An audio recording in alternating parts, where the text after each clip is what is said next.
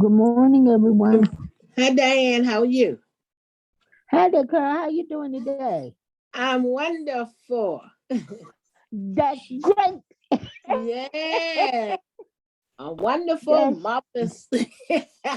that's I'm wa- great. That's yes, I'm washing clothes. So if you don't see me, I'm doing my work, washing clothes and stuff. okay. But I Okay. still be on. I still be on. You know. All Mhm. right. All right. What you say? Yeah. You can hear good, right? Yeah.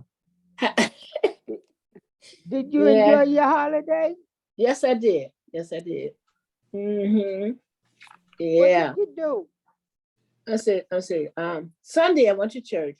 Monday, oh, I had to go.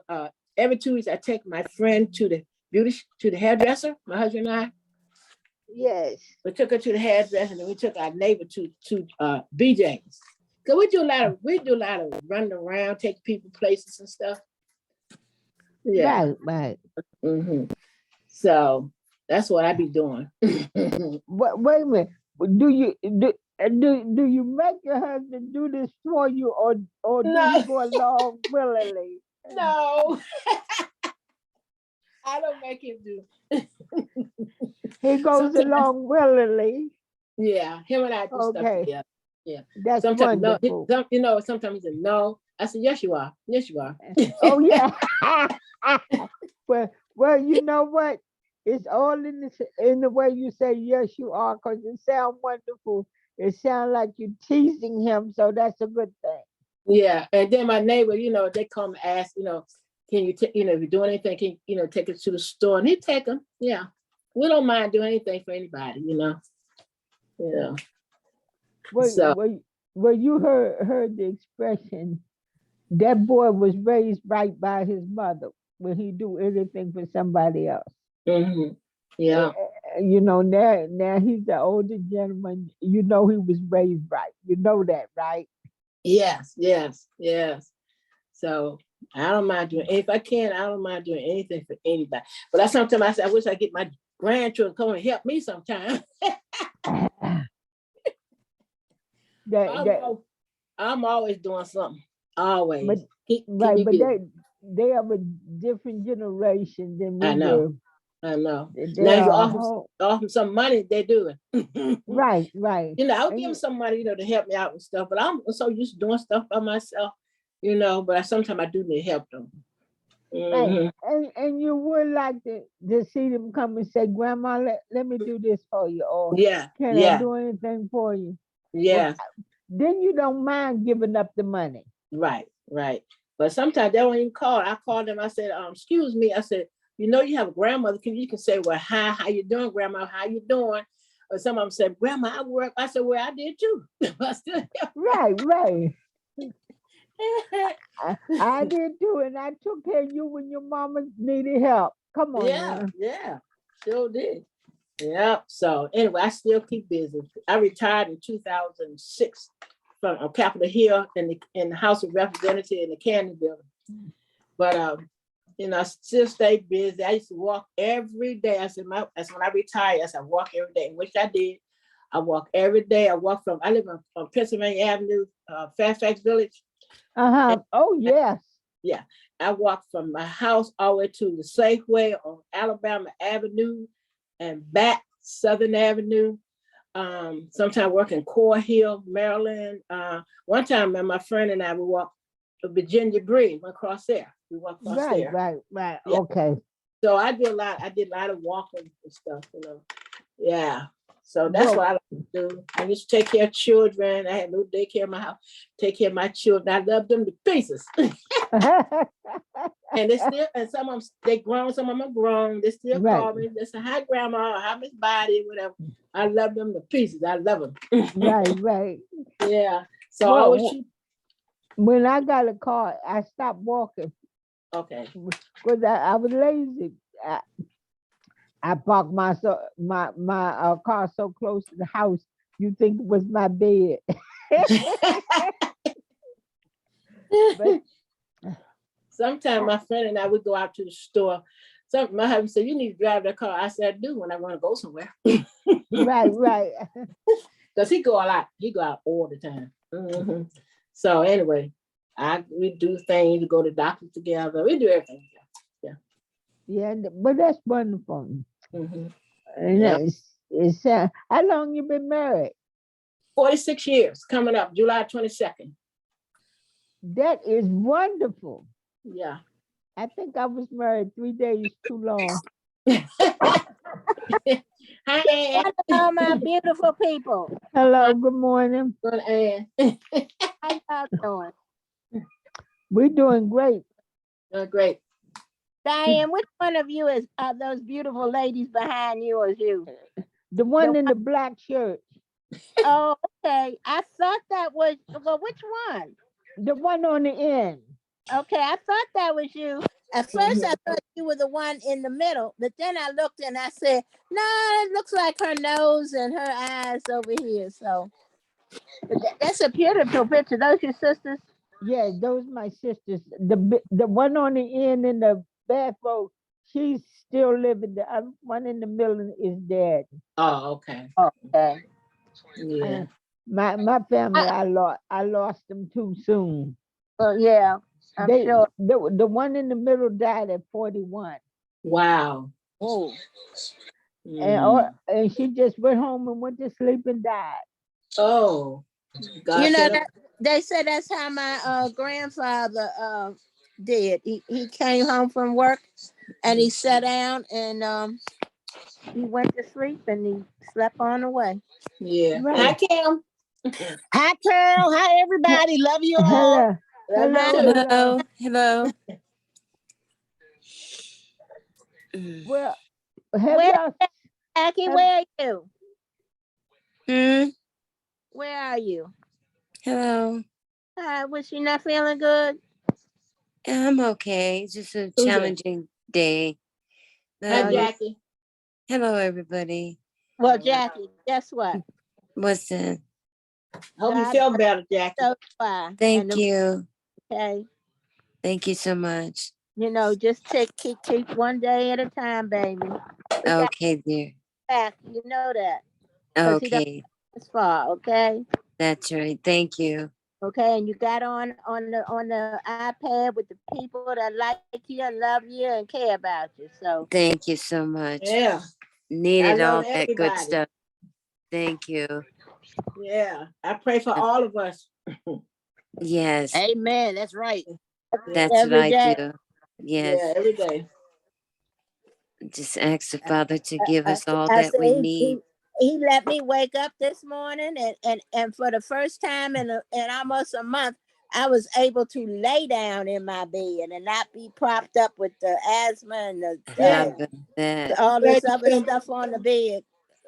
That was You a look better. blessing. You sound better. Well, Thank thank you. I'm feeling much better. I really am. I know. Yeah, you definitely sound better. And that's because of God's grace. That's God's Yes. grace. That's what that Yeah. is. Yeah. Mercy and grace. 'Cause I'm I've gonna been tell up. you, last Thursday, I thought I was gonna leave y'all, never see y'all smiling faces again. I just look- kept it lifted up in prayer, and as you Yeah. know, I kept in contact in another way as well. Yes, you did. Yes, and and I just appreciate that.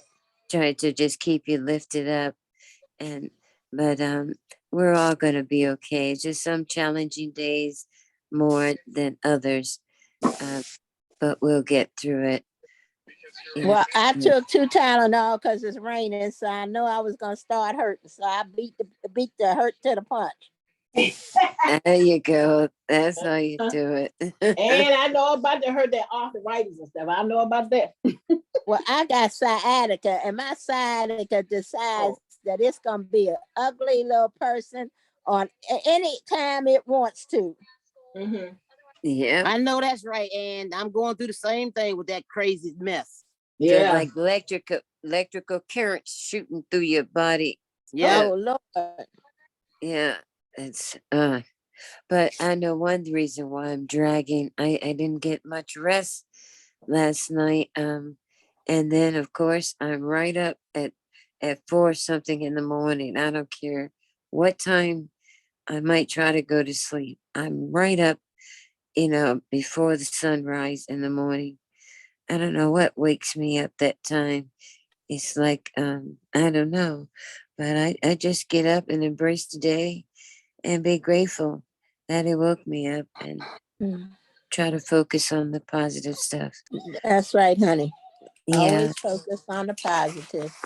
Yep. Yesterday, I was kind of a little bit down. Yesterday would have been my daddy's 103rd birthday, and I only got to spend 3 years with him. He died when I was 3. Oh So my. this day and yesterday were kind of hard for some reason. I guess because my godfather made a promise to my dad that he would always be there, and he was until he was 90 something years old. And Oh. 2 days before he passed away, I got a notice from my bank that amount of money had been put in my bank account, Oh and my. he had put $3,000 in my bank account. Oh. Oh, that was a truly blessing. Oh my. Mm-hmm. That was awesome. Plus, plus he left me some stocks, and he left me a life insurance, a small life insurance policy that he had taken out before he was married All for me. right. So It's you know, truly a blessing. God is good. He can, it was kind of a challenging weekend. I lost my cousin, who's like my brother, my uncle's, my mother's brother, biological brother. She had adopted brothers and sisters, but biological brother. Um, there was 3 of them and me. So he always said he had 2 boys and 2 girls. Uh-huh. And so Keith was the baby, and he lost Papa when he was like 3 years old. So he and I Okay. always had that 3-year-old connection, Uh-huh. And I'm sorry if I'm talking a lot, but I just feel better just kind of airing it out and getting it off Yeah, my. it's fine And with and me. I don't know uh, about anybody else. It's fine with me.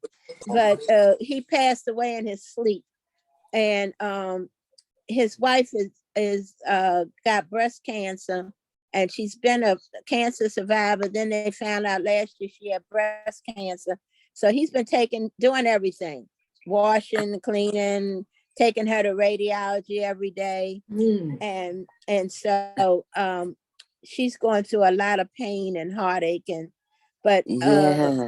I was like Jackie and I, like in that original DeMoy family of Georges, we're the we're the 2 oldest, and we're the 2 closest survivors. Of course, there's our kids, their grandchildren and great grandchildren, but Mm-hmm. it's just kind of like, and because I never had a real sister, Jackie has always been, and they've always been my real brothers and sisters. Okay. That's So great. anyhow, it's another day, and God is gonna help me get through this. He brought me back to be a support to Jackie and to Regina and the kids. So That's great. I just hope that all of y'all just kind of lift me up in prayer, please. Yeah. Yes, that's already there. Yeah. Yeah. And with the whole team, all of the iPads members, I include each and every one of you in my prayer as I start my day. So it's gonna be a good day. Yeah. Yeah. This weather, I don't know what to make of it, but I just take it as it comes. Hey, But it's we just, need the rain, so we just gonna have to kind of deal with it because we I need. love the rain. I love something about this. This is helping me get Good through this. morning, everybody. Good Good morning. morning, Hey, dear. Miss Gracie. Hi.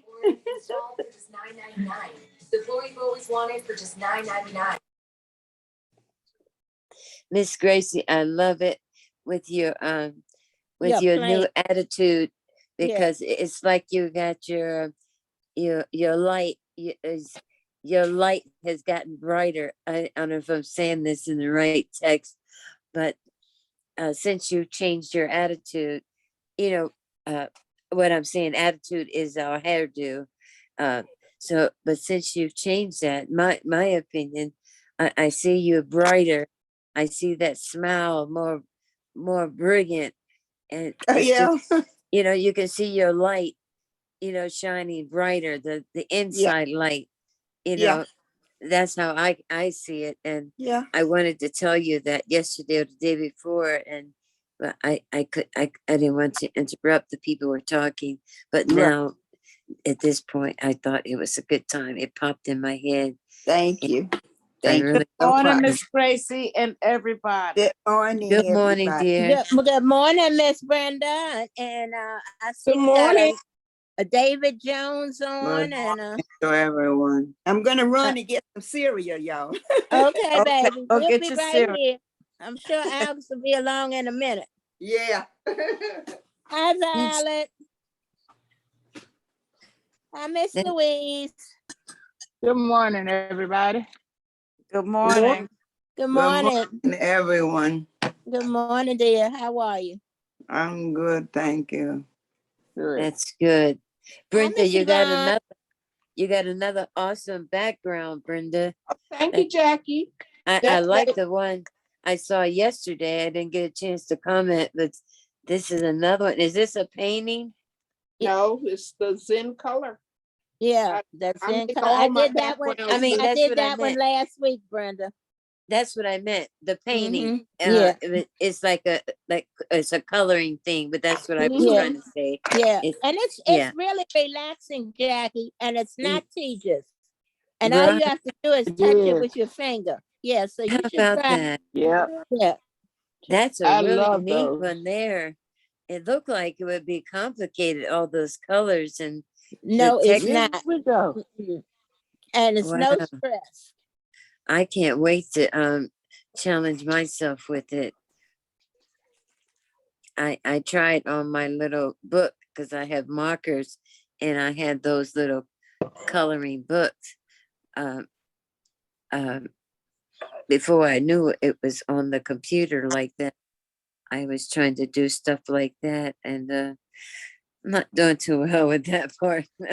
I still Well, got work to do on that. well, it just brings me down to a level It does. relaxation. It does. Relaxation, yeah, that's what the I like yogurt that. does for me.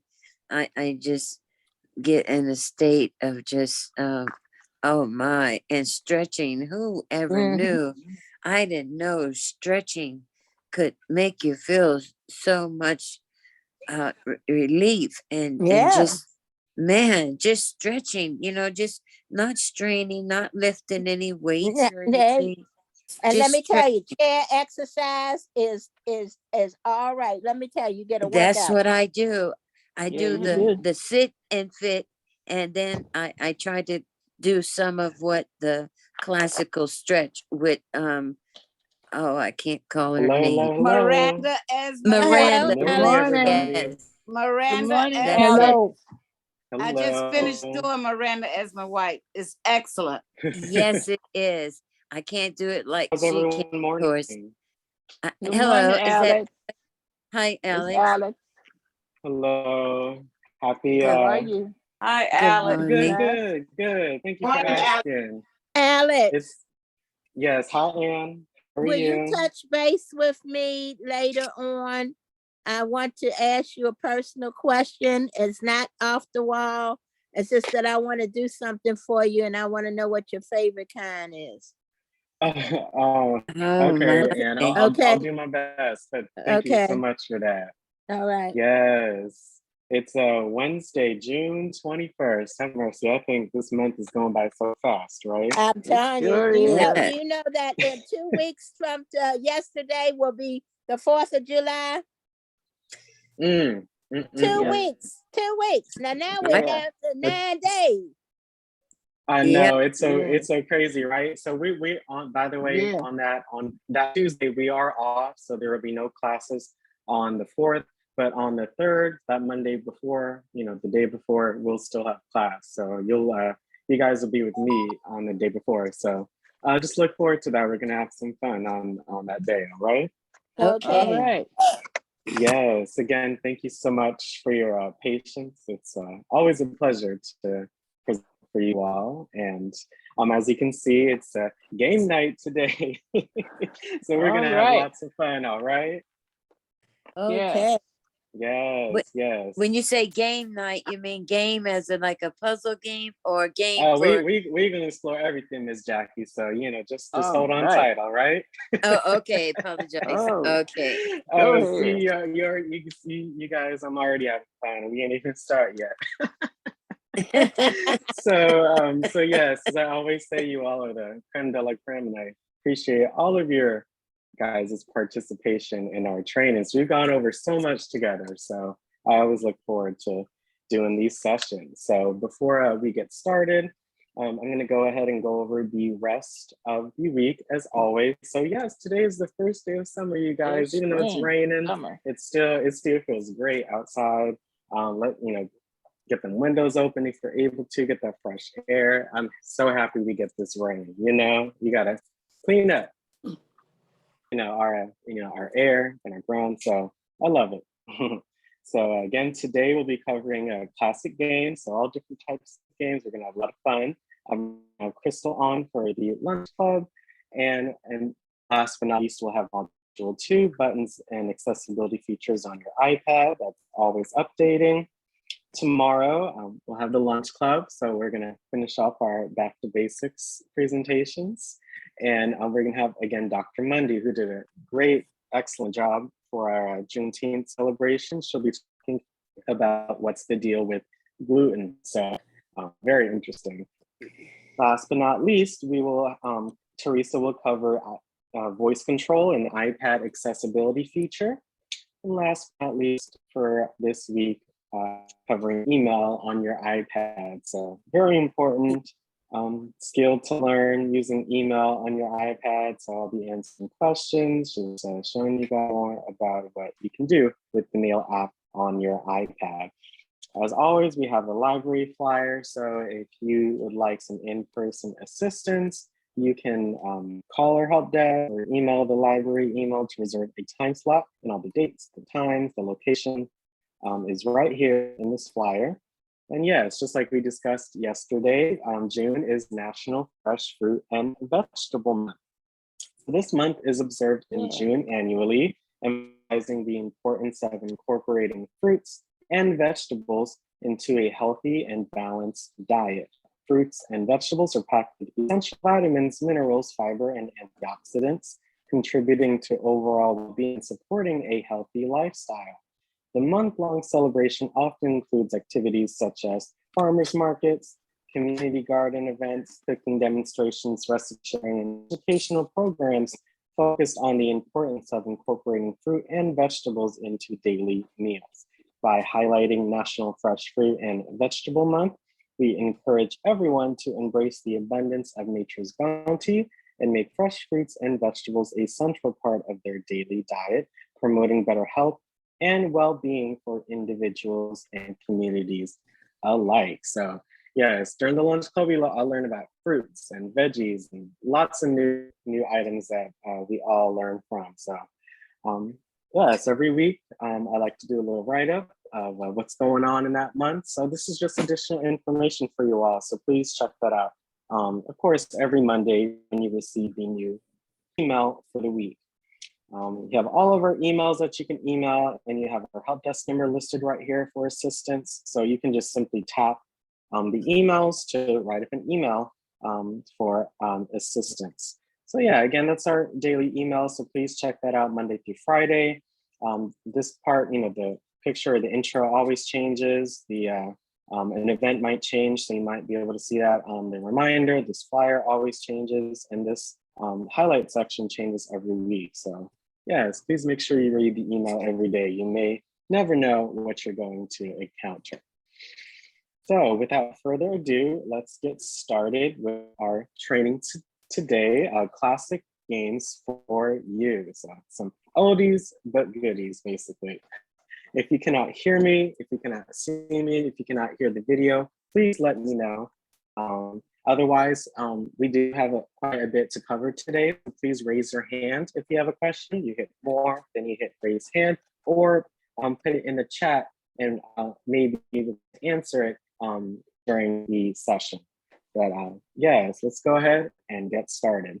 I'm going to go ahead and read our disclaimer. WildTech DC Senior iPad program, its owners and presenters offer technical assistance for dual health, well-being information designed for educational purposes only. You should not rely on the information in any applications or topics made by WildTech, including but not limited to mobile and device applications and any social media pages maintained by the WildTech DC Senior iPad program, its owners or presenters as a substitute for professional medical advice, diagnosis, treatment, or legal advice.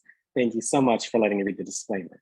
Today, this is our agenda. We're going to cover a little bit of a history of tabletop games, how these games arose in popularity. Of course, we do a app navigation, so I just show you quickly and simply how to navigate our apps. The apps today is Real Chess 3D, Fleet Battle, and Uno, a family favorite. Last but not least, we're going to have an overview and a discussion. Again, if you need me to go over anything, and we'll of course have some questions for you all to answer. And we always learn so much from each other. So I encourage everyone to either answer a question or speak up, and we'd love to hear what you have to say. So yes, the history of tabletop games. What is tabletop gaming? A tabletop game is a type of game that is typically played on a flat surface, such as a table or a board. It involves physical components like game boards, cards, dice, tokens, and player pieces. Tabletop games can come in various forms and genres. Some are strategic, cooperative, competitive, and may even focus on chance. These games can range from classic board games like chess, Monopoly, or Scrabble, to modern board games like Settlers of Catan or Pandemic. So in the ancient times, the history of tabletop games can be traced back thousands of years. The earliest known tabletop games originated in ancient civilizations. Ancient Egyptians played Senet, 3500 BCE, way long ago, which involved moving pieces along a track. So I've heard of the name Senet before, but I actually never saw, knew what the game was about. So here's a quick video on WikiHow, which we covered a couple of weeks ago. But you'll be seeing some videos from WikiHow on how to play certain games. Because again, it's always good to know what came before us. So we're gonna watch this quick video on how to play this ancient game called Senet. Senet is an ancient Egyptian board game designed for 2 players. The goal of the game is to be the first player to get all of your pieces off of the board before the other player. To play, you will need a Senet board, Senet sticks, which work like traditional dice, and 4 or 5 color-coded pieces for each player. To set up, start by placing all of the pieces in the first row in an alternating pattern so that no player has 2 pieces sitting next to one another. Players take turns by throwing the Senet sticks down to see how many spaces they can move. It's like an old version of a The dice. sticks That's are color-coded really cool. or marked in some way, with the blank or light side counting as face up. If 0 sticks are face up, you can move 5 spaces and get to go again. For 1 face up stick, you move 1 space and get an extra turn. The 2 or 3 allows you to move 2 or 3 spaces, respectively. If all 4 of the sticks land face up, you can move 4 places and get an extra turn. Pieces move around the board in a serpentine pattern, and a player can move any piece they'd like. If you move a piece to a square occupied by the other player's piece, you send the opponent's piece back to the square you just moved from. However, if a player has more than 1 of their pieces in an adjacent row, you cannot land on their pieces. Players may jump pieces, though. If a player cannot move on their turn, it automatically moves on to the next player. Mm. There are 5 special spaces on the board. Now this is going to be really cool. There are 2 safe squares where the opponent cannot send your piece back. The Power of Life and the House of Beauty, which are located near the center of the board. Below that, there is the House of Water. If you land there, you go back to the Power of Life square. And if that's occupied, you roll again. There is also the House of 3 Spirits, which is a safe square that requires a roll of a 3 to get out of it. Finally, there is the House of 2s, which requires a 2 to get out of. Play continues until the game ends whenever a player gets all of their pieces off of the board, and that player is declared the winner. How interesting, right? So just like this game, ancient Mesopotamians played the royal game of Ur, a board game with a race-like objective. So as you can see, there's puzzle, basically the pieces, the board, and some form of dice with there. So really interesting. Moving on to the classical era, the Greeks and Romans had their own board games. The Greeks played Patia, a strategic game similar to chess, and the Romans enjoyed Ludus Latricularum, a tactical game involving capturing opponents' pieces. Again, moving on to the medieval and Renaissance period. Chess, which actually originated in India, but throughout the world during the Middle Ages.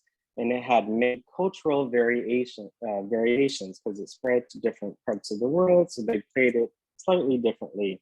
Backgammon, originating in Persia, also gained popularity this way. So I gotta admit, I've never played a game of backgammon before. I've always seen it, but I never partook. So let's see how to play backgammon. Backgammon is a 2-player board game that is played on a backgammon board, which is a board divided in the middle. Backgammon is a 2-player board game that is played on a backgammon board, which is a board divided in the middle with 12 triangular spaces, called points, in each quadrant. Each player sits on opposite sides of the board and has 15 color-coded checkered pieces to play with. The goal of the game is to be the first to remove all of your pieces off of the board, which is also called bearing off.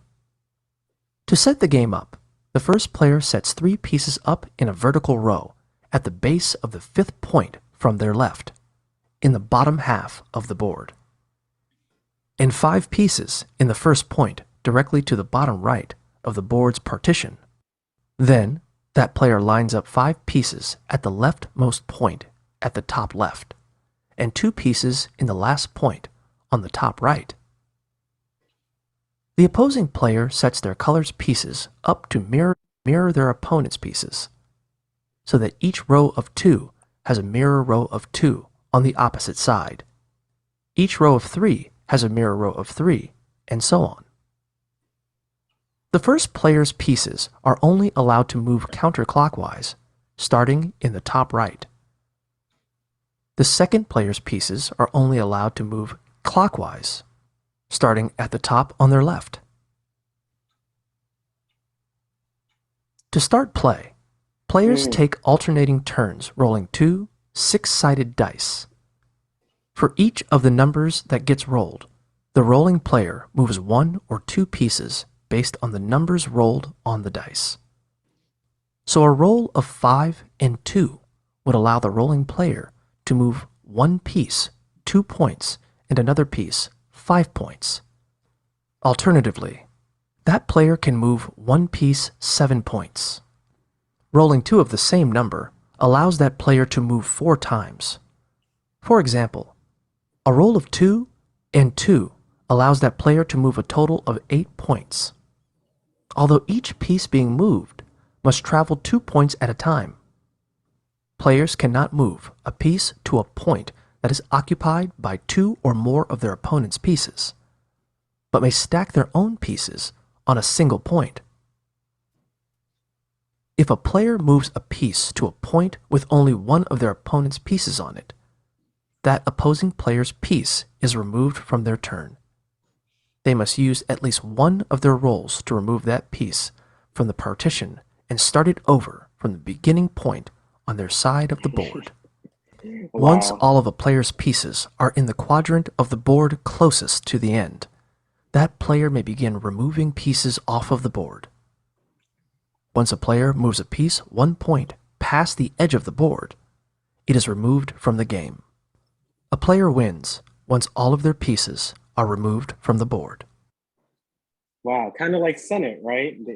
They get all their pieces to the end and then they take them off the board. So that's cool because I've seen backgammon before. So with them moving the pieces around in different directions, that definitely makes sense to what I've seen. So again, that's how you play backgammon. Moving on to the 18th, 19th, and 20th century, the Industrial Revolution, which occurred from about 1760 to 1840, brought advancements in printing and manufacturing, which allowed board games to flourish. Games like Snakes and Ladders, which originated from India, became widely played. Monopoly, created in 1903, became one of the most iconic and successful board games of all time. We've all heard of Monopoly, right? Scrabble, Clue, and Risk also emerged at this time. So again, some of the most popular games that we played, back in the day, definitely have made a cultural impact in our society. Last but not least, we're going to move on to the late 20th century and beyond. So because of advancements in technology, board games expanded to role-playing games like Dungeons and Dragons, strategy games like Settlers of Catan, and cooperative games like Pandemic. These advancements also led to the development of video games, which again we talked about again a few weeks ago, and computer-based board game adaptations, which we'll be covering today. Today, tabletop games continue to evolve with innovative designs and a vibrant global gaming community. They serve as a source of entertainment, fun, of course, social interaction. Yes, these are not just solo player games, but multiplayer games. So you are able to interact with others, and intellectual stimulation. If you notice, a lot of these games are you have to do math, like simple addition and subtraction, and like cost management, things of that nature. So it requires brain power in order to actually play these games because you want to win, right? And they also foster memorable experiences and connections among players. So yes, that's a little bit of how, till now, how tabletop games came into existence.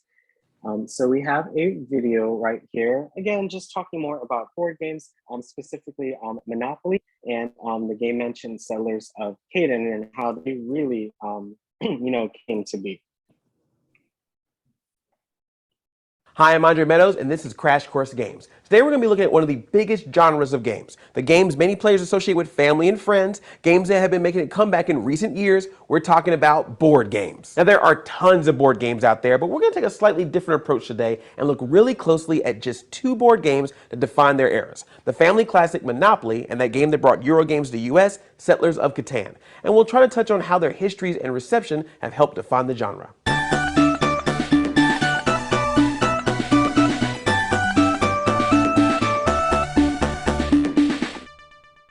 Life, Risk, Clue, Sorry, Hi-Ho Cherry-O. These are some of the many games that have been the cornerstones of the family game night for decades. Though board games have existed for thousands of years, these games have seen unprecedented popularity within the last 100 or so, and now have countless variations. Many of these games, though not all, could be called American-style games. Loosely, these games are defined as having pretty long playtimes, involving luck, and often staging conflict between players. And arguably, the most popular American board game has all of these qualities, Monopoly. In 2015, Hasbro's vice president of game marketing, Jonathan Berkowitz, stated that over 1 billion people have played Monopoly around the world. Monopoly is played in 114 countries and has been translated into 47 different languages.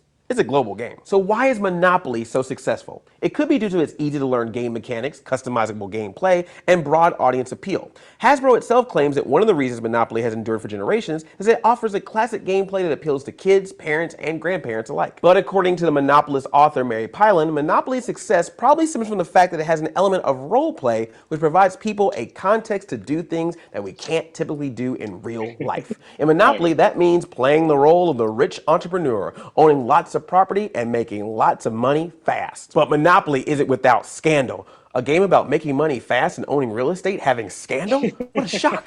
Let's go to the thought bubble. Charles Darrow claimed to have invented Monopoly in 1933 while unemployed during the Great Depression. Allegedly, he developed the gameplay on an old oilcloth to entertain his family and friends. He became incredibly rich when he sold his idea to the game company Parker Brothers. It was the classic rags to riches story, but that's not really Monopoly's true origin. The game was actually conceived by Elizabeth Lizzie McGee in 1903. Lizzie was an artist, inventor, and feminist that opposed the business practices of some of the biggest industry titans at the time, like Andrew Carnegie and John D. Rockefeller. To voice her opposition to the injustices of capitalism, she invented and received a patent for a game called the Landlord's Game. It allowed players to play one of two roles: as the monopolist, attempting to acquire as much wealth as possible while destroying opponents, or as the anti-monopolist, acquiring wealth fairly to win. Lizzie hoped that people would play as the anti-monopolist and start opposing the business practices of the time. And the Landlord's Game was sold for a short time and became popular enough that it was shared and expanded upon by other players. An altered version of the Landlord's Game by the Quakers was the game that Charles Darrow copied and sold to Parker Brothers as Monopoly in 1935. Lizzie eventually got some compensation for her contributions to the game when Parker Brothers purchased her patent so they could enforce it against other game publishers who released similar games. Lizzie's game would reach a huge audience, but now it doesn't deliver the anti-capitalist message she intended. Thanks, Thought Bubble. So scandal notwithstanding, Monopoly also has its critics. Users of the gaming community Board Game Geek rank Monopoly among its 20 worst games. That's out of 10,000 games. And 538 writer Oliver Roeder mined this community's reviews and found some consistent frustrations within its gaming mechanics, such as the fact that players can be eliminated quickly, making it pretty difficult to have fun when they can't participate. Monopoly also frequently suffers from a runaway leader problem, where a player's early luck quickly compounds into an insurmountable lead. The average playtime of around 3 hours, much of which is spent waiting on other players, probably doesn't help either. Many of these criticisms stem from the American-style genre Monopoly helped define, but players' options would expand with the introduction of Euro games in the United States. Euro games are different from traditional American-style board games in a number of ways. They generally have shorter play times, indirect player interaction, usually revolve around economic themes, and emphasize strategy over luck and conflict. Sometimes these games are called German-style games, as many of them are produced in Germany, which just so happens to publish more board games than any other country per capita. In 1995, the Settlers of Catan paved the way for the genre in the United States and outside Europe. It wasn't the first German game outside of Germany, but it was the first to see this kind of success. Settlers of Catan was created by the legendary German game designer and 4-time German Game of the Year winner Klaus Teuber. Players act as settlers on the island of Catan, hence the game's name. Players try to build settlements, manage the resources of wool, grain, ore, brick, and lumber, avoid the robber, and try to obtain 10 victory points to win the game. And each game is different since the board is made of multiple adjustable tiles that are placed randomly on the main board at the beginning of the game. Writer and game designer Richard Dansky says that Catan is a resource management game defined by position and strategizing, a social game defined by horse trading of resource cards, a game of chance ruled by dice rolls and card draw, a hardcore game, and a light social pastime, and everything in between. Settlers of Catan has sold over 22 million copies and has been translated into 30 languages. The Washington Post called Catan the board game of our time, while Wired magazine called it the Monopoly killer, since it's become one of the most popular board games of all time, rivaling both Risk and 2015 at the Spiel in Essen, Germany, 1,040 people of analog board games that are continuing Messing up, Alex.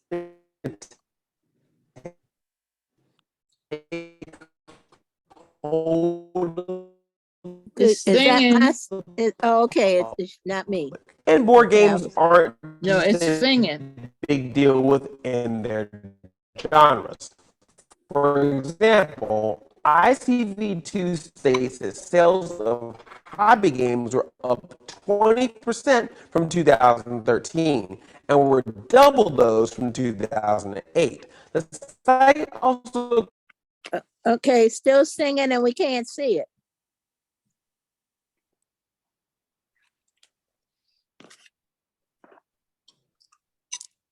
Can you hear me now? Yes. All right. Thank you so game much. sales. 2015 data suggests that these overall hobby game sales are up nearly 26% since 2013. Now, these numbers pale in comparison to video games, but they definitely demonstrate an upward trend of tabletop and board game sales. And with Kickstarter, an increased number of games are being made and supported by the gaming community. As of May 2016, there are 227 tabletop game projects on Kickstarter, with about a third of them being fully funded. So it seems like many people are buying games, and the way people gather around these games is changing too. With the introduction of the internet, more and more people are finding others like themselves to play these board games. In Germany, the city of Essen annually holds one of the largest tabletop and board gaming festivals in the world, known as the International Spieltage, aka the Spiel. Last year, they had around 160,000 attendees and 900 exhibitors just for tabletop and board games. And people like to do more than just play board games and attend game-related events. They're interested in watching other people play board games too. On Tabletop, a popular YouTube series, a different board game is reviewed each episode as it's being played. The hosts have reviewed everything from Pandemic, where players play as medics, eradicating several highly infectious diseases from the world, to Eldritch Horror, where players combat Lovecraftian monsters while exploring the Earth. I was on an episode of Tabletop once. Hashtag humble brag. Tabletop gaming has become such a popular part of social life that board game cafes have popped up around the world and can be found in London, New York. There's one in Toronto that's aptly named Snakes and Lattes. But Shanghai, China is currently the one in the lead with an estimated 1,000 board game cafes. So as you can see, board games are an important genre of gaming. Classic family games have infiltrated many people's lives, and the introduction and proliferation of Euro games suggests they will have an ever-increasing role. And we haven't even talked about the most popular board game in the world, but we'll get to that next week when we talk about gaming's role in education. Thanks for watching. See you next time. Crash Course Games. Oh yeah, it's a little bit about Monopoly. Monopoly was actually created by a woman, and I didn't know that until watching this video. I hope you learned something. And What's her name? It was Lizzie something. What was it? Do you remember? Yeah, it was. No, I don't remember. I know it was Lizzie. So if you said, Lizzie Majee. Yeah, Majee. Okay. Yep. Thank you. Thank you so much. So yes, if you search her up on Google, you can learn more about her. So yes, today we'll be covering 3 different games for you all: Real Chess 3D, Fleet Battle, and Uno. Again, thank you so much for letting me know about the video. I appreciate you all. First up, we're going to be covering Real Chess 3D. You can see the image. That's what the game looks like when you first start it up. Real Chess 3D is one of the most realistic and enjoyable chess games available on mobile. There are so many different variations on the App Store, so I would just explore it if you like. You can learn and play chess in several interactive tutorials. You can customize the look and feel of your game by choosing the chessboard, checkers, piece type, table, etc. And you just tap on a piece to choose it, and then tap on the desired target position to make your move when you're playing the game. Some features include playing against the AI, basically the computer, with 4 different difficulty levels. You're going to play against another human opponent, and there is relaxing music. So as always, you go to the App Store, and then you search for the name or type of app that you like to download. So Real Chess 3D is the name of this app. And like I said, look, there's so many different variations. So I would try and see which one you like. But this one really, shows how it actually, how it came to be or how it's played. So let's go ahead and get into this.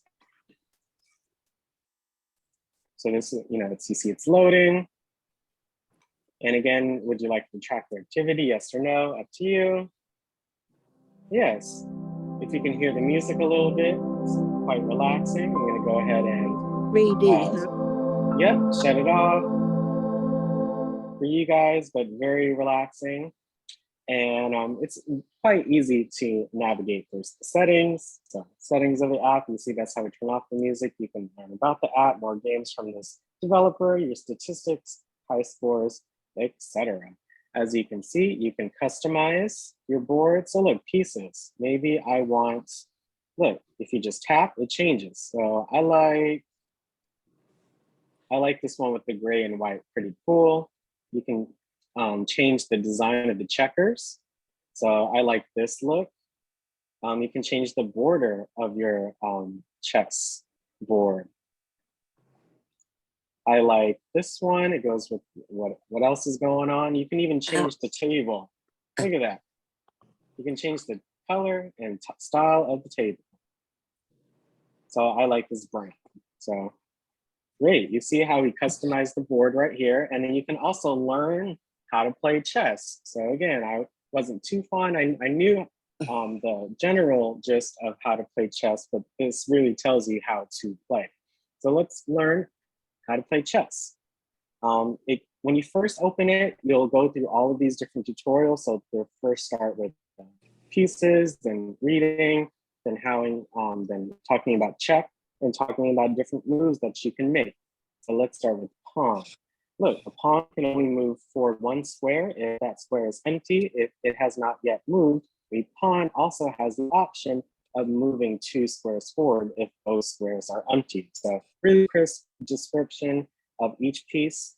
And then they actually make you do that move so you can just visualize how it works. So if I hit this arrow right here, look, it says tap on the pawn square, then tap on any of the indicated green squares to move. Legal moves are indicated with a green square. So if I tap on the piece, look, 2 different spots light up. So I can either, again, make it move 2, since I haven't moved the pawn before, and make it move 1. And there you go, that's the first lesson. So you can keep going through the lesson, reading what each piece does, which each different move does, and how you are able to maneuver it. So again, the rook moves any number of empty squares horizontally or vertically. It cannot jump over other pieces. So some pieces can move over other pieces, some cannot. You hit the arrow. Look, you can move any direction, up, down, left, or right. So the cardinal directions. So you keep going and going and going based on how you have learned chess, or if you've ever played chess before, you can go through that tutorial. As you can see, it is a free game, so there are some ads, but as you can see, I just exited out of the ad. But going back to the lessons, I didn't know what en passant means. I didn't I knew what promotion was, but it clarified some things and how to, castle it. Again, I thought of Umislinet when creating this, so you definitely know about all of these different moves. So let's go ahead and start up a game just to show you how things work. So again, you select a save slot. So you choose whatever slot you'd like to start a game. And you can actually, again, either play versus the computer or you can pass and play. So if you have someone with you, you can play chess between the 2 of you together. So look, you can you just enter your name. You can change your avatar if you'd like, whatever you'd like to do. So I'm playing against the computer, and let's just go ahead and start this game. When you first start a game, they tell you what you can do. So if you move around, you can rotate the camera, you can pinch, zoom in and out, you can undo your move, etc. So look, the relaxing music will play, so it's quite a calming experience. But look, you can choose whatever piece. You simply just tap basically right on the piece that you like to move. As you can see, there are different options available. So like this piece can move over pieces, but this one, as you can see, this one usually moves diagonally, but you cannot move it over across different pieces. So there are many different combinations. But look, move to pawn 2. So the computer's thinking, so yeah, you just keep going. Especially if it's your first time playing chess, just have fun with it. You don't need to think of the best move. It's just learning about how the pieces move and what you can do. So look, this pawn right here, a pawn can take another piece or pawn, again, not 100% short of another. So look, I can get that pawn out of there from my opponent. But as you can see, because that this piece right here, it wasn't blocked by that single pawn before. It was able to move and take this other pawn that I put out. So as you can see, just have fun with it. And you will learn how to play chess and different strategies and different tricks that you can take advantage of. So look, just got rid of that opponent's piece, and you just keep moving along and seeing what you are able to do. So that's the chess game, and I hope you guys start learning how to play chess. It's a fun little experience, and it's very relaxing, as I said. So that is Real Chess 3D. Next up, we'll be covering Fleet Battle. Imagine yourself in charge of the flight desk on an aircraft carrier, a common sailor on a submarine or patrol boat, gun crewman on an agile cruiser, sonar listener on a destroyer, or the captain or a deadly battleship. Do your duty on all the ships of your grand armada. Take command of the naval forces at your disposal and play your boats in the perfect formation. Destroy the enemy flotilla in a blitz of tactical frags. Fleet Battle brings the classic board game Battleship to your mobile device. Defeat ship after ship and rise through the ranks from seaman recruits up to Admiral of the Navy. So yes, this is based on the classic tabletop game Battleship. So we're gonna watch a quick video again from WikiHow on how to play Battleship. And we'll learn how to play. It's quite interesting. Again, it involves strategy, just thinking one step ahead. And I like playing it as a kid. The objective of Battleship is to sink all of your opponent's ships before they sink yours. To begin, each player grabs a battleship box and secretly arranges their 5 ships on the lower grid. Every ship must be completely on the grid and cannot be placed diagonally or overlapping another ship. Once this is done, player 1 takes a shot. To take a shot, name a square on the upper grid using the letter and number coordinates. For example, the square in the top left corner is A1, as it is in the row labeled A and in the column labeled 1. Player 2 then looks at the coordinates on their lower grid. If the coordinates denote any empty square, player 2 says, miss. You missed. Player 1 should put a white peg in their upper grid at the coordinates to show there is nothing there. If the coordinates denote a white square with part of a ship on it, player 2 says, hit. Then, player 1 places a red peg in their upper grid at those coordinates, and player 2 places a red peg on the spot of their ship that was hit. Regardless of whether a shot was a hit or a miss, the next player will then take a shot. When every square of a ship gets hit, the player who placed that ship says, "You sunk my ship." The game ends when somebody sinks all of their opponent's ships. So yeah, the same kind of coordinate system, kind of like chess, but just in a different manner, different type of strategy available.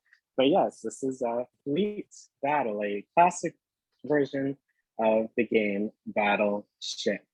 So again, we go to the App Store, and in the search bar, we're going to type in Fleet. When you type that in and hit search, it's right here at the top right. As you can see, they have different variations like Space Battle, other ones too, but these are, the main ones. So again, you just hit get, you download the app, and you can open up and play it. So let's go ahead and play a round of Battleship. Yeah, I would like notifications in case there's an event going on or something. like that. And again, just follow the prompts on the screen before you start playing. So this is downloading some required assets, basically information. So you just let it do its thing. There's probably going to be some music, so I'm going to have to turn that off so you guys are able to hear me. But yeah, it's all, it's when you play it on your own, just make sure you fully immerse yourself in the experience. It's quite great. Again, you can allow or not allow your activity, whatever you decide.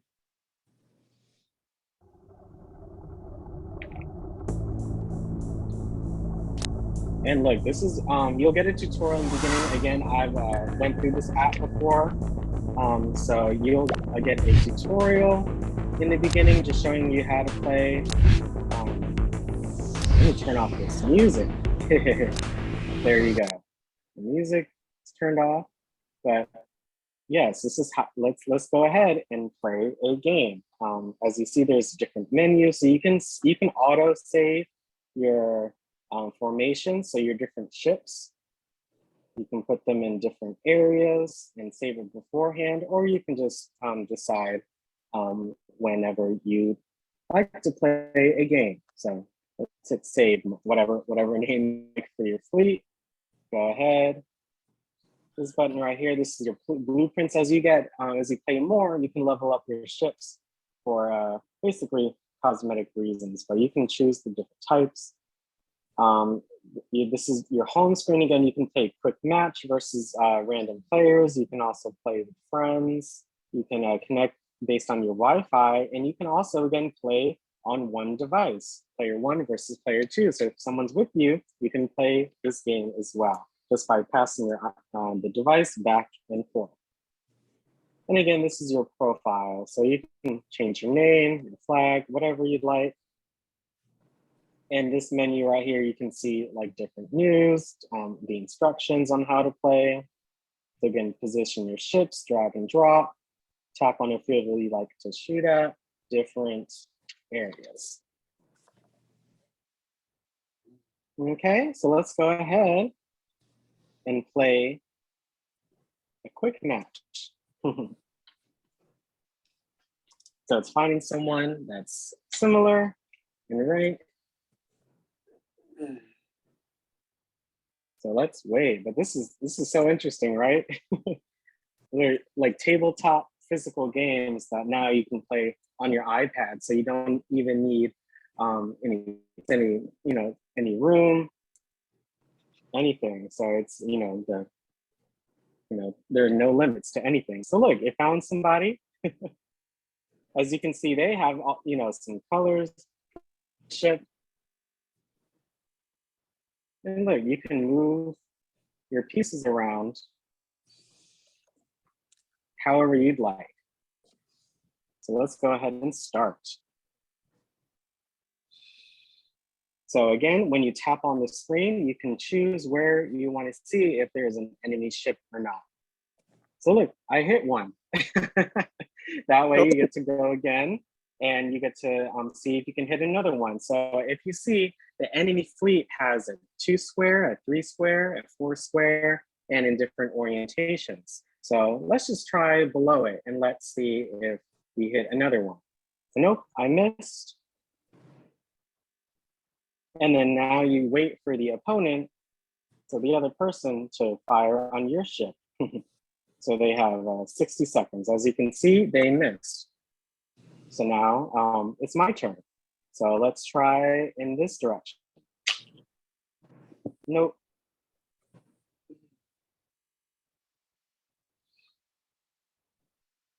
Again, you just keep going and see if you did it.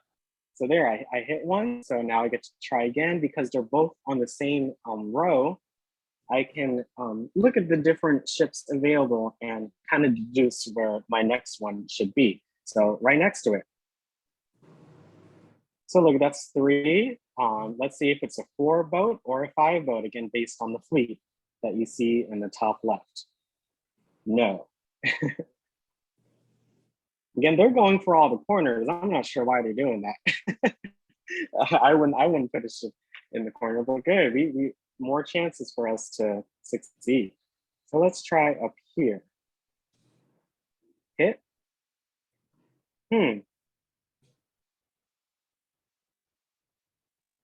So before I even go, I can see that there's only one possible combination left. It's the last one on the orange list. Right there and right there. You see, I was the first one to get a whole ship down. So you keep going until you get all of their ships. So in the interest of time, we're gonna just go ahead and move on to the next app. But this is again a general idea of how to play the game. So very simple, very fun. You just get to keep going and going. And they have different events and such, so I would try it out. Alex, but does not it least, give you the option to play the computer? Play against the computer? yes, there should be an option, but either they're always, at any time you're able to play the game and see what's going on. Okay. With another person, another human. Yeah. So the last option, so the fourth option, if you had someone right next to you, you could pass your device back and forth. That's player 1 versus player 2. So Okay. if you find that option, you're actually able to play with someone right next to you, but just with your device and not an actual a game, which is really cool, right? Okay. Awesome. So last but not least, we're going to be talking about Uno. So I know most of you have played Uno, right? Yeah. It's so popular. And it's now mobile. You can take the classic card game from the kitchen table anywhere. Now with new rules, World Series tournaments, modes to play, and much more. Uno is a fun and memorable family-friendly card game that can be enjoyed wherever and whenever. So if you can see, this is what your home screen kind of looks like. Very simple to navigate and create an account if you'd like. I did have a video on how to play Uno, so let's go ahead and watch that just very briefly for those that may have not played before.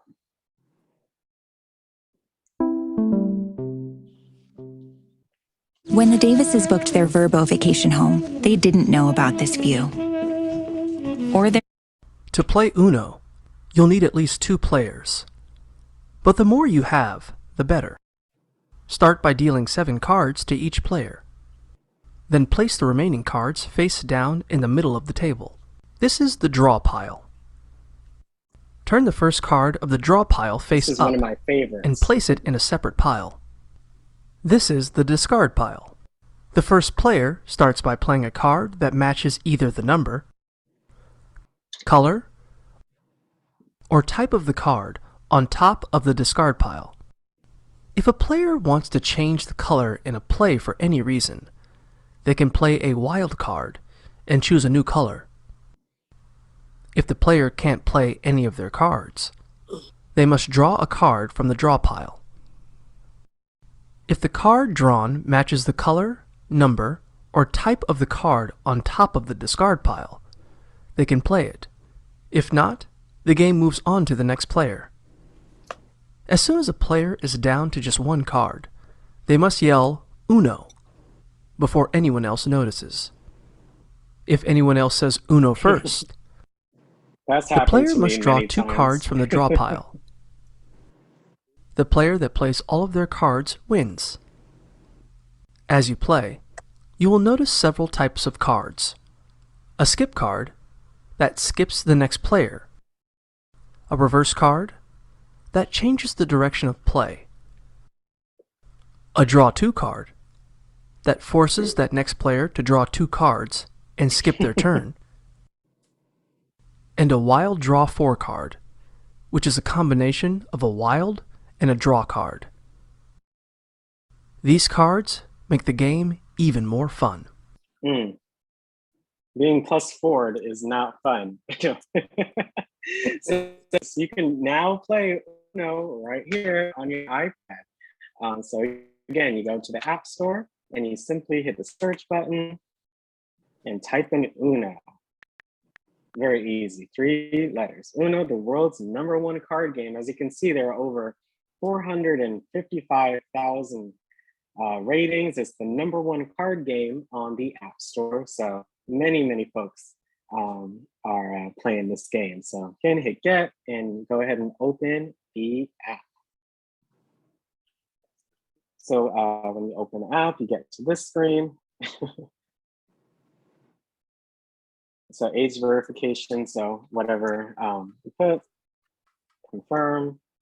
And then you can either sign in with your account for other features, or you can play as a guest. So I would really recommend signing in with your Apple ID, but we're gonna go ahead and just play as a guest for now.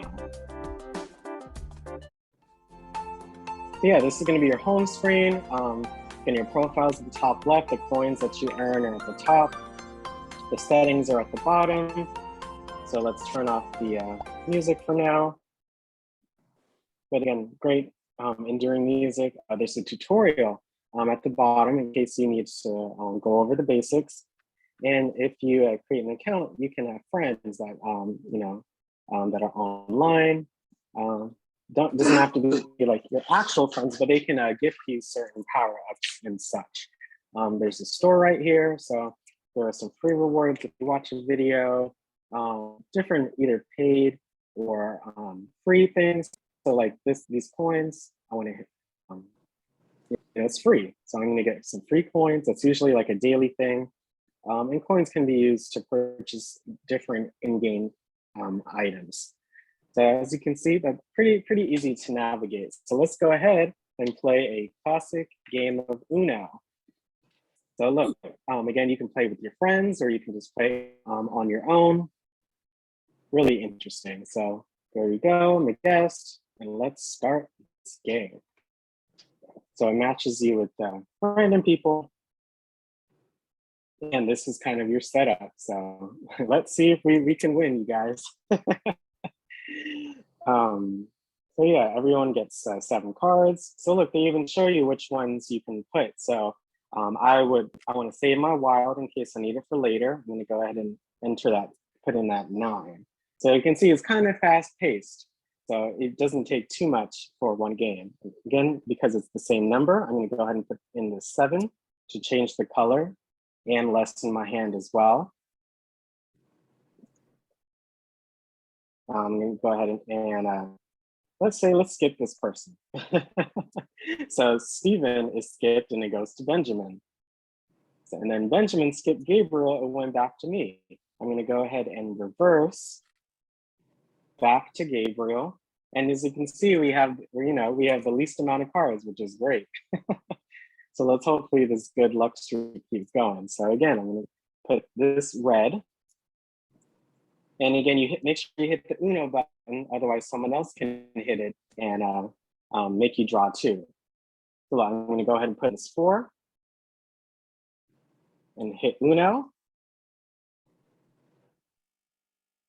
And if nothing happens, look, we won. Woo! You see, we won, we got them, right? So as you can see, it's just quick thinking, just using your resources efficiently, and you can play as many times as you'd like. And there you go. You can discover the different modes. You can discover. You see, there's different coins. So you see, from 500 to 550. Now we have 590. So more coins, more things you can do in game. Again, you can also play 2v2. So 2 as a team, again, all virtual. 2 as a team versus 2 others as well. So that's really fun too. So if either of you win, you guys beat the other 2, which is again, so fun. Like I played this, play with friends. I've played on my own. So it's always good to end your day on a good note. So I would recommend getting Uno. It's right there, it's all free. As you can see, it's so easy to navigate. So I would definitely try that out. So yes, last but not least today, we're gonna have an overview and discussion. Any questions, any comments that you have, what you enjoyed. This is our time that you can ask anything or comment, and we'd love to hear you. So of course we have some questions. So what is one new fact that you learned today? What app or apps are you interested in trying out? What was your favorite tabletop game growing up? And how does playing tabletop games positively impact your life? Or how would it, or how does it positively impact your life? So again, it was such a pleasure presenting this information for you all. I had that. As you can see, so much fun creating it, playing it, learning it. So there's a lot that goes into it. So definitely would implore you guys to try these apps out, have some fun, and hey, enjoy your summer, because now it's the first day of summer. So yes, first up, again, just going based on hands, I'm gonna go ahead with Anne. Hey Anne, how are you? I'm fine this morning, thank you. I learned about one of my favorite games, Monopoly, and Miss Lizzie McGee uh, invented that, and I am interested in learning how to play chess. And one of my favorite tabletop games growing up was Monopoly and Risk. Mhm. And Oh, then wow. when my son came along, he liked Battleship. And then my granddaughter, she liked Candyland, and she said, "How come you got all these games here?" I said, "Because there was a lot of children coming through here." So I think she's got them playing Candyland, and they've got a child's version of Monopoly, and I did not know that. Did you know that, Alex? I mean, hey, it probably was. I mean, yeah, as you can see, there's so many different variations. Over 1 billion people have played Monopoly. So I bet there's kids. I bet there's I think the regular version. There's everything. Oh yeah, I love Monopoly because that makes you think that I can play and think I'm rich. I used to like that. Yeah. I know, right? Yeah, you play money looks real good. You can only I wish know, that. right? Yeah. But thanks you, Alex. You always provide interesting and things to discuss and learn. So I appreciate it.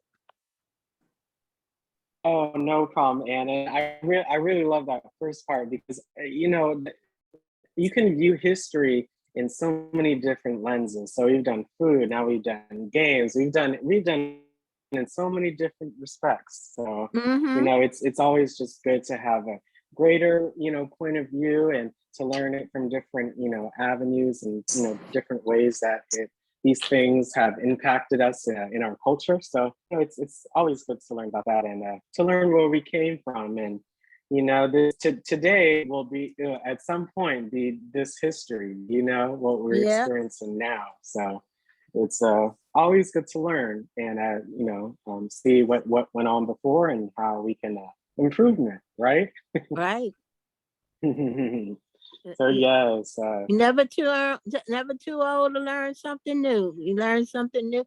I've learned something new every day since I've been on this thing. Oh yes, it's, love it. A lot of different little things that may not be of interest to someone else, but I like fact finding and history stuff, so I find it interesting. Oh, thank you so much for letting us know. If you need anything else, just go ahead and raise your hand again. Okay, Anne? Thank you so much, Anne. Next up is next up is Miss Lynette. Hi, Lynette. How's it going? Hi, Alex. It's going well, raining outside. But this was very interesting a presentation you did today, because learning about Maggie McGee and that she created pretty much Monopoly and didn't get her due diligence for it until Parker decided to really publish it. And they realized they had to go back to her to publish it and get her permission. So she was able to make her money, because she was a woman. This showed how history she was a woman. She produced it, but she Mhm. didn't get recognition for it until somebody else stole her idea and took it to Parker, and Parker realized they couldn't publish it until they go back to her and get her permission. So that was very interesting Mhm. to hear that. And because Mhm. as I put in the chat to you, Alex, Mhm. I'm in the process of doing a board game. I've been doing it for like 5 years. But I should finish it up within the next 5 years on investing portfolios. And it's really cool. And the Mm. board is as big as the Monopoly board, and that's why it's taking me a long time to do it. But I actually have a physical board. But I also, Mhm. the chess, Real Chess 3D, I just recommended that to my niece because last week I gave her 2 boys a chess lesson. And I Mhm. think Real Chess 3D is an excellent thing for anybody to learn because it's easy. It teaches you how the pieces move, and this whole presentation, Alex, was excellent. Thank you so much. And just like Anne said, I have played Candyland with grandchildren and Monopoly and all of it over the years, and it's been fun to know that all of these games are still around. Mhm. So thank you for bringing it all back to us. And like you say, we're never too old to learn. They said old dogs don't learn, but we're not dogs, and we do learn. Hey, that was my mother's favorite saying. You learn something new every day. Oh Every day. my. Thank you, Mhm. Alex.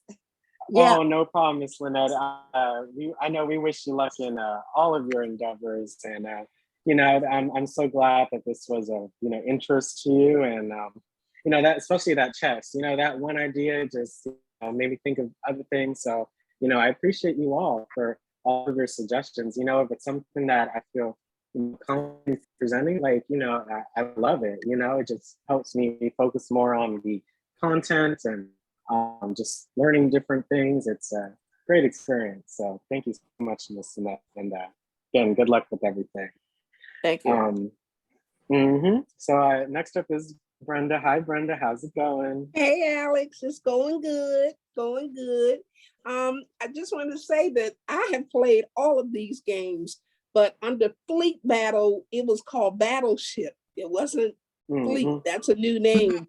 Mhm. And Yes, Brenda, you're right, Brenda. yeah, Yes. it was Battleship when I was playing it. But I think my favorite table game we played was Scrabble. I love Scrabble. Yes. Oh, yeah. I could make up words and get challenged and all. It was fun. So, but I enjoyed that. And the thing that I learned was about the Monopoly, because I was thinking that it was invented by somebody in Atlantic City because the streets are, the names of the streets and the all of that was based in Atlantic City. So this was new to me as far as this lady McGee with getting her due with getting paid to play to get the Monopoly game going. So, but it was great. I enjoyed it. But yeah, I love me some Scrabble. Oh, me too. I've told you guys about the I think the spelling bee story, but yeah, I used to love it. It was a game, but it also taught you something too.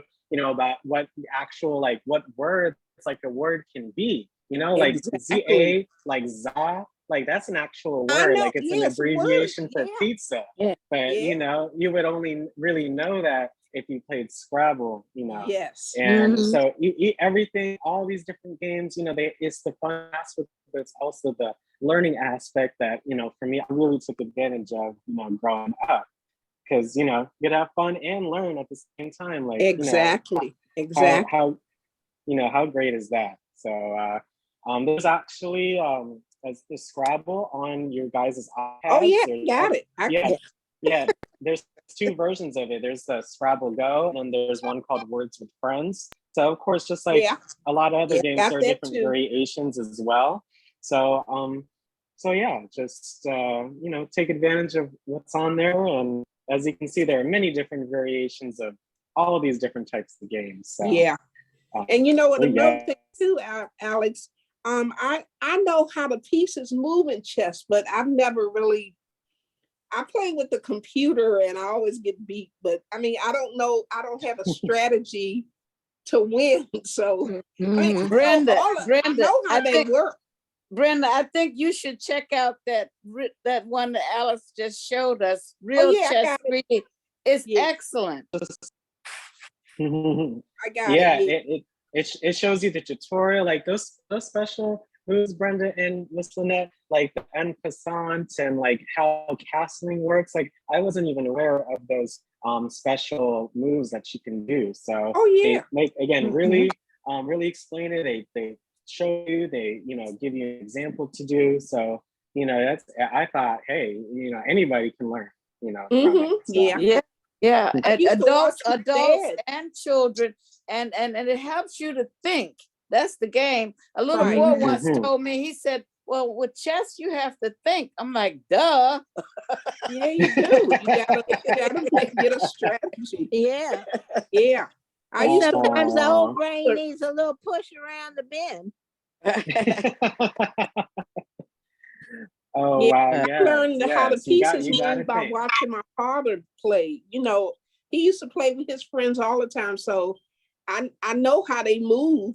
It's just developing a strategy to win the game. So I'll check it out. Oh yes, I'm so happy to hear that. Thank you so much, Brenda. We appreciate it. Thank you. Next up, I did see someone's hand. Miss Stephanie, did you have a question or a comment that you'd like to say? I saw you had your hand up. Yes, Alex, I wanted to mention something about that chess. Were you just making random moves on the board, or was you going according to the board moves, according to the colors? So that's a great question, Miss Stephanie. So I am not, I'm not a chess fanatic. I may become one, because you took me for it. I was just you took me doing for random moves, moving the pawns.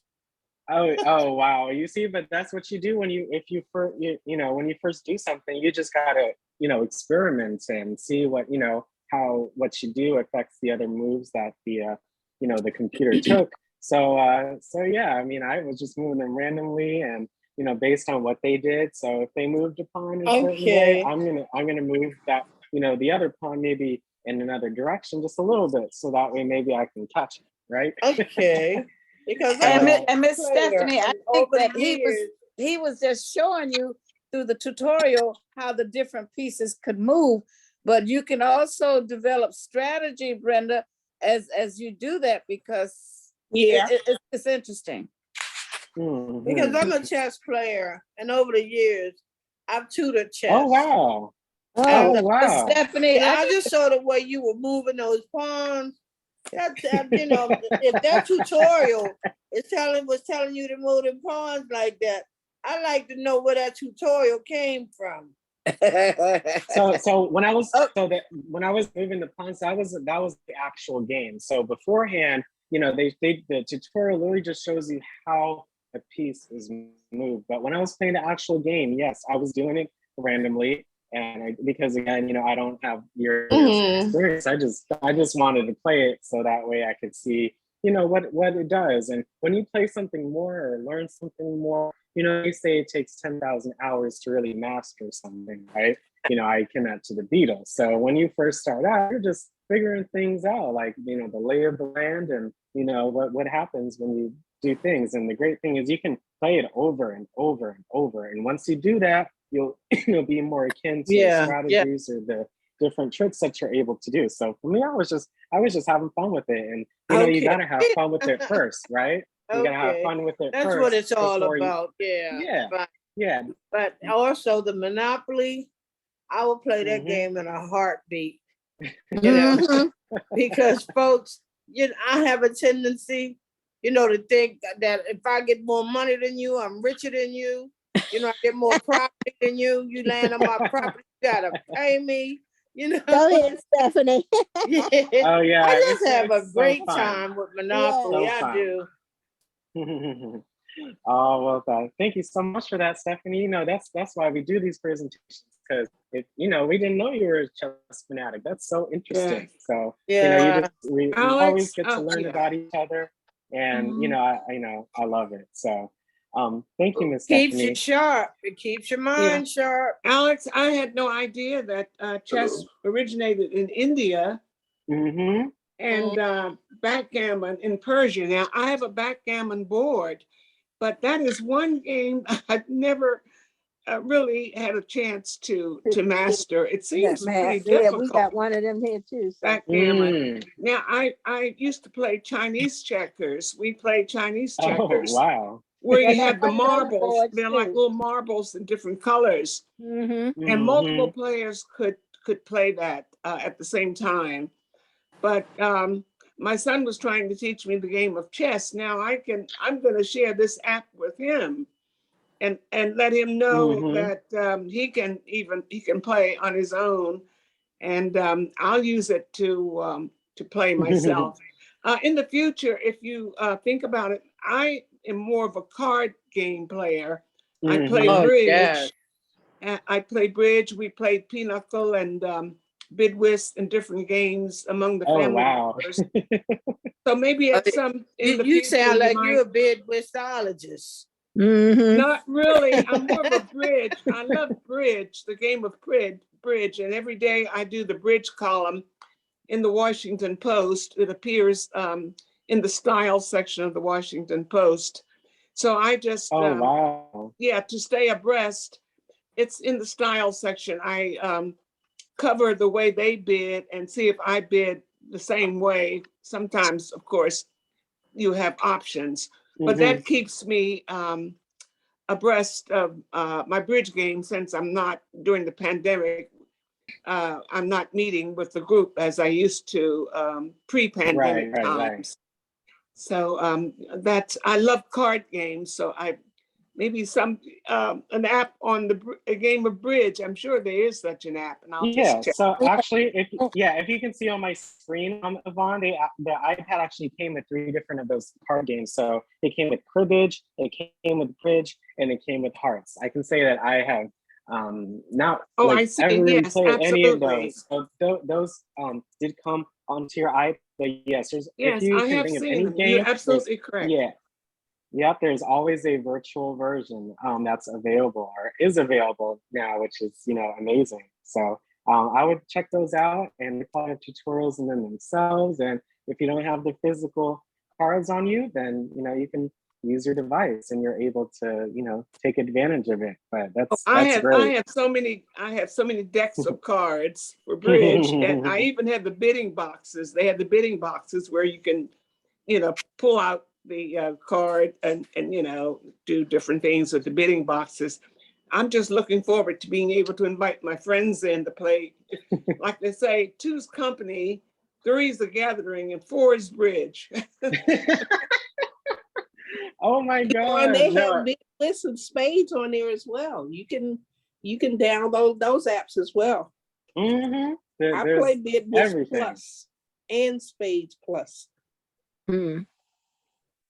Oh wow! I haven't had anybody play spades with so long, so I probably need a tutorial. Oh well, thank you so much, Yvonne. I hope you enjoyed today's presentation. It's always Absolutely. nice to see you. It was wonderful. Thank you so much. No problem, Yvonne. Let us know if you need anything else. Thank you. Next up is Miss Cassandra, who is so patiently waiting, and we appreciate it. Hi, Cassandra. How's it going? All righty. This probably is a crazy one right here, but one of the new facts that I learned today was the Uno game. I buy the Uno cards for all my grandkids every year. And they always say, Grandma, come play with us. And I say, I don't know how to play that game. I don't know how to play that game. But this demonstration today on this iPad of the understanding of the cards, I can play this game now. Go Oh, ahead. yes. I know that's right, Miss Cassandra. I can Oh, play yes. this game now. This was so clear and understanding. I said, oh, wow. I never knew that. I thought you put if somebody thought of 7, you thought of 7, somebody thought, I didn't know what the colors meant. I didn't know those directional colors. I can play this game now. Oh, And I'm wow. going to I gotta, continue behind them for my friends. Oh, Yes. yes. Because now you can play the actual physical card game is, and like you said, there are many house versions. Everybody house got different rules for Uno, which is what I've learned. So just having the basic, the basic Uno rules, like just by number, by color, and then those special cards, Yes, I'm so glad I added that video in because everyone's at a different place. And for me, like some of them I didn't know. And that's just because there's just so many different, games and, things to take advantage of, right? So, I'm so happy that that the video did that for you. Yes. And my sons, they like to play chess. So I'm going to try to dig into that and learn some more of that. But my favorite board game that I did always like was like Stephanie said, I'm going to play Monopoly and I'm going to have more money than you and I'm going to buy more property than you. I love that game. But that's the only one. That's the only one. Oh, Just wow. the Monopoly. Yeah. So Right, this was very, very good today. I really, really, really liked it, all of this. Oh, that means a lot. Thank you, Cassandra. I'm glad that we, got you to learn something new, So Yeah. just keep coming on and we'll just keep learning as we go every Wednesday, all right? Okay. Awesome. Thank you so much. And last but not least, for now, it is Mr. Ronald. Hi, Ronald. How are you? Good morning. Good morning. My favorite game is Hearts. We played the 26 and knowing my crew, somebody would buy a little stingy bottle of some rot gut whiskey. And if you lost, you had to take a cap full of that rot gut whiskey straight down. Or another way we used to play, we always played the 26, we didn't play that to 100. If you, sometimes it'd be a half a gallon of water or a quart of water. And if you lost, you had to drink. My goodness. If you were too full to drink it all, or you didn't drink, you wear, so you had to pour it on yourself. Ronald. Oh goodness. Oh goodness, Ronald. That's crazy. Hearts is a great game though. It really makes you think. And you always wonder where that Queen of Spades is. So if you've never played Hearts, you should learn it. It's good stuff, but don't play for the penalties we used to do, okay? Oh yeah, no, duly noted, Ronald. But I've never played Hearts myself before. Maybe like once or twice. I may have observed like a game here or so, but I've always wanted to learn. So maybe I'll go ahead and do that. That's what we do. We play Hearts. The app is on the iPad. The Hearts app is on the iPad. Yeah. I have to see Hearts is very popular. I have to see if Tonk is in the game. So Tonk, everybody that I know start learning to play cards with Tonk. Yeah, me too. Yes, me too. Yes. Yep. Wow. And Pity Pat. That's good looking out this morning, Alex. Thank you. Oh, no problem, Ronald. It's nice to see you on this Wednesday morning. So just keep coming back on and we'll learn some more things, all right? You know I will. You know I will. Awesome. So last up, then you got to get ready for today at 12, right? I'm going to go ahead and have Denise. Hi, Denise. How's it going? Hi, how are you? Yeah, Good, I want to good. say, when I was growing up, we always played deuces, Tonk, Wow, 500. What's the other one? Spades. War. I declare war. Yeah, We play some of them games for money. for sure. And but they was good games, you Yeah. know, and back in the days. But I don't know if they had that on iPads, Tonk and Deuces. I Yeah, don't they, think they Hey, had that. they they do. could, they could. You know, they They probably do, do. Denise. You know, as you can see, 500. there's an app for everything these days. So you might not Yeah. find that exact version, but you'll Uh-huh. definitely be able to find different things available. So, you know, that's what the App Store is there for, you know, for you to search different apps just based on like 1 or 2 words, and you'll be surprised at the results. You know, whenever I come Yeah. up with these sessions, I just search in 1 word and I just go through and be like, hey, this is great, this is great, Yeah. this is great, bam. And Alex, that's Because me and my granddaughter, we played Uno online, and we play Crazy Eight, but we Or don't if play you it. go to WikiHow, WikiHow would tell you how to play everything, I'm sure, right? Oh Alex? yeah, WikiHow? So Yeah, that's where most of the Crazy Eight. videos that we watch. That's where they Uh-huh. came from. How to Yes. play, you know, how to play backgammon. And you can see those videos were very informative, very to the point, Oh, I'm gonna simple. pull it up and see. So yeah, That's you can The pretty much 21 search black. anything. Oh, okay. Oh Well, wow. well, thank you. 21 black. Yeah. Yeah. Hey Sandra, that's a great suggestion. So yes. That's a money So game. Yeah. Uh-huh. There you again, go. hey, I didn't. Hey, all this, whatever there is, you know, it's just always good to learn more and to, you know, just experience what you may have experienced some time ago, and it's always good to experience it again. So Yeah. yeah, I'm gonna go ahead and give you guys a break again. Just make sure you get something to eat, something to drink, something to snack on, use the restroom. But it was a pleasure, as always, to present for you all. So Thank you, thank you so Alex. much. You too. Alex, Thank you. No problems. Always so much fun. I enjoyed today. Alex. I did too. Crazy Eight. Goodbye, everybody.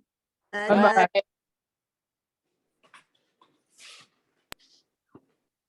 Hey, Denise, that 500, I think it's called Gin Rummy. Yes. Yeah, Jen. Yeah. Hey everybody, how you guys doing today? Hi, Well, Crystal. there she Good. is. Hi, Crystal. Hello. Hello. How you guys doing Hi, today? Crystal. Ready to Good. get into our book today? Yeah.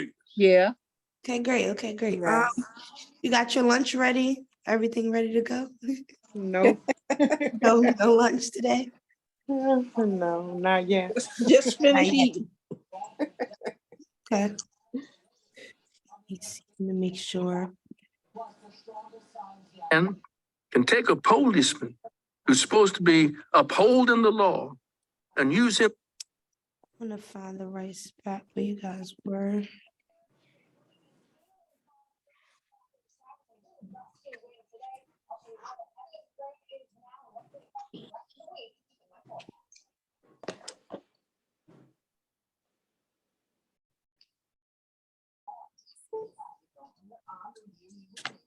Against you, then I think jail is the best place. We talked about bandits and villains all over the world. We know of none on record that have blown up a church. Do you realize the incident that happened in Birmingham, the incidents that happened many places in the South, that had that same incident happen in North Korea, in West Berlin, or South Vietnam, America would have been at war. Are you ready for this? You would have been upset. Had you read about the communists blowing up a church, you would have been upset. This one, you're even scared to talk about around white folks. They had to tell you that Monday how sorry they were. And I dare say how many of you made like you didn't even know it had happened. This is the problem we have. This is the problem that we're faced with. It's in our hands now. You are the soldiers, whether you wanted to be the soldiers or not.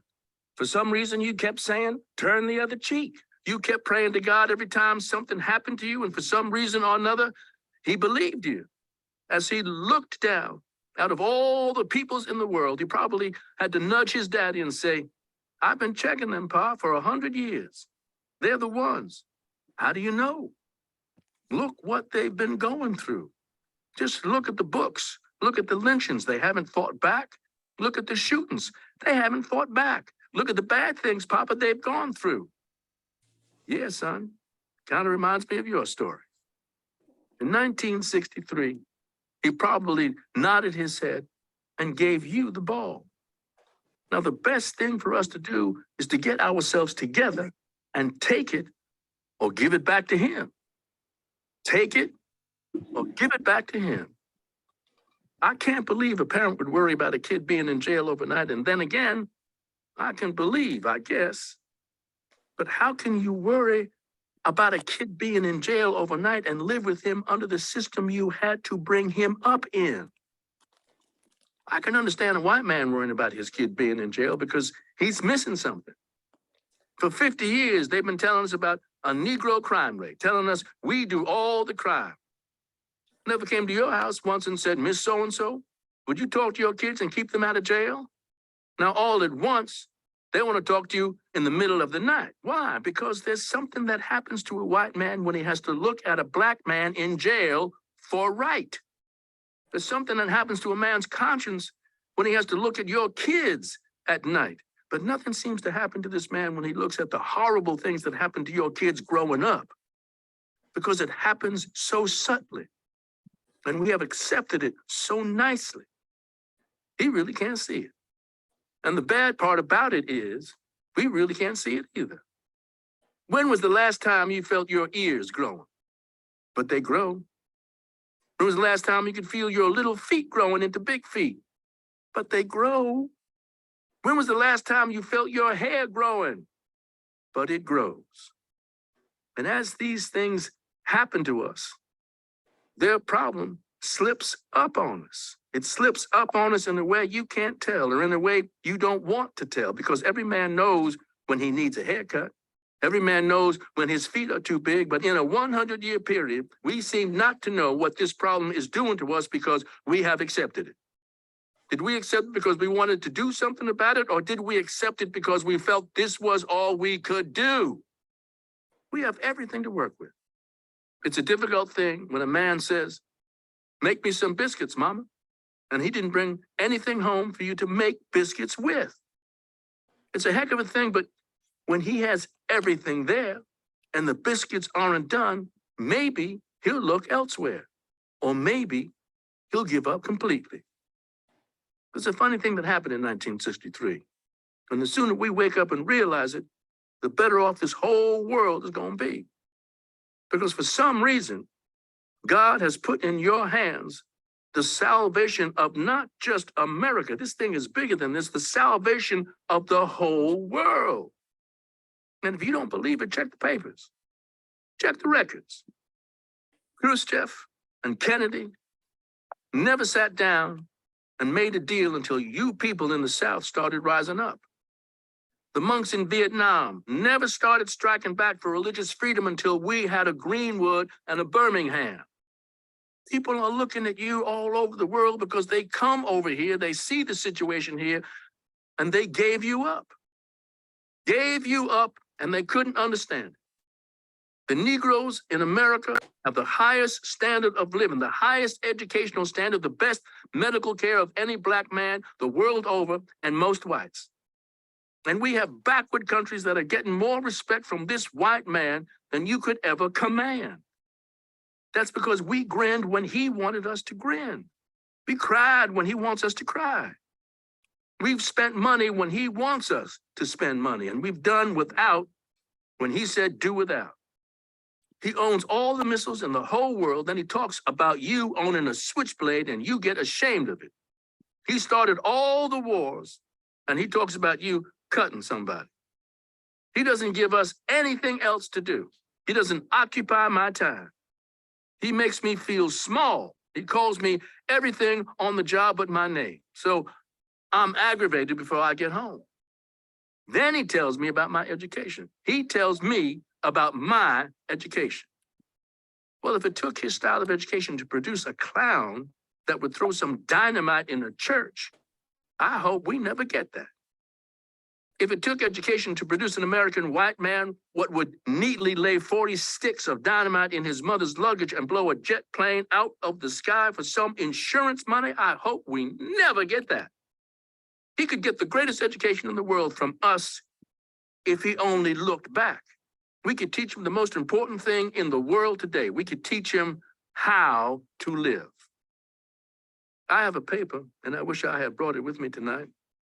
I have a paper that I keep with me because it embarrasses me so many times, I have a paper from 1848, a New Orleans morning paper. And if you turn to the back, you'll see where white folks were running ads offering rewards to get their runaway slaves back. Can you believe that? Nor can you believe that a white man would run an ad to get his slave back. But can you believe in 1847, we were running away, rebelling, and didn't have any plan to run to? 1848, slaves were running away. Can you imagine what this old Negro had to go through?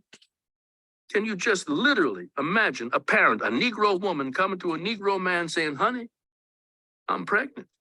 And the both of them fall on their knees and hope the baby is born deformed. Hope the baby is born crippled with one leg. Can you imagine? This is what a Negro had to go through. Because if the baby was born that way, he would have less chance of being a slave and more chance of having freedom. Think about it. Think about the woman you love coming to you and saying she's pregnant with your baby, and you cross your fingers and hope that baby is born crippled. Because you know if he's born healthy and strong, they'll make him a slave. Can you imagine what it must have felt like to get on your knees and pray to your God and ask him, please let it be crippled? This is what the slaves went through. A man would pray that his own son would have one arm so maybe he could get some freedom. And 100 years from there, we have parallels. They worry about their kids being in jail overnight. Many parents that didn't even know where their kids were, for the first time, they know where they are 24 hours a day. 24 hours a day.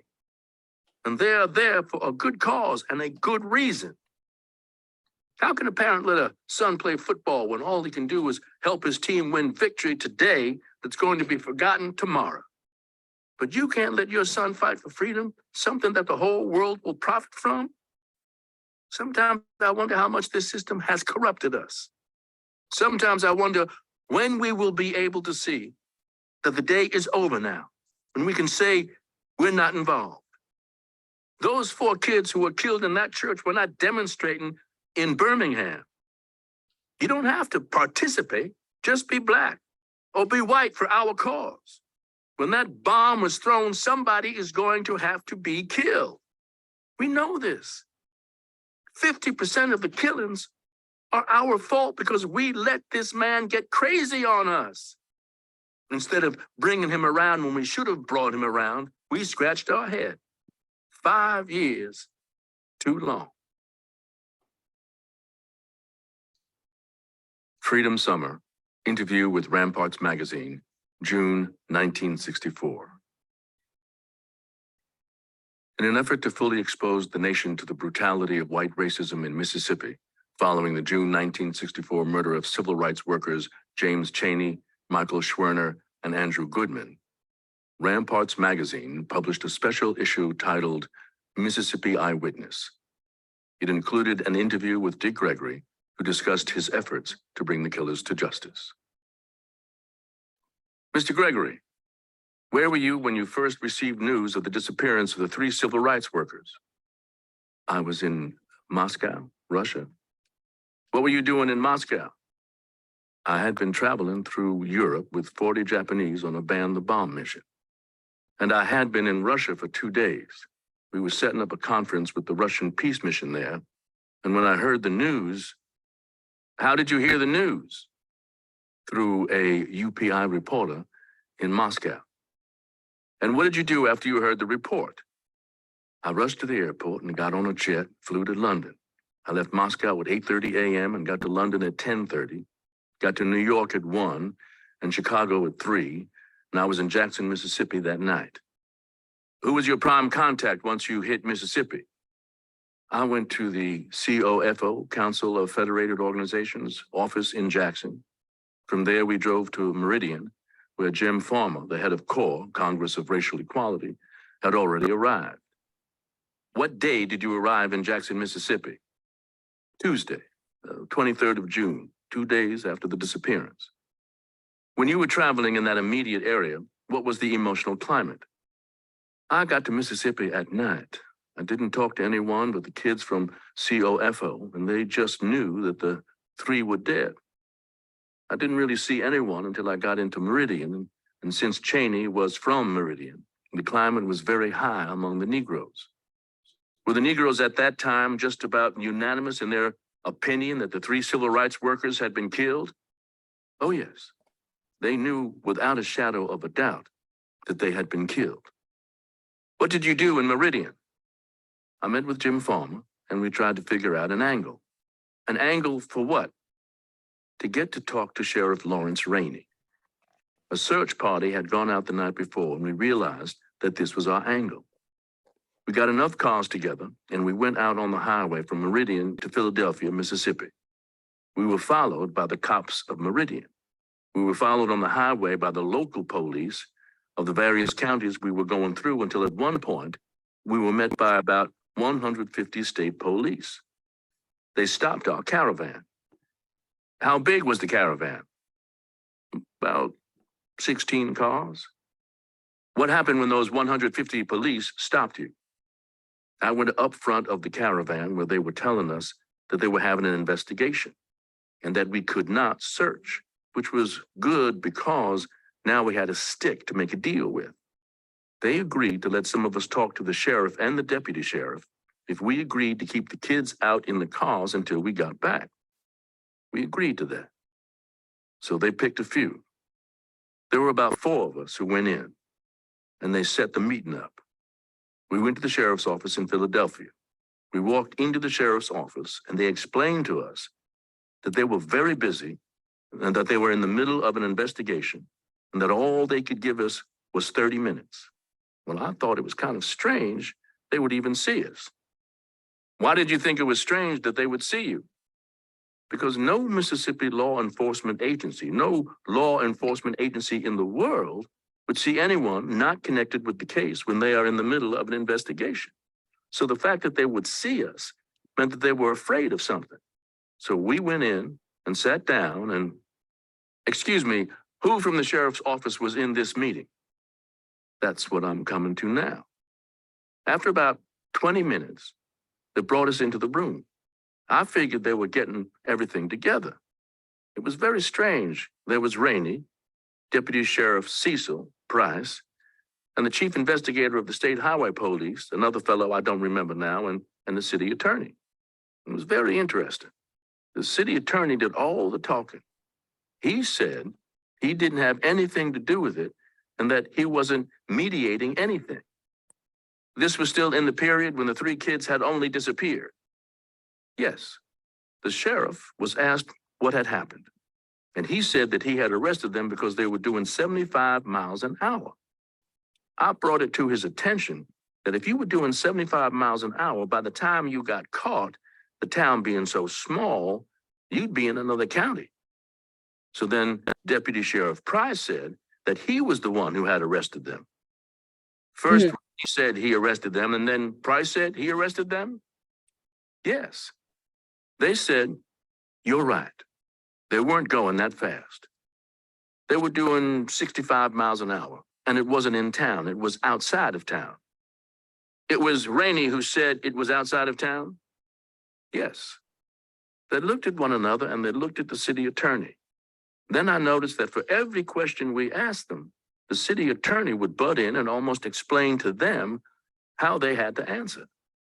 This was when I was aware that these men knew far more than was being said. And I smiled and I told Jim Farmer, let's go. We've got all we need. They got kind of shook up at the thought that we didn't use up our 30 minutes time.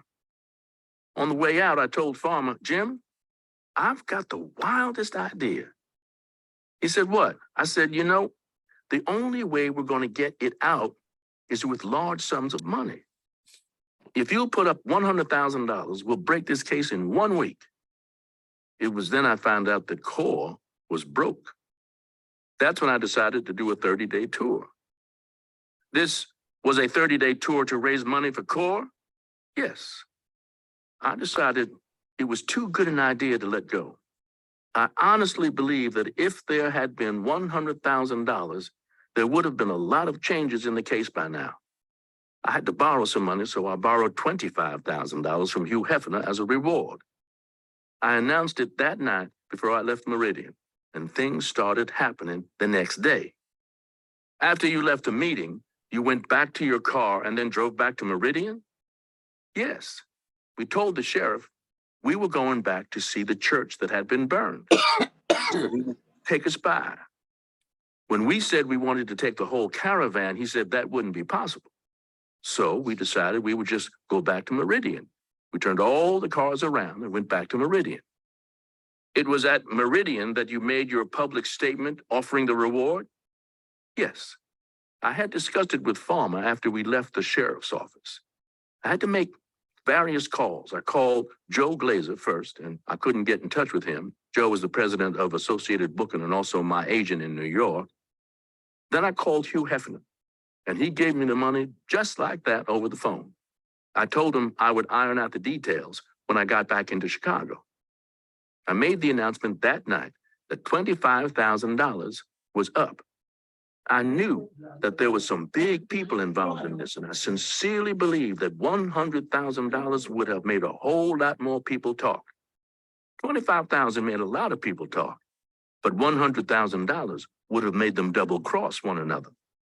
So, after making your announcement in Meridian, you went back to Chicago. Right. Have you been down there since? No. We have had researchers down there. They have never left. They have stayed down there the whole time just to get information. As of this date, the murderers have not been arrested, nor have they been tried for the murder of the 3 civil rights workers.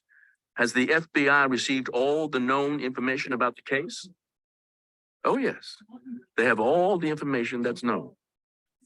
They knew that the boys had been murdered. Did any of them have any idea at that time where the bodies were? No. How did they find the bodies? I don't really know how they found them. I received a letter quite some time ago that practically pinpointed the spot where the bodies were found. I gave this letter to the FBI, and the FBI denied that the letter was any good. But they never denied the location stated in the letter. I question, with the location stated in the letter being so close to the location where they found the bodies, why it took 3 weeks to find the bodies and dig them up. Incidentally, they never brought the sailors back into the area to search. So I would say that they know a hell of a lot down there. It sort of looks like the FBI has been going out of its way to gather information to clear the FBI rather than to solve the crime. What more could the FBI do than aid in the discovery of the bodies? It's not so much what more the FBI could do. It's what they have not and are not doing. You know, this whole business is crazy. If these Mississippi white Klansmen who do not know how to plan crimes, who are ignorant, illiterate bastards can completely baffle our FBI, what are all those brilliant communist spies doing to us? A plane crashes and 2 weeks later, the FBI patches up that plane so good that United can damn near use it again and know exactly how it happened and who did it. Do you mean to tell me that the FBI can't go into the South and make arrests for racial killings that were not planned, which were not done by clever people? Frankly, I think the FBI is lying and hiding. Why would the FBI be lying and hiding? I think the reason is political. I don't think J. Edgar Hoover has much love for the Negro. When the Negro can have an uprising in New York, and without being asked, Hoover can send his FBI agents into New York, while he isn't too stuck on sending them into the South, then I have to blame Hoover, the head of the organization. I think many crimes could be solved if Hoover handled them differently. I think Hoover handles these things the way he wants to handle them. Hoover and a lot of others could be worried about public reaction since a law enforcement agency is involved. Americans might demand that federal troops go in, and no politician is about to send troops into any state this close to an election. A statesman would, but not a politician. Then you think the decision not to take strong FBI and other federal action in the Philadelphia case can be attributable somewhat to the president? Yes, I think the proof is clear. About 2.5 months ago, the president said that some arrests would be made soon, but there have been no arrests made yet. I don't know what LBJ calls soon, but I just figure that someone has advised him against allowing arrests to be made. Do you anticipate that after the election, assuming Johnson is elected, there will be some action in Philadelphia? I think there will be. In the case of the 3 civil rights workers, was there at least one witness other than the killers? Yes, there is one witness. One fellow who actually hid in the bushes and saw everything. And he was able to identify the people involved? Oh, yes. He knew exactly who was doing what. Does the FBI have this information? They have it, but I don't know if they're going to use it or not. Is this witness still alive? Yes. Would you like to make a statement of your own regarding the murders of the 3 civil rights workers? Yes. I feel that the President of the United States and the FBI are making a big mistake in playing politics with this case. They have embittered Negroes, and I would say that if mass rioting breaks out in America, you could attribute a lot of it to President Johnson's handling of this case. If the murderers had been arrested, the Negro would still have faith in the government. However, nowadays, when the FBI is mentioned, it is a joke to us. This is an organization that not too many months ago was held in high esteem by most Negroes. I think the president has caused great injustice to fall on America because the world has watched, and the world knows that this sort of thing would not be tolerated anywhere else in the world. We go all over the world trying to free people. We tell the South Vietnamese how to act. We tell East Germany to drop the Berlin Wall. Dr. Martin Luther King went to East Germany and told them to drop the wall. But we can't even get a wall dropped over here. No one else on the face of the earth today is blowing up churches and getting away with it.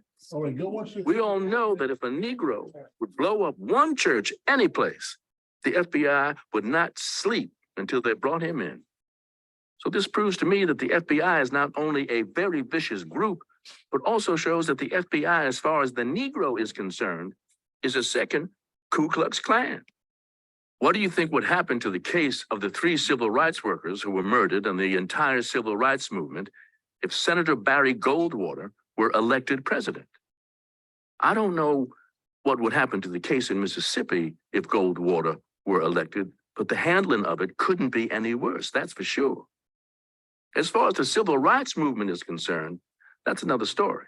You see, there comes a point in life whenever you have a thing like this revolution here, it isn't a revolution of black against white, but a revolution of right against wrong, when nothing more can happen to hurt you. Nothing can hurt us because we have a pat hand. If Goldwater got in, Goldwater would help us because for the first time in this country, he would bring 22 million black people together. And man, to anybody who can do that, I'd tip my hat. Goldwater would plug the loophole door in the White House where Negroes have been slipping in and out of making deals. Once he closes that door and no Negro can make a deal for another Negro, it's almost like plugging up a rat's hole.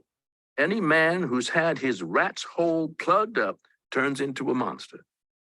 America would have 22 million monsters here. Plus, all the good-doing white folks would come out and commit themselves for the first time. If Martin Luther King were killed tomorrow, Negroes would come into the movement who hadn't been in the movement before. If Roy Wilkins were killed in the morning, if I were killed in the morning, Negroes would come into the movement who aren't in the movement now. So I say, why do we need Negroes killed and good white folks killed in order to bring Negroes into the movement when Barry Goldwater's getting into the White House would get us all in the movement? Barry Goldwater could not hurt us at all. in no shape, form, or fashion. Interview with Larry Wilde. Great comedians talk about comedy. While activism took up an increasing amount of his time and resources, in the mid-1960s, Dick Gregory remained in high demand as a comedian. He had emerged as a unique voice among a path-breaking generation of post-war topical humorists. Larry Wilde, himself an aspiring young comic, sought to document their distinctive perspectives through one-on-one interviews, such as this one with Gregory in 1965. When did you first realize you could make people laugh? Oh, I've been doing that all my life. Even when you were young? Yeah, until I went into show business, then I found out you couldn't make people laugh. It's like you have a baby that plays beautiful piano and you say, come by the house and listen to my 3-year-old play the piano. That's fine.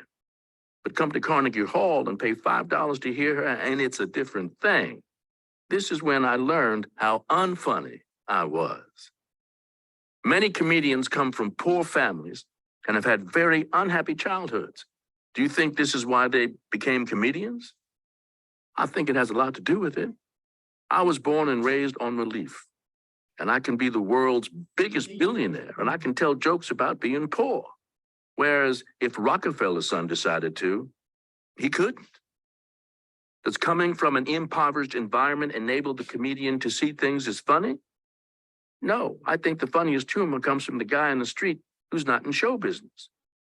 To be a comic is another form of being a whore. Humor is everyday life. And the funniest thing you're going to hear is from the cab driver or the soda jerk or the guy in the factory. But there's something about the comedian that makes him able to get up and sell it, present it in a certain way. What is that? I can't explain it. I don't think there's too many people who can. I think the guy that would explain it wouldn't be a comedian. He'd be in the field of psychiatry or a sociologist. Do blacks have a different sense of humor from the white man? Oh, yes, because black people have a different set of values from the white man. The white man lacks humor. We laugh at him. We've been laughing at him for years. Everything he seems to do, we think is silly. You go to a black movie house and you think blacks are loud, boisterous, ignorant, and uncouth, but they're not. They're laughing at white folks. Our biggest form of entertainment has been the American white man. The silly things.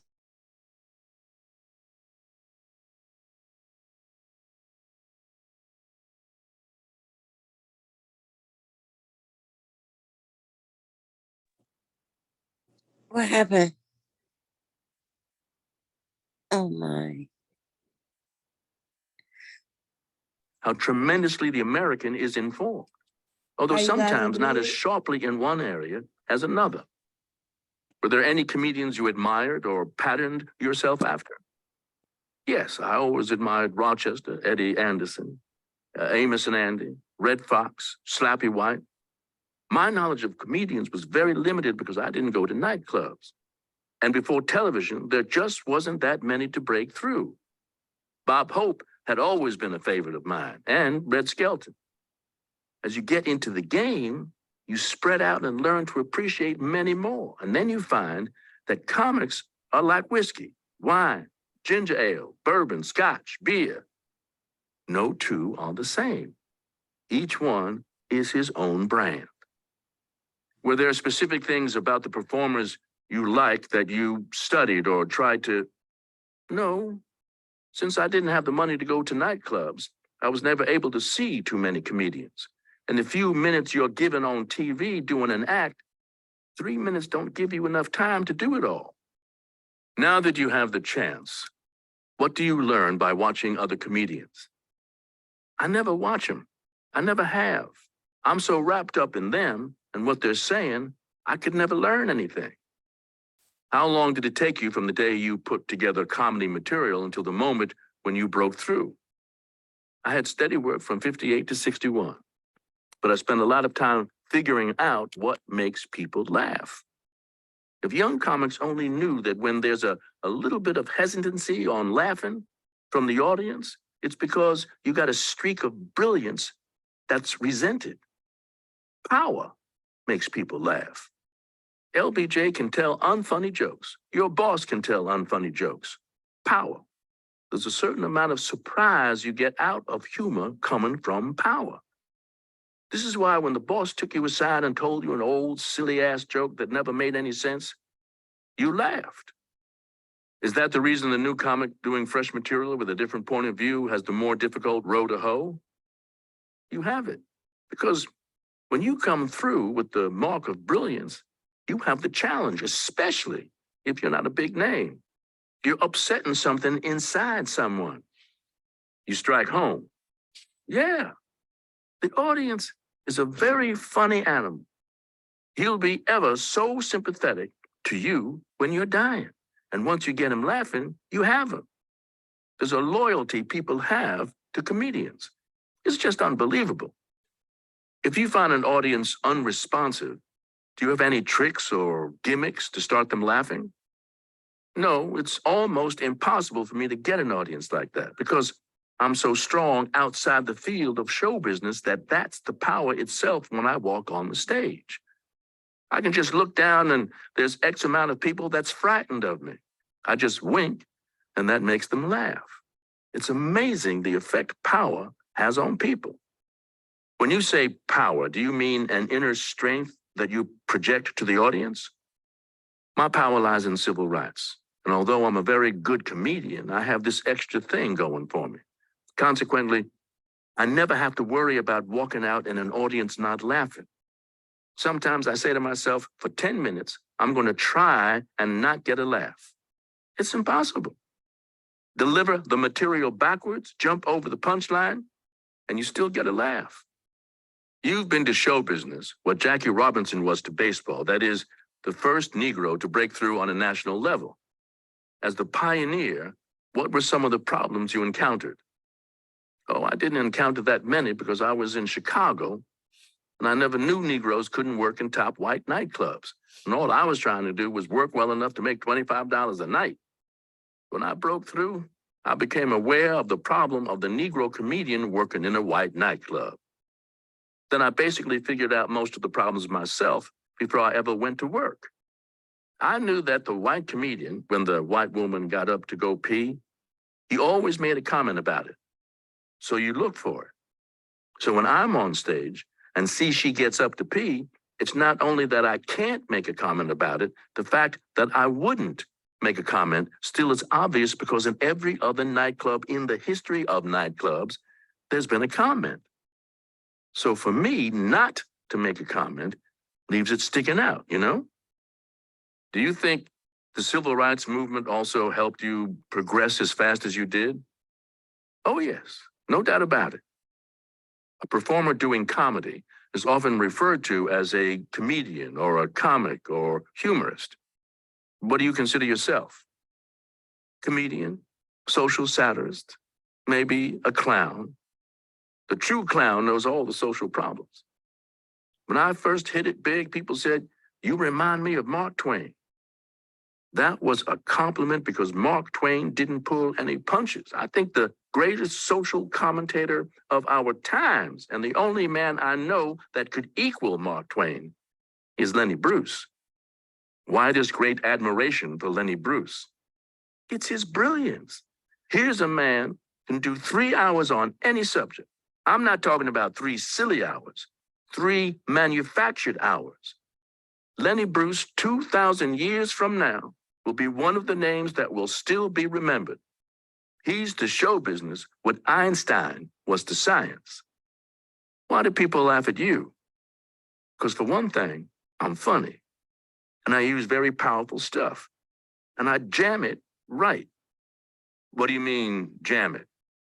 I place it right where I want it to be placed and know exactly when to drop a thing. It's like a guy boxing. When you're sparring, you roll to his punch. It's the same thing with that laugh. You roll to it. When a writer submits material to you, how do you decide what's funny and what you think the audience will laugh at? I never read new material until I'm in the dressing room, 5 minutes before I'm ready to go on. If it's funny, it'll be with me. And if it's not there. That's the way I decide. Then it's instinctive. I key myself, my feelings to their laugh machine. I've read a lot of stuff they would love coming from somebody else. But when I look at material, I have to look at it for me and bear my tone on the stage saying it. A lot of stuff I don't use. I throw away enough stuff from my writers to make 10 million comedians in America because they are funny lines to begin with. But they're just not lines I can use. They don't fit you. They're not right for you. Yeah. Is an education important for a comedian? I would say it is.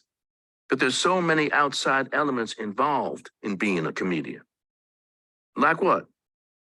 Being aware of social problems and social conditions in other people. The more education you have, the better comic you'd be. Is a comedian born or made?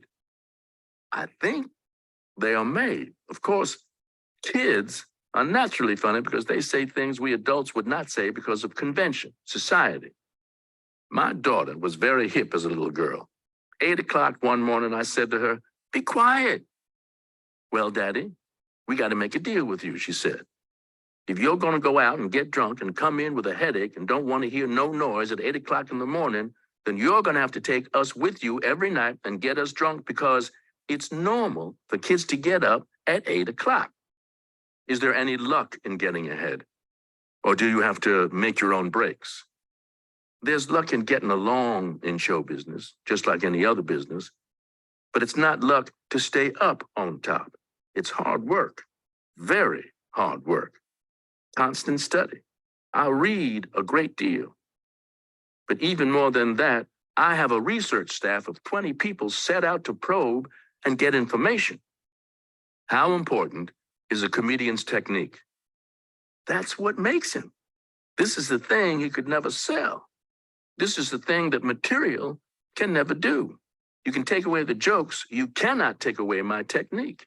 And if you do, and you perfect it well enough, then you become a mimic.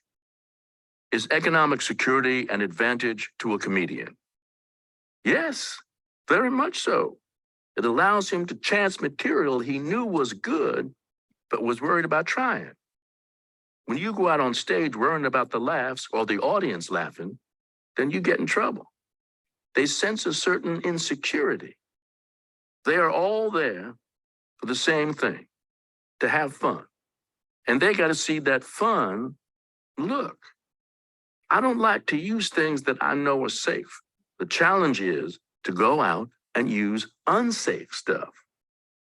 Doesn't that come when the comedian has achieved a degree of success and emotional security? Until then, he's still looking for the strong, powerful, big laughs. When I walk out on stage, the audience is not a challenge to me. I don't go out there saying, "I'm going to make you laugh." I go out knowing they are going to laugh. Not as a threat, but as a friend. It's like if I was at your house and asked you for a glass of water, I did it. It ain't a challenge. They know you're there. They came to see you. We're not against one another. I'm not scheming against them. And this is the attitude I have. What advice would you give to a comedian just starting? Go to the library and the bookstores and get every book he can lay his hands on and read the jokes and learn as much about comedy as he can.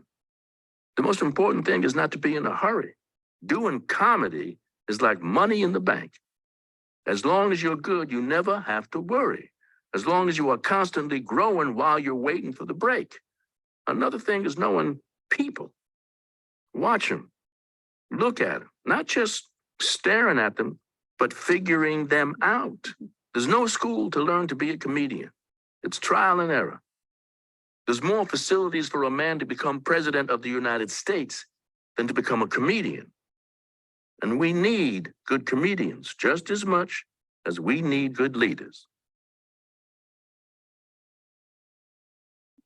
Malcolm. Malcolm X was tragically gunned down on February 21st, 1965, during a speech at Manhattan's Audubon Ballroom. Gregory was deeply saddened, but not the least bit surprised. The two spoke the night before Malcolm's assassination. They expressed great clarity that they were both being actively surveilled and both were government targets. Their friendship was initially delayed because Malcolm expressed doubts about Gregory's ability to balance his celebrity with the liberation of Black people. He felt Gregory's crossover celebrity status relegated him to the role of puppet or clown. However, upon meeting, they immediately became lifelong friends and allies. Dick Gregory on Malcolm X. First time I met Malcolm, he was already with the nation. At that time, I was famous. I'm performing at a theater in New York. The phone rings. Dick Gregory, this is Brother Malcolm. I want to know when you're coming to the mosque. I said, send a car, I'll come now. Get a photographer, I'll stand with you on the cover of the Nation of Islam newspaper, Muhammad Speaks. He calls me back a minute later. Brother Dick, don't even think of coming here. You know you can't. 98% of your audience is white. I said, I know. Malcolm, send the car. He refused again. And that's where you see his playfulness and his kindness. They met at the mosque and posed for photographs. Malcolm was John Wayne. Malcolm was all of my heroes. Malcolm came right out of every Hollywood movie. He looked them in the eye and said, this is the way we're going to deal with it. And we loved him for that. Malcolm was a sweet and bashful man, a kind man, and a good-humored man, and someone who would be embarrassed if he could hear us talking about him in this way now. Malcolm X on Dick Gregory. Audubon Ballroom, December 13th, 1964. Dick is one of the foremost freedom fighters in this country. I say that in all sincerity. Dick has been on the battlefront and has made great sacrifices by taking the stand that he has. I'm quite certain that it has alienated many of the people who weren't alienated from him before he began to take this stand. Whenever you see a person, a celebrity, who is as widely known and as skilled in his profession as Dick, and at the same time has access to almost unlimited bookings, which provide unlimited income, and he will jeopardize all of that in order to jump into the front lines of the battle, then you and I will have to stand behind him. Speech at Vietnam Day, University of California, Berkeley, May 21st through 23rd, 1965. Gregory publicly opposed the American war in Vietnam earlier than any other civil rights leader. After President Lyndon Johnson sent in the U.S. Marines in March 1965, anti-war activists on university campuses began conducting teach-in protests of American escalation.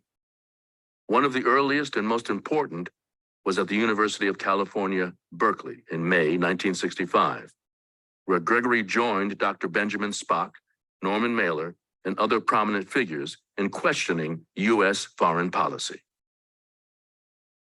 I called LBJ the other day to try to discuss the Vietnam crisis with him. Oh, I call him every now and then, and it's very important to me because I'm going to be honest with you. I'm not about to fight them Chinese. When you stop and think, China has something like 688 million folks. And I say folks because people might scare the hell out of you. And when you stop and think China got 688 million people, if them cats ever start singing, "We shall overcome," they're gonna do it. You realize China got more census takers than we got people. Not only are there 688 million Chinese, but they're right down underneath us. And wouldn't it be wild if them cats very non-violently decided to all get drunk at the same time and stomp their foot together? And what really knocked me out is when China blasted off their second nuclear blast and our State Department called it primitive. I called Dean Rusk that morning. I said, "Hey, baby." He said, "Greg, I guess I goofed again." Yeah, you damn right you goofed, man. I want to know how you're going to call China's nuclear blast primitive when you're scared of my switchblade. And then he informed me that it wasn't the nuclear blast that the State Department was referring to as being primitive. What he meant by that statement, he said, that through our intelligence, if that's what they want to call it, we have found that it would take China 20 to 30 years to develop the vehicle to deliver that bomb over here. That's what he told me. I said, man, do you realize with 688 million people, they can hand carry that bomb over here? It's been said that we here know nothing about what's going on. Well, I'll tell you one thing. I don't know that much about what's going on, but I know last Sunday in Saigon, the Marines had a race riot. They did their best to keep it away from a lot of people, but it still made the papers. They watered it down a whole lot because when I first read the headline of the article and it said Marines fighting in Saigon, I said, well, they've been fighting there. Hell, they must be trying to tell us something new. And I read it and it comes out, they're talking about a race riot in Saigon. We had a race riot over there. And here's people saying this meeting's no good because we don't know what's going on. Huh? Well, I tell you what, if we don't know what's going on in Vietnam today, the government damn sure had enough time to tell us. The only reason people from the State Department didn't show up here is because they know the only thing they would tell you, you weren't going to buy. There's a whole lot of people in the federal government that didn't like what's going on, but they have to put up with it because they haven't got crowds like you that's with them. And the larger these crowds get, the more people in the federal government going to start screaming about all these wrongs and these illnesses. Thank God for you. Now, in closing, if you can be labeled communist, if the civil rights movement can be labeled communist, then they better go back and label Tom Paine as communist because all we're doing today is what Tom Paine said years ago in his Wintertime Soldier. If there be trouble, let it be in my time that my children may have peace. No more, no less. Had your parents read Tom Paine thoroughly, we might not have to be here now, but they didn't. What you are doing here tonight, unborn kids around the world will be affected by it if you don't stop. In our generation, we produced the madman that created the nuclear bomb, or we produced the intelligence that created it, and the madman got hold of it. And now he has contaminated the air with nuclear radiation. And you young, brilliant kids are going to have to create a mind to vacuum clean the air. And this is the best vacuum cleaner I've seen yet, what you're doing here. As far as war, as far as the way that radical group will say, oh, they're just holding that meeting because they want to duck the draft. They'll always think of little petty things to say. But I'll tell you one thing, I'm not against armies as long as that's the army that's just going to come in after the tornado and help clean up. I'm not against the army if it's the type of army that's going to go around the world and distribute food to everyone. But I'd love to ask the boys in Washington, D.C., how a Black can stand up and say he's nonviolent, and white America loves that and is going to send me over to kill somebody. No. Nonviolence to me means not that I'm not supposed to hit an American white man. Nonviolence means to me that death might put me on its payroll, but I'll never put death on my payroll. So if America goes into a full-scale war, it's too late. Nonviolence has captured me, but I tell you what, just so these little stupid groups wouldn't say Dick Gregory didn't go because he wanted to stay back here and make money, if I ever get drafted again, I'm going. But I'm going to go, and instead of the government making a deal with me, I'm going to make a deal with the government. I'll go in your army.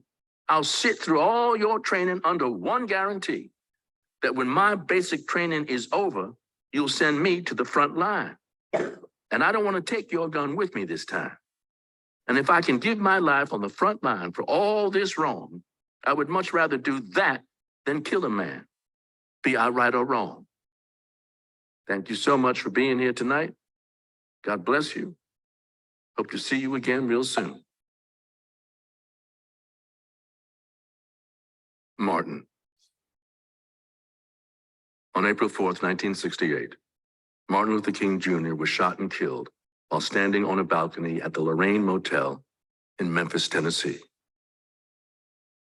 I was in the state of California, campaigning for the presidency of the United States and lecturing at various colleges. Earlier in 1968, I had become a write-in candidate for the nation's highest office, with Mark Lane as my running mate. At a little after 4 p.m. that day, April 4th, California time, I was driving with a friend to Hartnell College, where I was scheduled to deliver a lecture. Our conversation was interrupted by a radio bulletin. Martin Luther King had been shot in Memphis. I began to remember Martin clearly, vividly. I remember his sweet innocence and his warm, gentle smile. I thought of the time when he and I had been riding on a plane and he expressed concern about my personal safety. "Now, Gregory," he said, "I want you to be careful. I'm just afraid they're going to kill you." I answered, "If they do, Doc, will you preach my funeral?" He said, "I sure will." We continued our drive to Hartnell College in silence, numb and in disbelief. Finally, we arrived at the school. Standing up before an audience was the last thing I felt like doing that night. But of course, I had to go out there and explain as best I could how I saw the situation. Many people were in the audience only because they wanted to know my thoughts and my opinions of the day's events. They knew Martin and I were friends and that I held him in great esteem.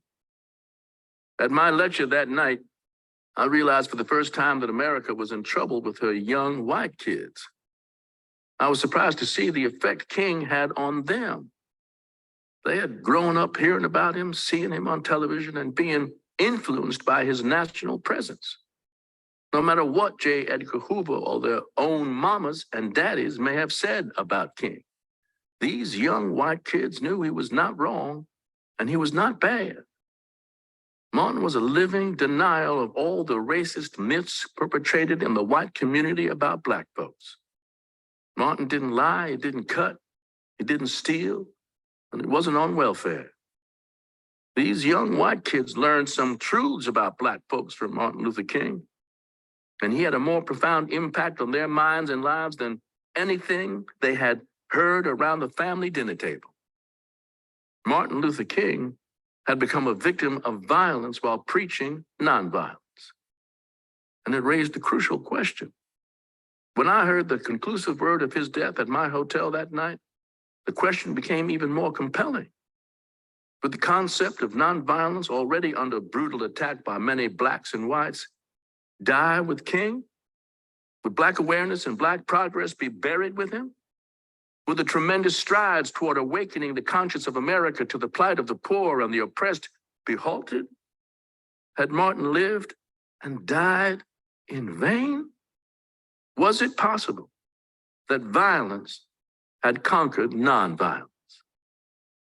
For the first time since the news of King being shot, I smiled, a reflective smile, sad and bittersweet.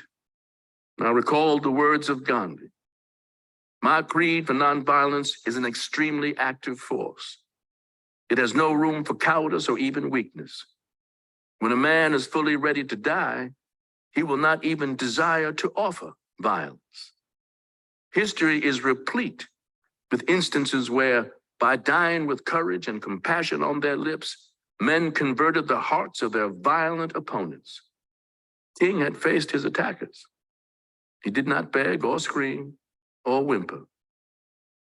Martin Luther King Jr. was laid to rest in the spirit which defined his days among us. It was a poor folks' funeral, as sad as it was beautiful. I knew then there would never be another Martin Luther King Jr., and further, that there did not need to be. A little bit of Dr. King resided in the heart and soul of every American. He had awakened it and brought it out into the open. He did what he had been placed on earth to do. There was no need for subsequent imitations of his life. America is a better place because Dr. King lived. History may prove him to have been his country's salvation. Ironically, President Johnson was unable to attend Dr. King's funeral because he had to meet with his generals and talk about Vietnam. Still, I imagine the president spoke from the heart when he said, "We are shocked and saddened by the brutal slaying tonight of Dr. Martin Luther King. I ask every citizen to reject the blind violence that has struck Dr. King, who lived by nonviolence." I shall never forget the reaction of white America that night. The looks of horror, disbelief, embarrassment, and guilt. The haunting question was written on every face. How will Black folks react? I saw it on California Governor Ronald Reagan's face on television. Black folks in California saw it too. And I really believe his tearful expression of personal shock and horror was largely responsible for keeping things cool in Watts. The account of the assassination printed in the New York Times was typical of the press response throughout the country. The 39-year-old Black leader's death was reported shortly after the shooting by Frank Holloman, director of the Memphis Police and Fire Departments, after Dr. King had been taken to St. Joseph Hospital. I and all the citizens of Memphis, Holloman said, regret the murder of Dr. King, and all resources at our and the state's command will be used to apprehend the person or persons responsible. The police broadcast an alarm for a young white male, well-dressed, who was reported to have been seen running after the shooting. Policemen poured into the area around the Lorraine Motel on Mulberry Street where Dr. King was shot. They carried shotguns and rifles and sealed off the entire block, refusing entry to newsmen and others. Dr. King had been in his second-floor room throughout the day until just about 6 p.m. Central Standard Time, 7 p.m. New York time. Then he emerged in a silkish-looking black suit and white shirt. He paused, leaned over the green iron railing, and started chatting with an associate, Jesse Jackson, who was standing just below him in a parking lot. Mr. Jackson introduced Dr. King to Ben Branch, a musician who was to play at a rally Dr. King was to address 2 hours later. As Mr. Jackson and Mr. Branch told of Dr. King's last moments later, the aide asked Dr. King, "Do you know Ben?" "Yes, that's my man," Dr. King glowed. They said Dr. King then asked if Mr. Branch would play a spiritual, "Precious Lord, Take My Hand," at the meeting that night. "I really want you to play that tonight," Dr. King said. The Reverend Ralph Abernathy, perhaps Dr. King's closest friend, was just about to come out of the room. A loud noise burst out. Dr. King toppled to the concrete passageway floor, and blood began gushing from a wound. Someone rushed up with a towel to stem the flow of blood. Reverend Samuel Kiles of Memphis placed a spread over the fallen head of the Southern Christian Leadership Conference. Kiles was to have hosted a dinner for King and his associates that night before the rally. Mr. Abernathy hurried up with a larger towel. And then the aides waited while policemen rushed up within minutes. In what seemed to be 10 or 15 minutes, an ambulance arrived. He had just bent over, Mr. Jackson went on bitterly. "I saw police coming from everywhere. They said, 'Where'd it come from?' And I said, 'Behind you.' The police were coming from where the shot came." Mr. Branch, who was in from Chicago, said the shot had come from the hill on the other side of the street. He added, "When I looked up, the police and the sheriff's deputies were running all around. The bullet exploded in his face." "We didn't need to call the police," Mr. Jackson declared. "They were here, all over the place." COINTELPRO. COINTELPRO. Okay. So we're gonna stop it right there before we get into the next chapter. So that way you guys can start on the next chapter perfectly. Anybody got any questions, comments, anything they want to say? Wow. that's the end for today. Wow. It was very good. I mean, that is so captivating and just knowledgeable and just feeling a lot of the things that I just wasn't aware of. Just feeling a lot of it's just awesome. It's just, it brought every emotion in me out. I mean, I enjoy every bit of it though. I'm glad to hear that. Thank you for sharing. Let me know a little, some more about Dick Gregory and who he really was and the things that he did. Yes, definitely. Definitely more about his career path. It was actually a really good reading this time. And it went into I believe around this time, the deaths of Malcolm X and Martin Luther King. So yeah, that great detail and gave his opinions on those. So I think that was very good to hear that. Yeah. I always held Dick Gregory in high esteem. I liked him for some reason. He was just natural. I could look at him and laugh. You know, he didn't Me have to say too. anything. Yes. And to know now a little more intimate details about he and his life really makes me appreciate him more. I agree. Ms. Martin, you have something you want to say? I just want to say, I've always admired Dick Gregory. I've read a lot of his books, but one of the things that stands out the most, Dr. Dick Gregory had a greengrocery store at 14th and Colorado Avenue. And I used to go in that area on Saturdays, and I would always go in that store. And this guy used to talk to my kids like a grandfather. He would always give them a big piece of fruit, and he would always tell them, you know, just tidbits on how to be good kids, and this is how you're supposed to eat fruit, and yada yada. And it was like, it just amazed me that somebody that large, that big, that important could take the time to stop and talk to two little Black children, ages 3 and 4, 4 and 5, something like that. And he was just so warm. I just got I wanted to hug him, but I knew that would be illegal. But it just, for somebody to be that large and to be that compassionate speaks volumes of the man. I even went to see him at Howard before he died. But anyway, I just wanted to add we are an awesome people. There's the only thing I can say. Dick Gregory plays the tune to that.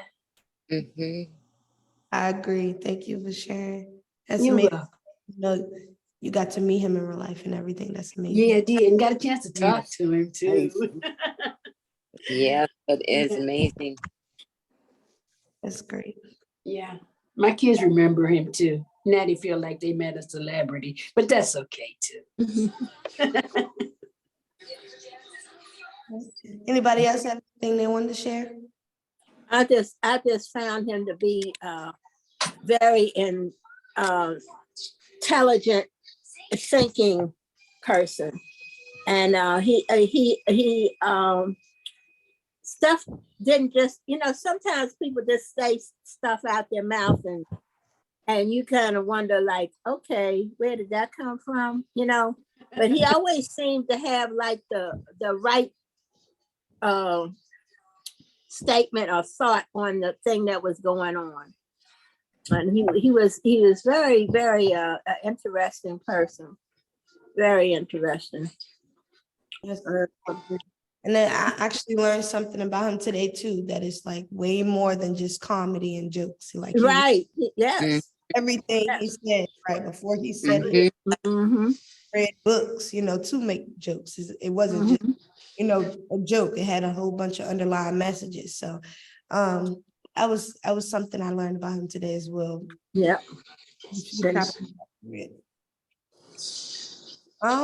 Well, the next train, I believe it'll be at 1:30. So you guys can stay on until Teresa comes on for you guys' 1:30 training, if you like.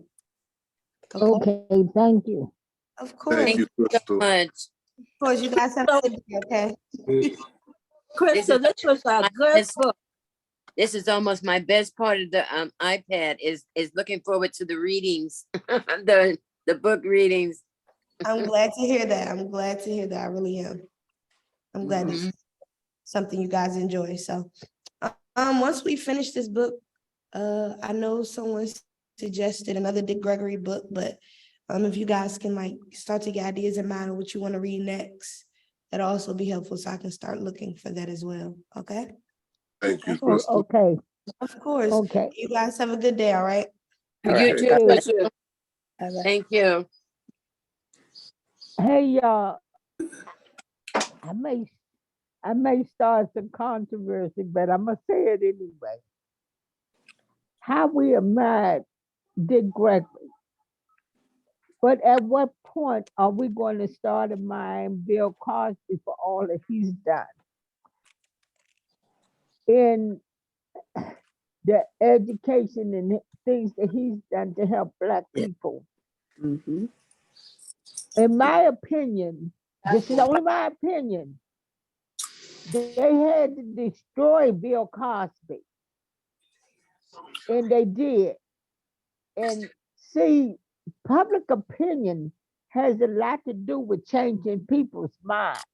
Mhm. But when are we going to look at how great Bill Cosby was or is? Already That's all with I you. got to say. And, That's and all I I agree got to with say. you. And I agree with you too. I'm already there with you. And a lot of that, Cosby is a great humanitarian. yes, he is. And a lot of that stuff that went on was a lot of bull crap. Well, you know, they had to shut him down. He was a number one family. He was a number one father. Everybody, and I know y'all remember him when he was in I Spy. Exactly. Uh-huh. And you know, a lot of that, all that, but that nonsense they brought up on him right now today, at this very moment, even one of those persons that's holding a high job somewhere that's supposed to be running our government is somewhere with somebody's little daughter or little son somewhere doing some He ain't got hypocritical no business. or Yep. with a prostitute or whatever, and they want to I put don't him want to on go the that spot. far. Now, I don't want to go that far because, see, here again, Good stuff. you putting an image in people's head that Right. shouldn't be there. No, you're not I putting don't it. want to My go. opinion. Wait a minute. Wait No, a minute. You shared Wait a your minute. Let me opinion, chip and in I again. just shared mine. Right. But And I mean, I never once thought that Bill Cosby was immoral or anything else. First of all, if you go to the Playboy Club, you're going to the Playboy Club for a certain reason. Mhm. People are being paid at the Playboy Club to do Mhm. certain things for men. Mhm. That's all I got to say. So if you're in the Playboy Club and claiming that you got raped, duh, why were you there in the first place, please? Hello. Making money, okay? Mhm. And that's all I got to say, because I'm a realistic person. You know, if you work in a whorehouse, you're a whore. I'm sorry. Well, that's well, not necessarily true. You could have been a cook. Come on now. Come on, Diane. so you're right. Come on. No. Right? What's your opinion on that, Ronald? From a So you're man's right, point Dan. of view. So you're right, Dan. I'm with you. Damn it. Ronald, from a Yes. man's point of view, what do you think? I like a man's point of view sometimes. I like it You all know, the time. on Mr. Cosby. On Oh, how Mr. to be a Cosby situation. How do you feel? What do you think? Well, number one, some of the first comedy albums I ever really listened to was Bill Cosby, Red Fox.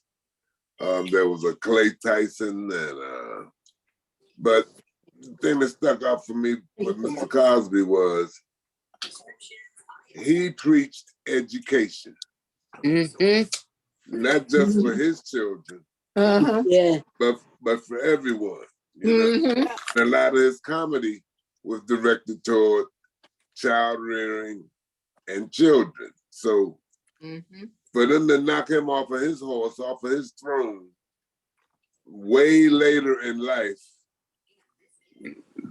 well after his TV Dad sitcom, which the whole nation watched every time it came on. For them to knock him off and then to have all these ladies come forth years later to say these things about him, and he's still up in age, but it was hard for me to fathom some of the stuff that went on. But when you get in court and you can prove what you can prove, that sheds a different light on it. But I don't think they should have been knocked off his throne like he was. They were after him. Somebody, the powers that be can do whatever they want to do whenever they want to do it. You said it. You hit it So, right on the head. I'm hitting it right here with Dick Gregory. Yep. Some of those paragraphs, some of those interviews that he gave, it just makes you numb. Listening to his voice and the voice of the reporter or the anchor who was asking him questions. It just made you, not just made you not stop and think, but it made you stop and feel. Yes, every emotion, Stop like I and said, came feel out. everything that he went through and the things that he was trying to portray to the country. So, like I said once before, I met Dick Gregory standing out in front of the Reeves Center, 14th Street one day.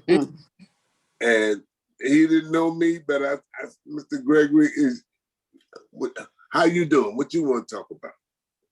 How's everything in your life? What you doing down here? So I said, I guess you here to go over there to Ben's Chili Bowl. He said, I ain't going over that. He said, I ain't going over that joint. And we laughed and laughed for about 15 minutes, but I'll never forget him, and I'll never forget Bill Cosby either. That first album of his, Why Is There Air? Right. That's a question that a child would ask. The children, they get a certain age, they're going to ask 150 million questions, one right after the other. Not even paying attention to your answer sometimes. So education was important to him, and I think education is still. Over talking.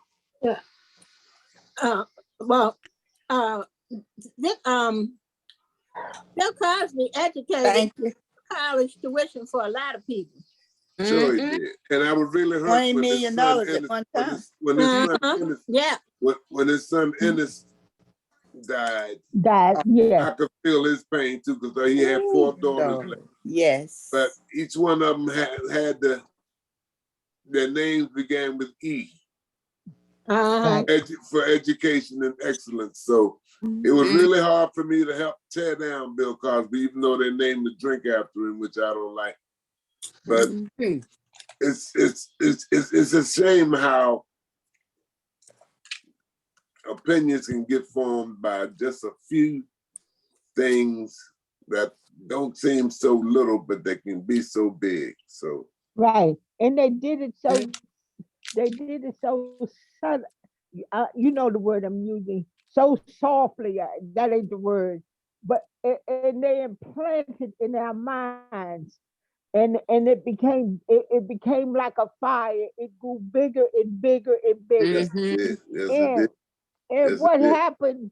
Got out of not hand. only did they ruin his women. I'm not saying all women are wrong. Don't misunderstand me, but this woman stuff got out of hand to me, because soon as they realized that they were getting money, they could sue and get money, it got out of hand. More and more came out of the woodwork. It came out of the woodwork. If they had a problem with it, why didn't they deal with it years ago? Why are they going to wait 20 and all that time later? They didn't have a problem with it. They had dollar signs in their eyes. There you go. That's what it was. You go. You hit it on the head, I'm Diane. not, when I go, listen to me now, this is gonna sound funny. If I'm going to a man's house at 2:00 in the morning, I'm not Well, going to look at his walls. sure you're right. Come on now. Thank you. Sure Thank you're right. you. Amen. My Yeah. question to that is that But you lady look that at a lot. claimed to be drugged, she claimed she was drugged, but what I could not wrap my head around, you go to a man's house, he drugs you, you rapes you, so you claim, and then you go back to his house a second time to be And drugged a third and and a raped, fourth time. and a third, and a Exactly. the sex Right. Go must ahead, have been Jeanette. Go ahead, Jeanette. fantastic. And if it was all that much of a problem, why didn't they address it back then years ago? He got, somebody wanted to get to him. Somebody wanted to smear him, to knock him down a notch or two. And that's how they did it, through this smear campaign with those And women. he had the money to buy Channel 9, and he had the money to buy Channel 4. This last time was when he was buying Channel 9. They couldn't let him have that content. They couldn't let him have that platform. Because it started when he started trying to buy Channel 4, I think, what, 10, 15 years ago? And this stuff started to surface. And the lady that was raped about 100 times and drugged and dragged away, she got paid and she wasn't supposed to say anything. And then 20 years later, she comes back to get paid, to get drugged and draped and dragged away again and get paid a second time. So there's something wrong with that picture, y'all. It is. Because like I said, right now, a lot of those people are doing that same thing now, getting these call girls or having somebody in their hotel room or in their office doing the same stuff, taking whatever drug they have their choice and then doing what they're doing. Some of them don't need a drug. What's wrong with this picture, y'all? They give him $1. What's wrong with this picture, y'all, is society is so gullible that they will eat anything up. We see it every day. If they can eat what Donald Trump is selling, they can eat what they sold us about Bill Cosby. Come on now. Well, honey, they can't tell me anything about Trump, because I wouldn't be bothered with Trump if they were giving me $1 million a second. All right, get out the political now. Stop that. Yeah, let's go to politics. Get out the political. Even though you're right, even though you're damn right, let's get out the political. Okay? Yeah, we don't want to kill our iPads. Well, but look, I love Trump. Dug up dirt on not only Martin Luther King and any other Dick Gregory and anybody else. Come on. That That's had right. their mouths open, that was talking something that was good. And I do believe in my heart, and I raise my hand to the Lord to show me if I'm wrong. But I believe he had something to do with Kennedy's assassination and Roberts. He had his hands in a whole lot of He stuff. had his hand in a whole. What killed me I about love Trump. I love Trump because he gets us some stimulus checks. He the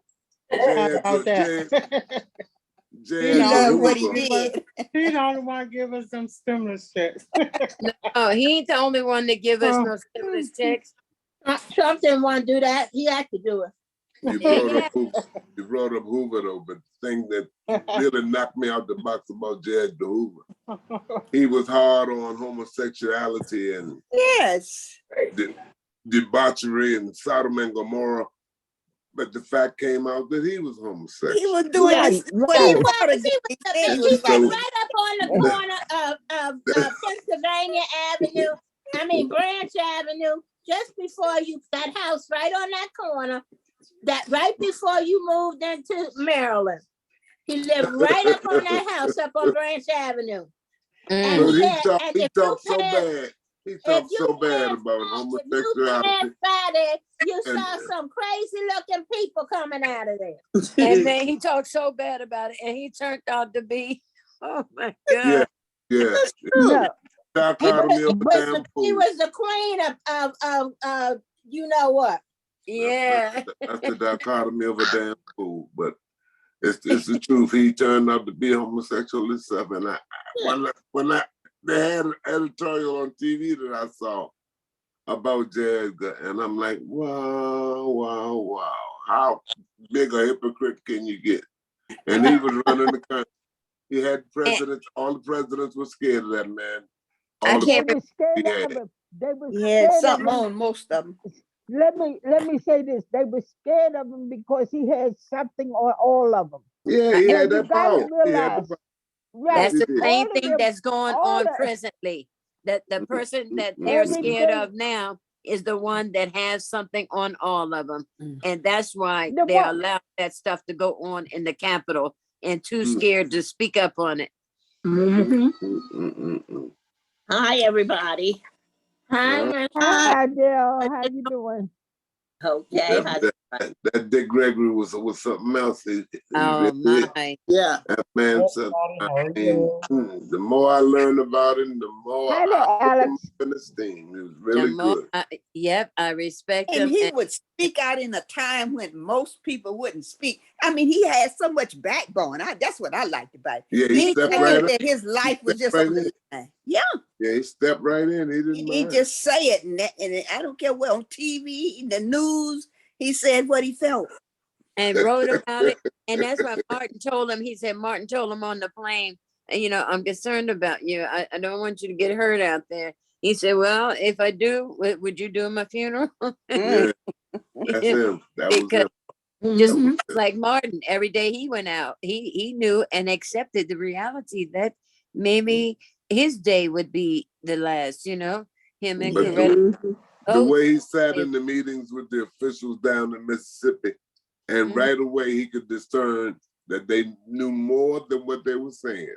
Uh-huh. Right, And he right. turned it against. I mean, the man, he just had an innate human nature about people. Uh-huh. That's what I think. And he knew what to say, when to say it. And sometimes he would say things that made people stop and say, "Whoa, wait a minute." Yeah, Uh-huh. You know, make you that's breathe. what. The more I'm hearing about him, because I haven't read this particular book, Me either. but my goodness, the guts it took and the intestinal fortitude to keep going forward despite his childhood. You know what I mean? Right. Right. That's that good stuff. That's that good stuff. Yes. That come down within our roots from our ancestors' roots. That's We right. just tough and know how to keep going and fight through adversity and look on the other side. At least want to see the other side. Like Martin went up Yes. to the mountaintop and he saw the other side. He said, "I know they're after me. All I right. know they're gonna get me." He didn't know when Yeah. or where. He knew Just it. like Malcolm didn't know when or where. That's Just misunderstood black men. That's all. And Yes, yes. it's well, let me hush. I done said too much. And But when I they think, got Martin, I that think was Ron, felt, I think it was fear too. They were afraid of him. that was Hey, felt all Ron. over Feared the him. world, from Feared black the to Hey, power white, Ron. they had. all people. Ron. I hear you, Diane. Come on, you know I'm ready. Come on. Ron, I always get you running off at the ditch. You get what? I say I always get you running off at the mouth. Yes, you do. Yes, you do. And I love to hear you talk. Me too. I love to hear you I'm talk. waiting for you. I'll be waiting for you, Diane. And we're getting some new faces in here that I'm loving to hear too. Yeah. That's the part. That's the part I like. We're getting added on to the community here, and everybody has an opinion, and it works well within the group. I love it. I just love it. Even though my brothers don't speak up too much, I try to leave room for them. I try to sit down in the corner until one of y'all call me out. Yeah. I just like to have a man, maybe because I had so many brothers. I had 10 brothers. So I just like to hear a man's opinion, you know, when women, I'd like to see what you got to put in there, you know. Yeah, me too. I wish we did have more men to speak up. I know we have some on our iPod. We got some good brothers in here. Yeah, a couple of them came on today. They'll step in. I had to muddy the waters for a long time too. I didn't say nothing until I got called out. Well, y'all got to give them a chance to speak.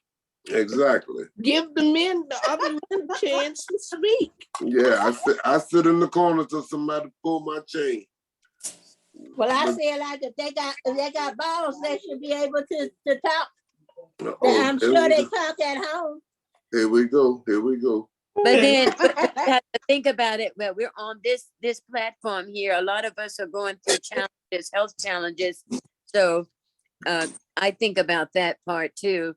Yeah, I know. It took a while Gracie, before I I seasoned could some chicken last night, Gracie. No. Marinated some get chicken on there to come on. I pulled the skin. Yeah. And put it back in the refrigerator. I'm gonna cook it in a little while. Oh man, you make me sick. I'm gonna cook it. I'm cooking on the grill. You making me sick. Oh my God, y'all too funny. I love my James team. James Gang is a mean, James Gang. Hi, Alex. Hi, everybody. Hello. I hope you all Hello. enjoyed this morning. It was so fun. Oh, Alex. Come on back, Alex, before they go too far now. I know that's right. Good afternoon, Come on back in here. Ronald, it's always nice to hear from you, Ronald. Come on, coach. Come on, coach. Come on back in here, man. Alex, I'm about to zen myself. Hello, everybody. Hello, everybody. Hi, Brenda. What were you saying, Hello, Gracie? how y'all doing? I was messing with Grace. I was just messing with Grace because she asked me one time, how do I season my chicken? And I told her that I pull the skin back off of it and put the seasonings on it, put the skin back on, put it back in the refrigerator so it can conjugate overnight and have a honeymoon. And then you bring it out the next day, bring it back. Conjugate. I love this man. I love this man. That's how you do a marriage, right? Isn't that how you do a marriage? That's how you do a marriage. You gotta have a honeymoon. You gotta have a honeymoon. So the next day you bring it out, let it get back to room temperature, and you cook. Hey, Ronald, one day It's you gonna open delicious. that I make refrigerator and you gonna see them legs walk up out of there. Yes, indeed, because they be seasoned just right. They be seasoned to perfection. And they'll walk right to the stove or the oven or wherever I want to take them. Alex, you better stop it now. See that? See that? See that? That's why I'm sick of y'all. I keep telling y'all I'm sick of y'all. Hey, Ronald, is it SIKKA, I'm sick of y'all. Conjugate. But is it consummate? It's consummate, or is it congregate? I thought it was consummate. Oh wow. A conjugal visit in the refrigerator. All right. them spices and that meat got to get marinated. Y'all marinated stuff before. I ain't nothing y'all for work. I tried it, Ron. Y'all ain't gonna work. I ain't gonna let you. I tried it, Ron. And it was great. Was it good? Was it good? Great? Was it good? Great? Yeah. Was it good? Yes. I ate and let it get It is about to be that time, everybody. But I just wanted to say happy first day of summer, everyone. Today is the first day of summer. So Yes, let's it is. Oh yeah. First day of summer. Yes, yes. Yep. And then I Let's feel like make it a out great this. educational summer, all right? Okay, good afternoon, everyone. Thank you, Teresa. Good afternoon, Miss Teresa. Thank you, Coach. As Get them always, it's always nice to see your beautiful smiles, your happy cheers. I just love it. Okay. So this afternoon, as you can see, is my screen visible?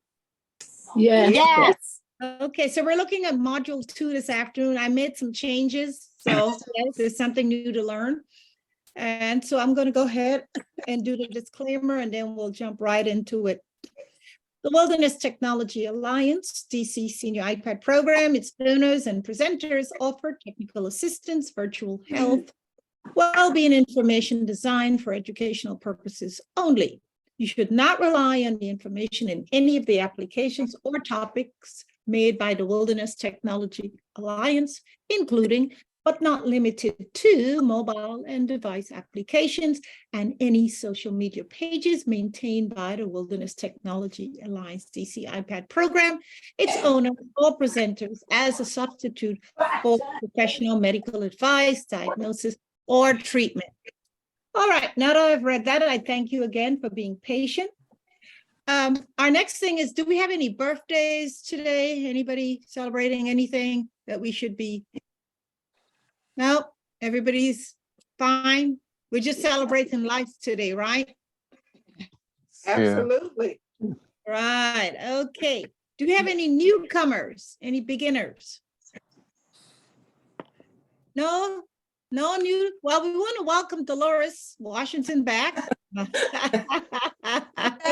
miss you, Dolores. Thank you. I'm not a comer. But I but we miss you. We miss I your did celebrate my presence. birthday while I was away. My birthday was May the 11th, so I did celebrate that while I was away. But I miss you all as well. Happy birthday, Dolores. Thank you. Missed you. Happy birthday. Thank you. Since we don't have any newcomers, we'll skip over this slide.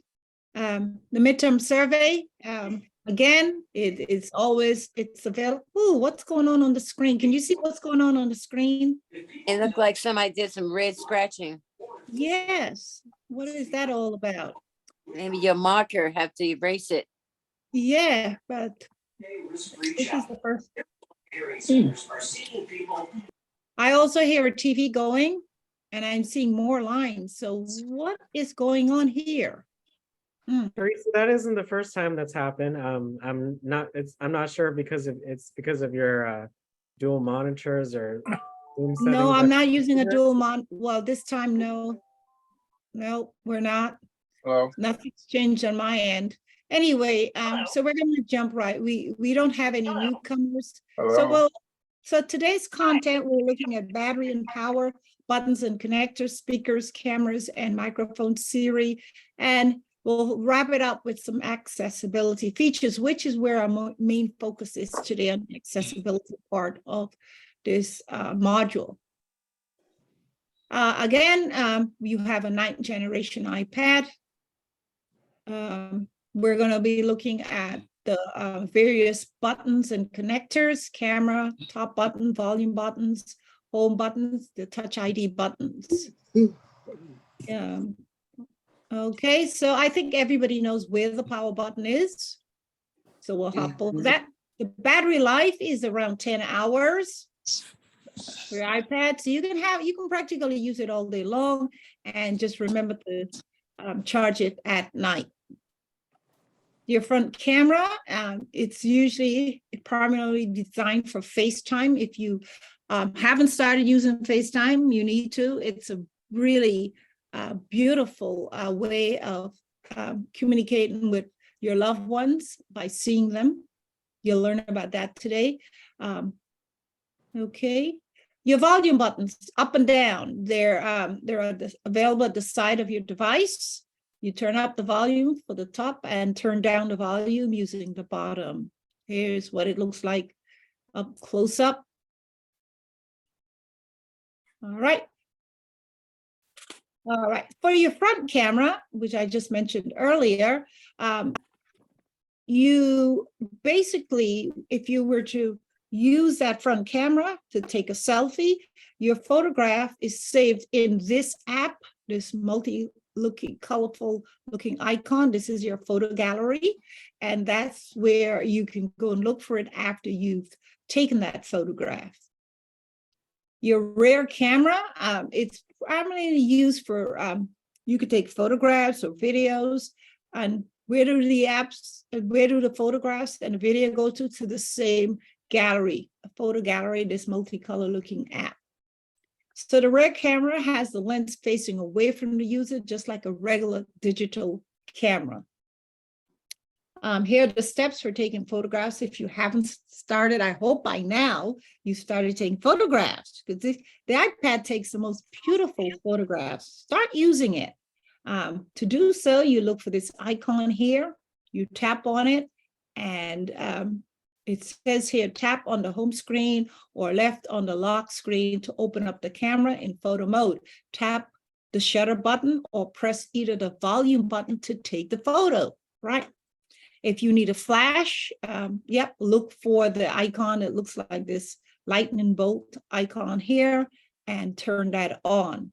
You can also take a group photograph to include yourself by setting a timer. And what does a timer look like? It looks like what I'm circling here. It could be set for 3 or 10 seconds. A step away, and then you could be included in that photograph. All right, so here we're going to show you a brief video on how to take a selfie. And I'm wondering if I can get rid of these red marks. They're annoying. Okay, students, here's a quick little video on how to take a selfie picture on your Use iPad. the eraser, your thing up top, and your Launch the camera. Hold on, let me get, what did you say? Your eraser, the thing up top where your markers are, that drop down. I can't think of the name of it, but it's right up top. You have it. Are you seeing it? On your page, on your thing, it's up top there. It's I can't see the small writing, but it's the one that you'll have for what would it say? It's for the markers. It's for like you would have it in your note area, in the notes, and then you would be able to in the notepad area, you can you have the accessible thing that you can erase that stuff off. Teresa, it's a Zoom setting, so I'll take a look into it. Yeah, this is a Zoom setting. Yeah, it's not the first time I've seen it, but I'll look into it. Okay, Teresa. Thank you, Alex. Yeah. Usually it's with the backwards, the camera on the back of the iPad, so that's why I can see all around the room. But I got to turn it around so it can be in the selfie mode. So I'm going to tap the little button up here that turns the camera around. So now it's got the front camera activated, and I'm going to center my face on there nice and good. Now make sure when you do it, your top of your head is near the top of the screen. You don't want to be taking a selfie like this. You want to kind of get things right and look right at the camera when you press the little shutter button over here. So 1, 2, 3, nice smile, click, there I am. And there's my nice little selfie. And that's how to take a selfie on an iPad. All right. So I hope by now everybody's using their iPads to take selfies. Okay. Students, here's a quick little video. Okay. Oh, all right. Let me move right on. All right. Now here's another feature that you should be aware of is the home button has what is known as a fingerprint sensor on it.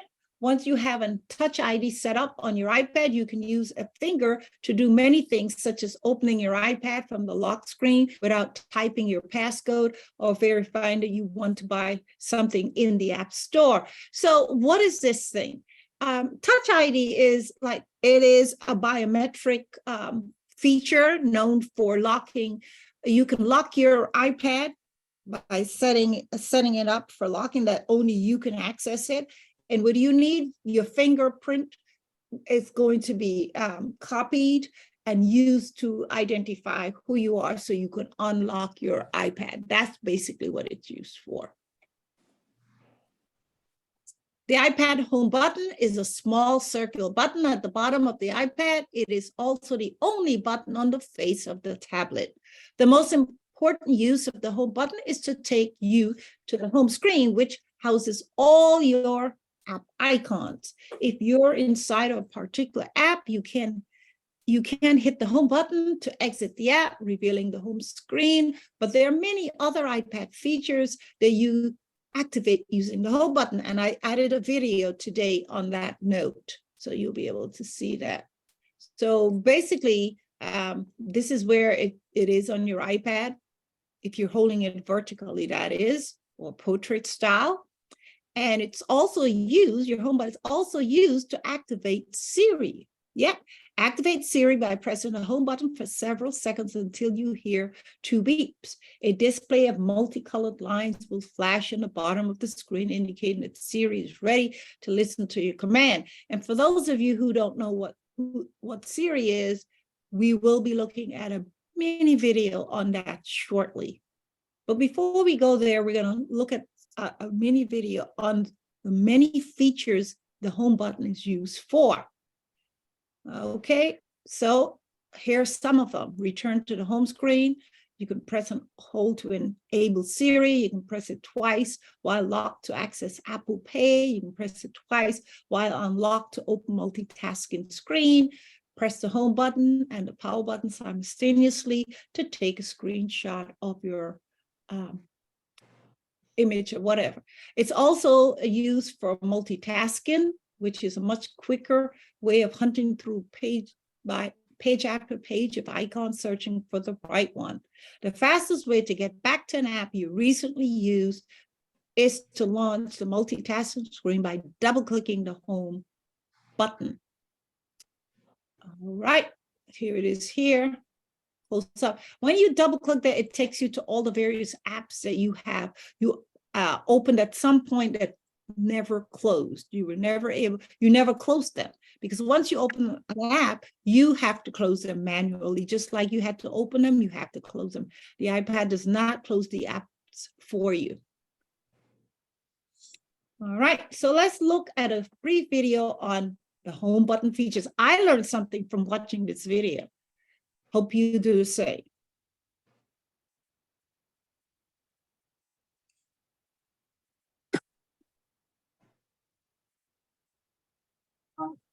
Are you able to hear it? Hey everyone, this is Renee from imore.com, and we're going to take a quick look at the home screen and the keyboard on the new iPad. So first thing, the home button, it does several things. You just saw me use it to wake up the iPad. I can also use it to bring up the spotlight search, so I can start searching for apps and music and all sorts of other things. You just start typing once it's in there, and it will start looking for all your stuff. You hit it again, you go back to the home screen. If you're on a different home screen, hitting it once brings you back to the original home screen, the first main home screen. Hitting it again toggles between the search and the main home screen. If you want to move an application around on your screen, you hold your finger down, they'll start to jiggle. You can pick up an app and move it around, and then press the home button to stop. For third-party applications, it's the same thing.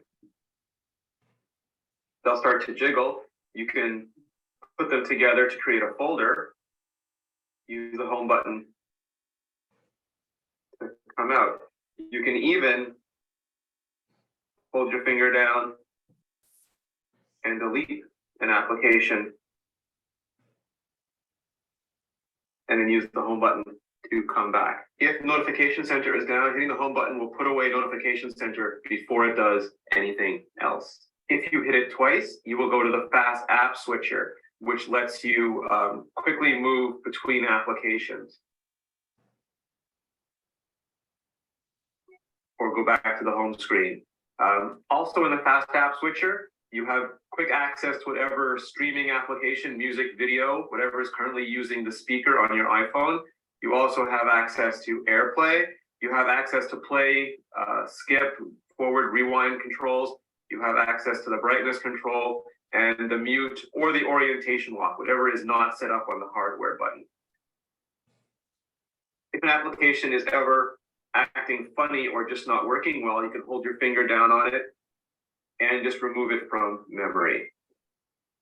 Hitting the home button again takes you right back to the home screen. If you have accessibility features set up on your iPad, triple clicking will let you turn on VoiceOver, Zoom, white on black. You can very easily access that. You can also hold down the home screen and the sleep wake button for 1 second, and it will take a screenshot. The screenshot will end up in your Photos app. And holding down the sleep wake button for a few seconds will bring you to the shutdown screen. Holding down the home button longer will flush you back, flush the memory, go back to the home screen. Or holding it down for a really, really long time will do a hard reset and reboot your iPad.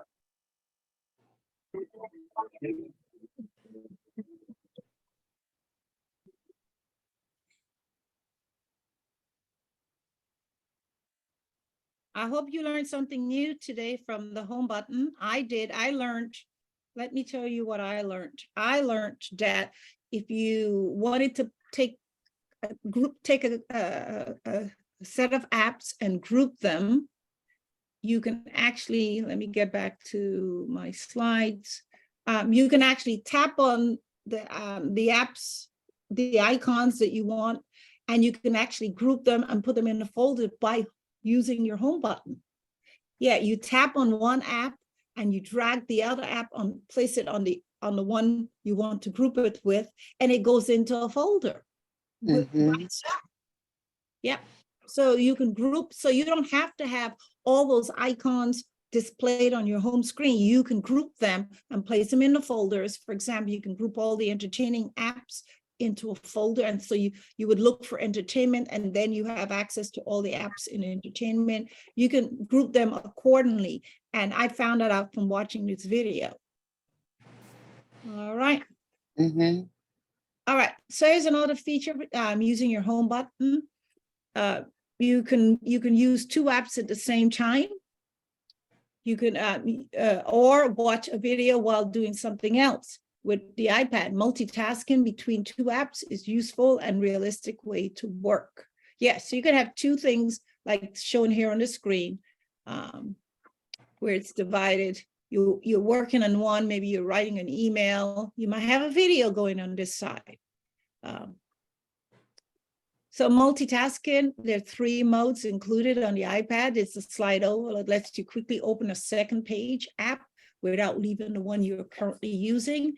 There's a split view, which enables you to run 2 apps at the same time. And it is picture in picture that lets you watch a video while still doing other things. Now we're gonna look at a video on Siri.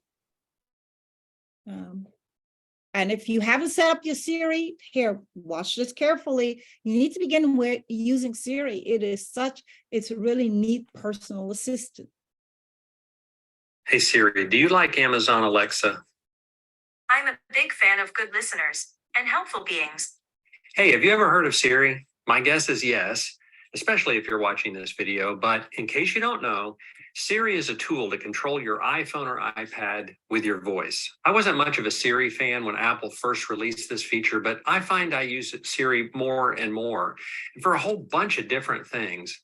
If you're tired of having to type stuff on a little iPhone screen and you'd like to learn how to control your iPhone by speaking to Siri, then stick around. This short video is for you. Hi, my name is Rich. If this is the first time you visited this channel, then welcome. We're glad you're here.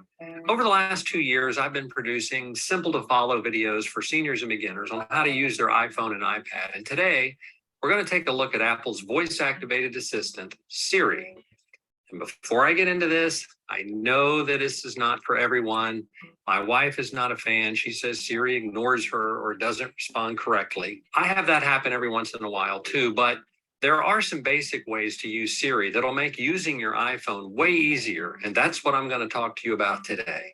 Today, I'm going to show you how to set up Siri and choose a Siri voice, how to make a phone call using Siri, how to create a reminder using Siri, how to send a text using Siri, how to check the weather using Siri, because you always need to know what the weather is, how to ask Siri for directions, and how to ask Siri for really just about anything. Let's get started. All right, the first thing I want to talk to you about is how to set up Siri and choose a Siri voice. And that's kind of important. To do that, you simply go into settings, tap on that, scroll down till you get to Siri and search, tap on that, and make sure you have listen for Hey Siri turned on. If you don't have that turned on, she won't listen or hear you, and you won't get any kind of response. And when you turn it on for the first time, Siri will ask you a number of questions, and you'll answer those so that Siri can get used to your voice and understand what you're asking. You can also press side button for Siri. That way, if you don't want to use the trigger phrase, Hey Siri, and by the way, you do have to use that. If you don't say that, Siri will not pop up. So you can't say, Siri, what time is it? You have to use the trigger phrase. But if you don't want to do that, you can just use the side button on your phone and press that, and Siri will pop up and you can ask a question. You can also choose the voice that you want to listen to. If you choose Siri voice right here, you can choose American, Australian, British, Indian, Irish, or South African. So if you choose British. I'm Siri. Choose the voice you'd like me to use. Hi, I'm Siri. Choose the voice you'd like me to use.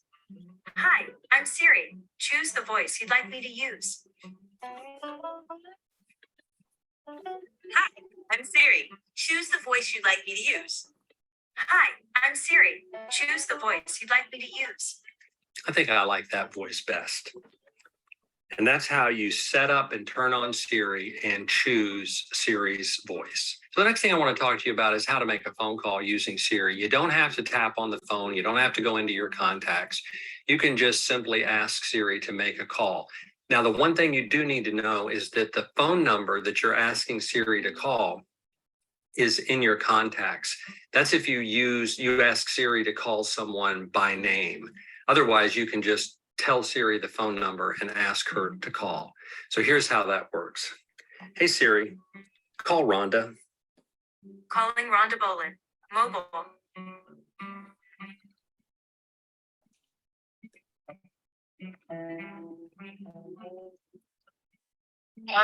Hey, just testing out Siri. Thanks for picking up. All right, bye. And that's how you use Siri to make a phone call. Pretty simple. So I use Siri a lot to set up reminders for me. And it's very simple. The Reminders app is where I keep track of grocery lists and things that I need to do. And sometimes I don't want to go into the Reminders app and actually type out whatever it is that I'm needing to remember, but I can just ask Siri to do it. And here's how you do that.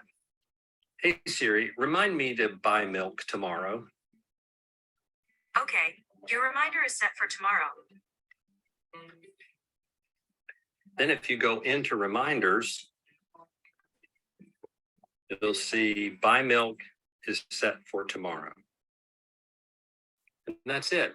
That's how you ask Siri to remind you to do something. You can also ask Siri to send a text message for you if you don't really want to type out a text message. Sometimes typing on the iPhone for me is not the easiest thing. That keyboard is kind of little on there. I'm used to it and I can do it. But you don't have to do that. You can just ask Siri to text someone. And this is how it works. Hey Siri, text Lindsay. What do you want to say? I hope you're having a good day! Exclamation point.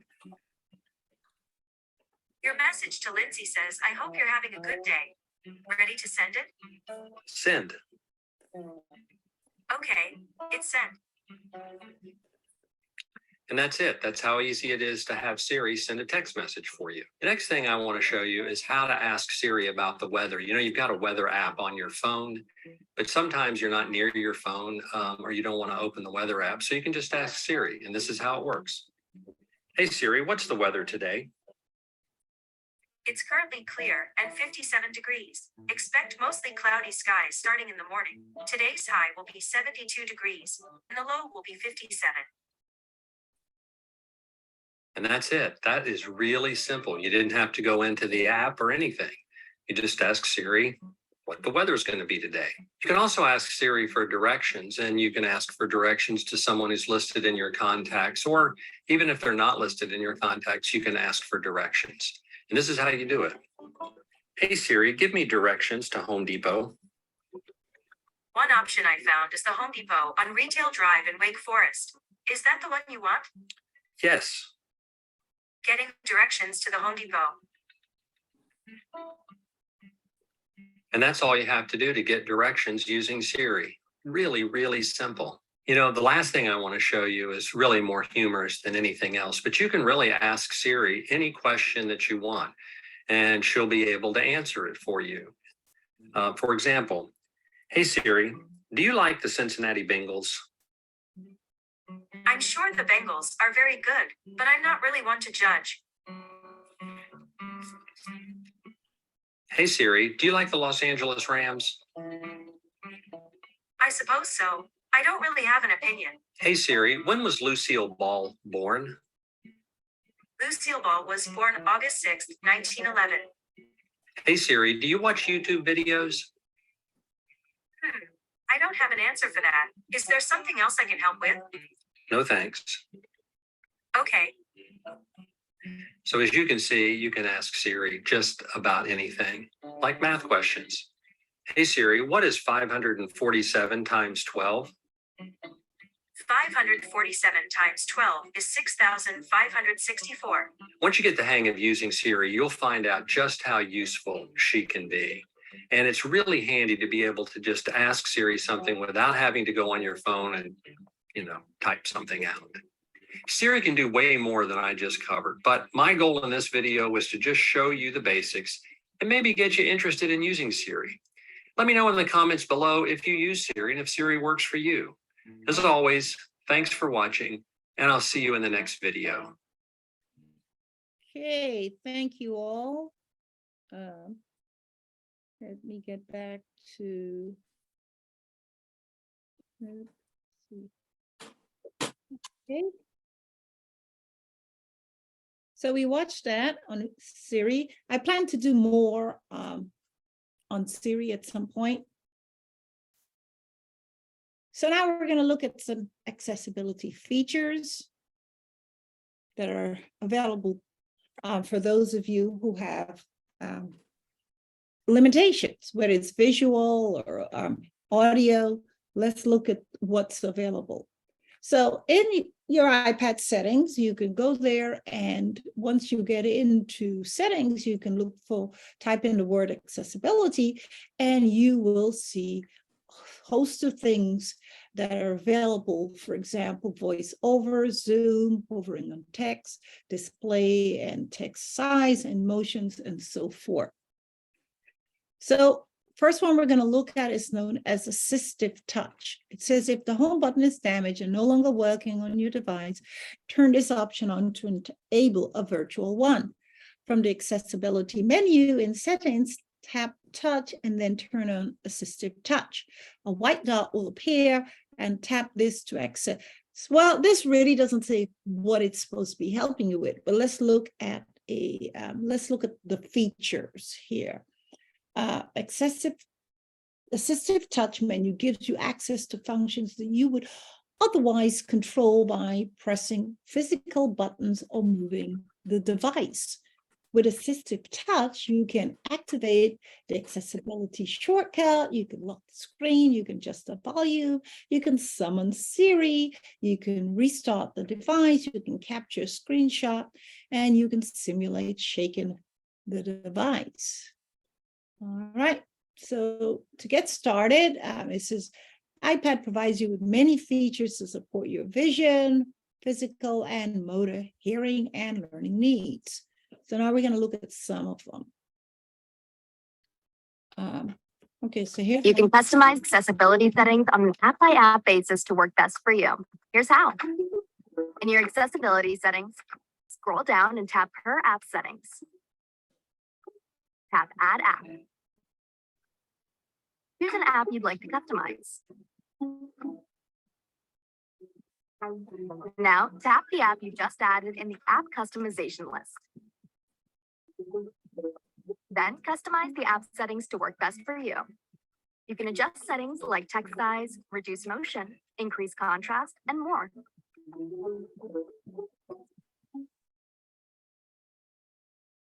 The next time you open the app, you'll see the changes you made. Customize settings app by app. Okay, so that's basically just the start of it. Okay.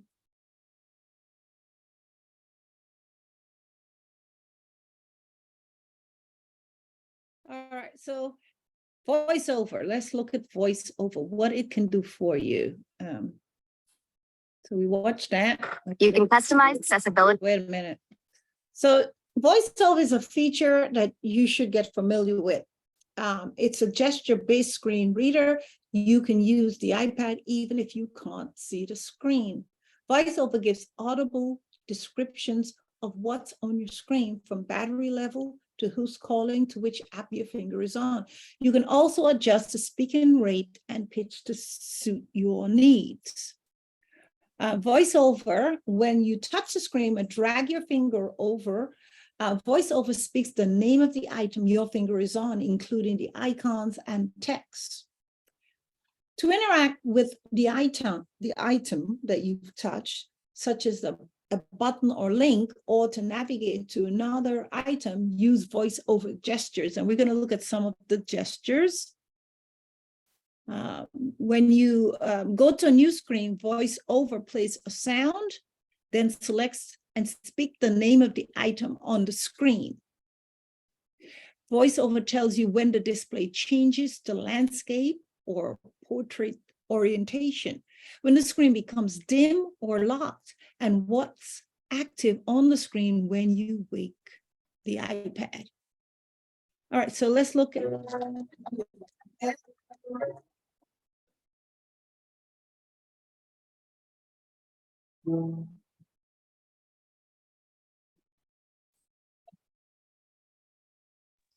Teresa, we can't hear you. You're not hearing the video? No. VoiceOver is a useful tool on iPads for Are you not hearing the video? Hearing it now. Yes. students who are blind or have low vision. VoiceOver describes what is happening on your iPad screen. To enable VoiceOver, go to your iPad settings, select accessibility, select VoiceOver, and turn VoiceOver on. Settings, landscape. Once VoiceOver is enabled, you can touch or drag your finger around the screen and VoiceOver tells you what is there. Tap a button to hear a description, then double tap to select. Because VoiceOver is integrated in iOS, it works with built-in and third-party apps. Folder, assessment of cause and effect for organization folder. Reminders, Google Keep, Classroom.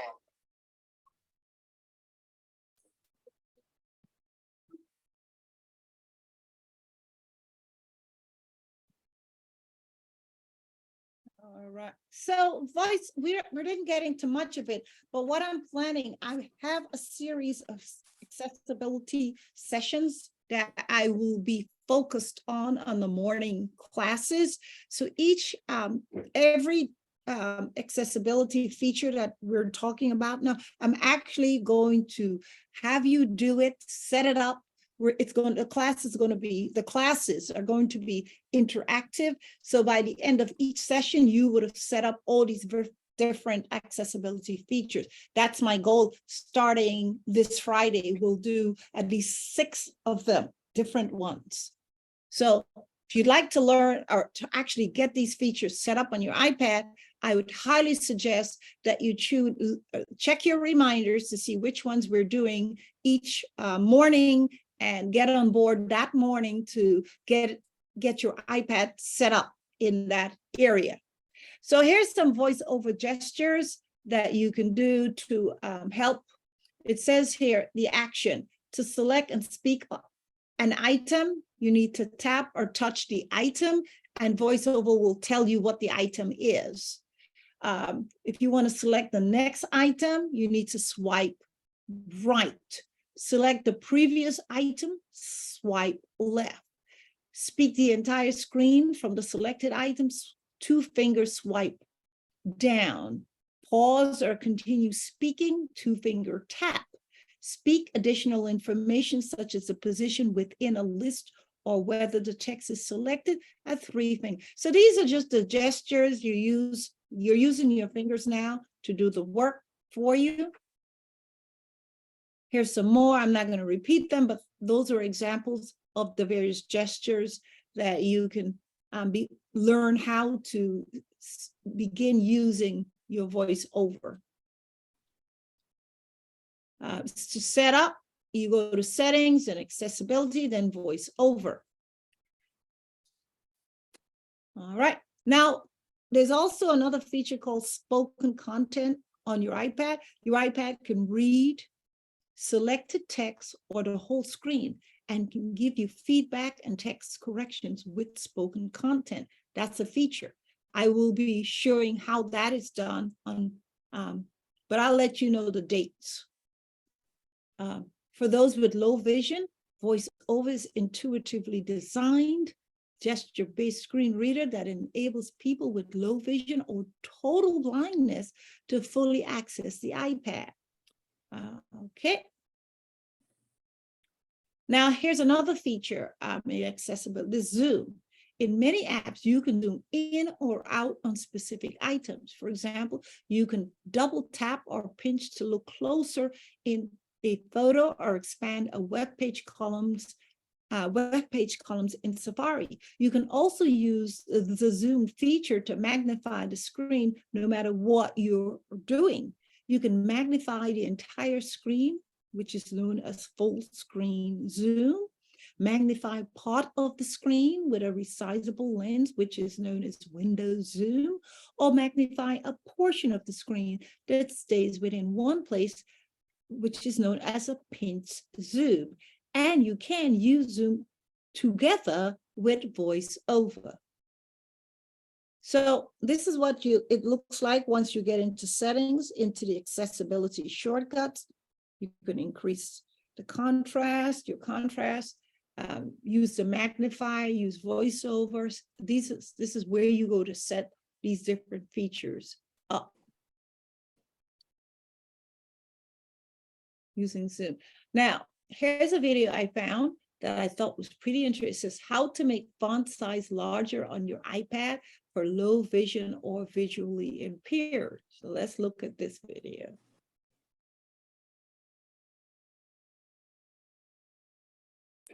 Annual insurance is the best kept secret in travel. If you're taking more than 2 trips in the next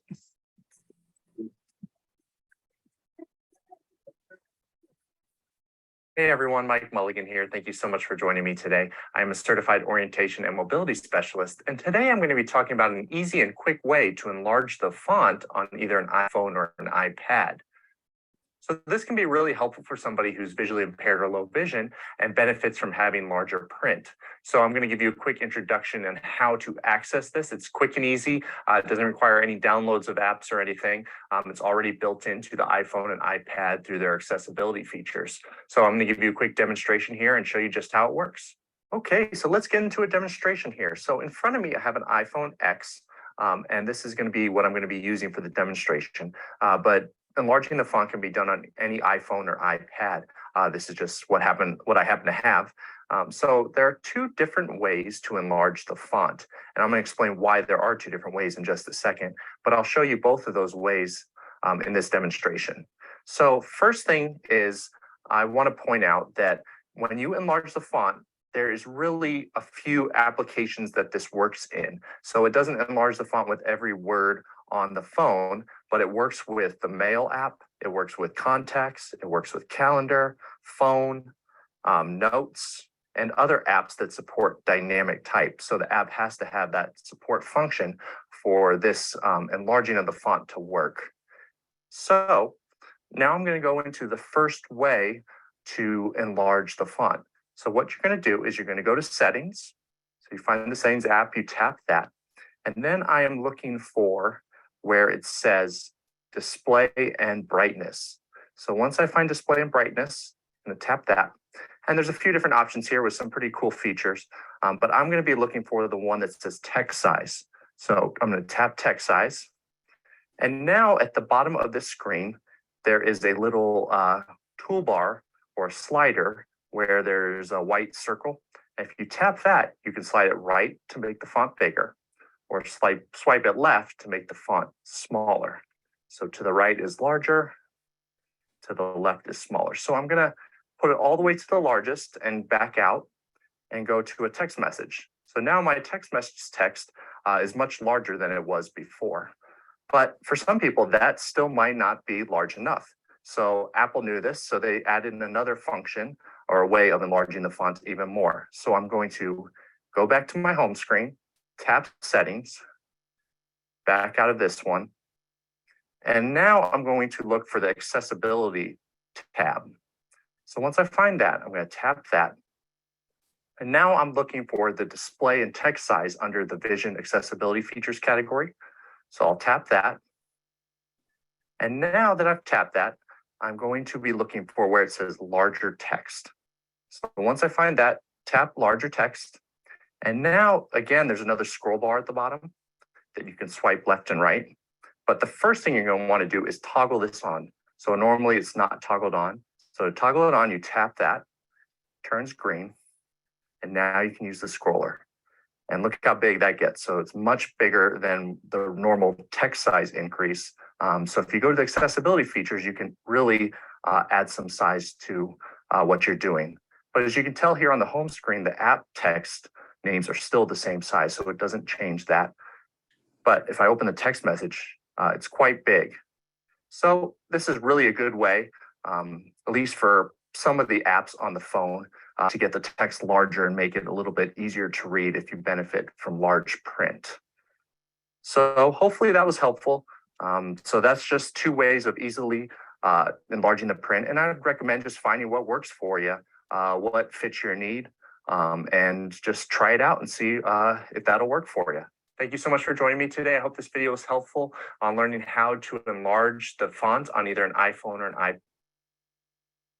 All right, so see how simple it is to get that font, the size that's, if you need to have them larger. Okay, let's go. So basically what he just shared is you go to accessibility. From there, that's in settings, of course, you look for display and text size. You toggle it on or off. For example, look at here, you want to toggle it on, okay?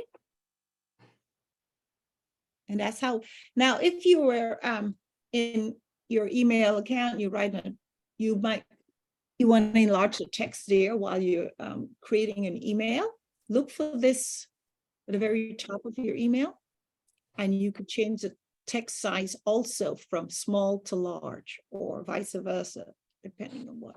So this is another option you can use to adjust your text size. All right, if you want to make your text size, if you want to make your text bold, you can toggle that on also. All this is done in the display and text, which is within accessibility. Okay. This is an image I took of mine where I've got my bold on, I've got my large text on, I've got my button shapes. I want them nice and visible so I can see them and so forth. Okay, here's a closer shot of it. All right, now, see some of these? We're going to be looking at these here.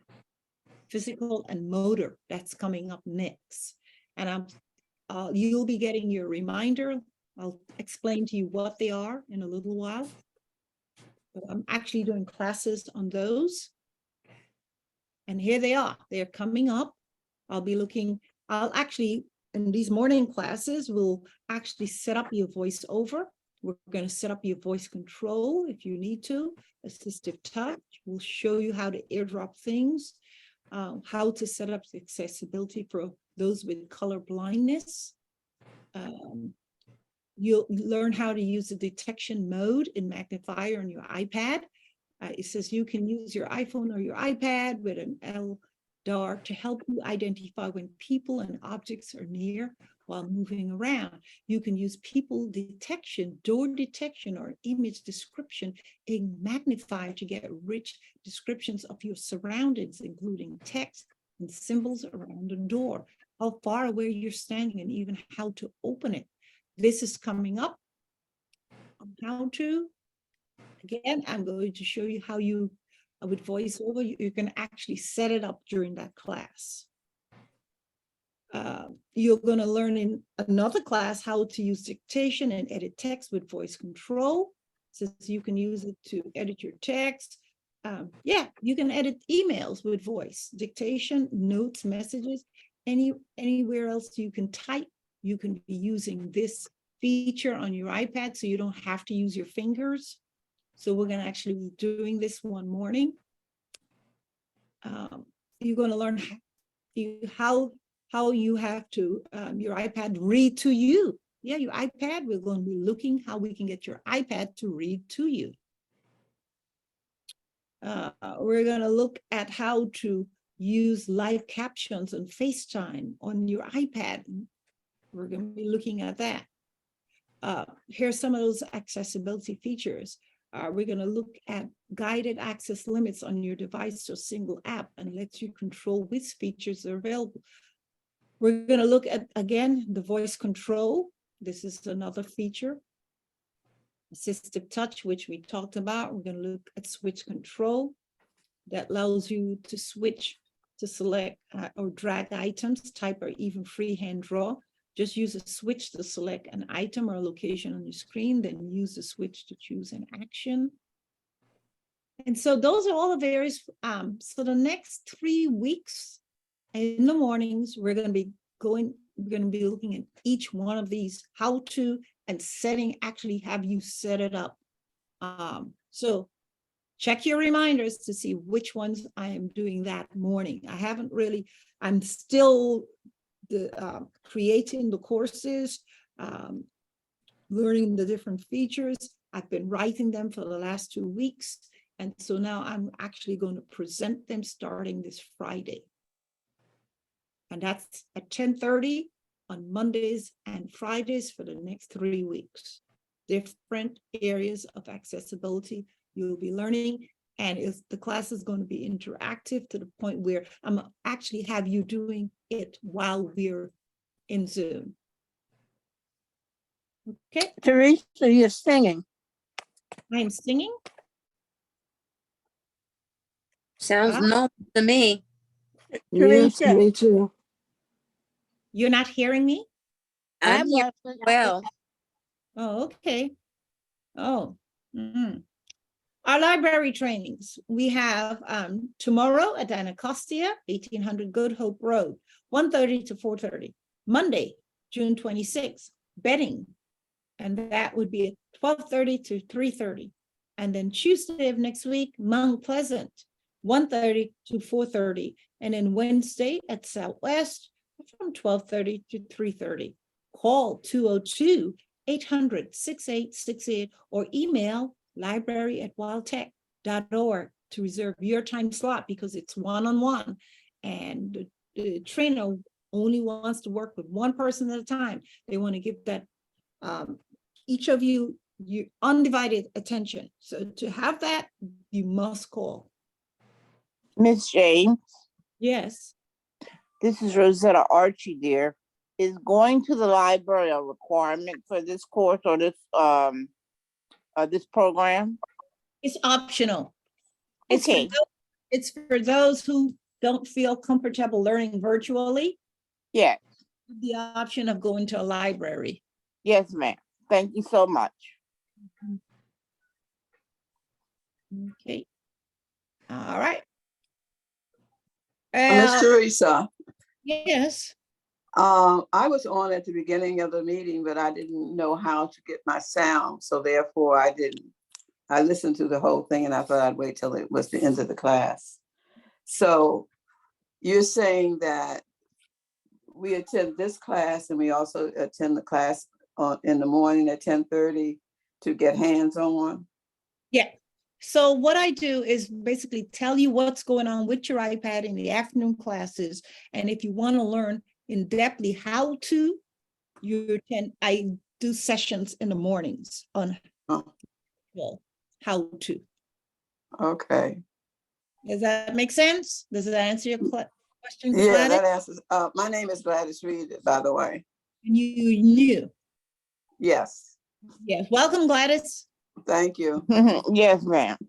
All right. So we have 2 hands raised. We've got Brenda and then we have Barbara. Go ahead, Brenda. Yeah, Teresa, I'm interested in combining the 2 apps. Can you demonstrate how that's done? I mean, I know how it's done, but you said when you create a folder, where is that folder and how do we access it? And if we want to take the app out and put it back on your, I guess your dashboard. Can you show? I've got to log in to my iPad to actually show. Why wouldn't it allow me to log in? Okay, so my iPad is doing something. Let's see. Okay, why is it not? Give me a second, 'cause my iPad is acting up. I went to log in and it's not acknowledging me at all. Oh, no. So I'm gonna switch it off. Meanwhile, unreboot it. And this is what you do. Your iPad isn't doing what you want. Oh, it's not even allowing me to move this, to power it off. Take your time, dear. Everything will be all right. If someone come assist you, that would be great. But no, this is all new. It says here, it's asking me. All right, let me talk. Please power off iPad. Power. Whoa, did you hear it? I asked it to power off. Take me to Zoom. Take me to my Zoom app. Okay. All right. So why it went into a mode, and what is the mode? Please power off iPad. Power off. Ooh, this is very interesting. You don't have to say, "Hey Siri." No, it's not hasn't to. This is voiceover. This is voice. Oh, okay, got it. Okay. Shut down the iPad. Shut down. It wouldn't power off. Hey Siri, can you power off my iPad? Just to confirm, you want to power off this device. Yes. And it's powered off. Wow. Okay. So I asked Siri to do it. You had to ask All right, Siri. so Siri will do it for you. So I'm going to put it back on. And it went into mode, and it just like it happened to me. It happened to you. So what do? You get it to do anything, you power it off. Okay. And if you have Siri, you can ask Siri to do it. Right. Okay. That's what I've done. Something new. So at this point now, I'm going to Zoom is booting. All right, and then from here. What is that in the corner? That's not a bug, is it? Oh no. But Jackie, it's on the screen. It's not gonna bother you, so shut up.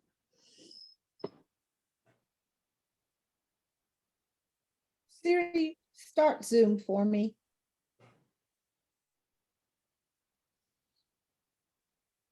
No, it's the iPad is doing something very strange. All right, let's. When that happens to me, Miss Teresa, what I do is what you just did. I just ask Siri to close it down and start all over. And Teresa, this is Mrs. Duckett. Sometimes you have to hit the right button and the left button together to turn it off. The power up button on the left and the right button. Sometimes you have to hit both of them together to power it off. Sometimes completely all the way off, right? Mm-hmm. Well, the other day it kept throwing me out of the meeting. Then when you get ready to bring it back on, then you hit your power again for it to come back on. Try that. Well, I just tried that. Let's see, but it took me to a map. So oh boy. You might have to close out voice over, Miss Teresa. Yeah, to even get into settings is a problem. Right. Close up voice over and then start it again. So let's find out. Ooh. This is all new. And it's because I go through that same thing. Me too. I get hiccups. That's what I do. Just ask Siri to shut it down. Or just like she said, sometimes I hit both buttons, the base button and the top main button, and shut it all the way down and start over. And that normally corrects it. And whatever app I was in or whatever I was bringing up, like we would in the voiceover, Yeah. I have to A lot shut of that times you have to start over again. right, shut it down and then start over. But I know you're gonna get it, Ms. James. Just and take your time. You're gonna get it.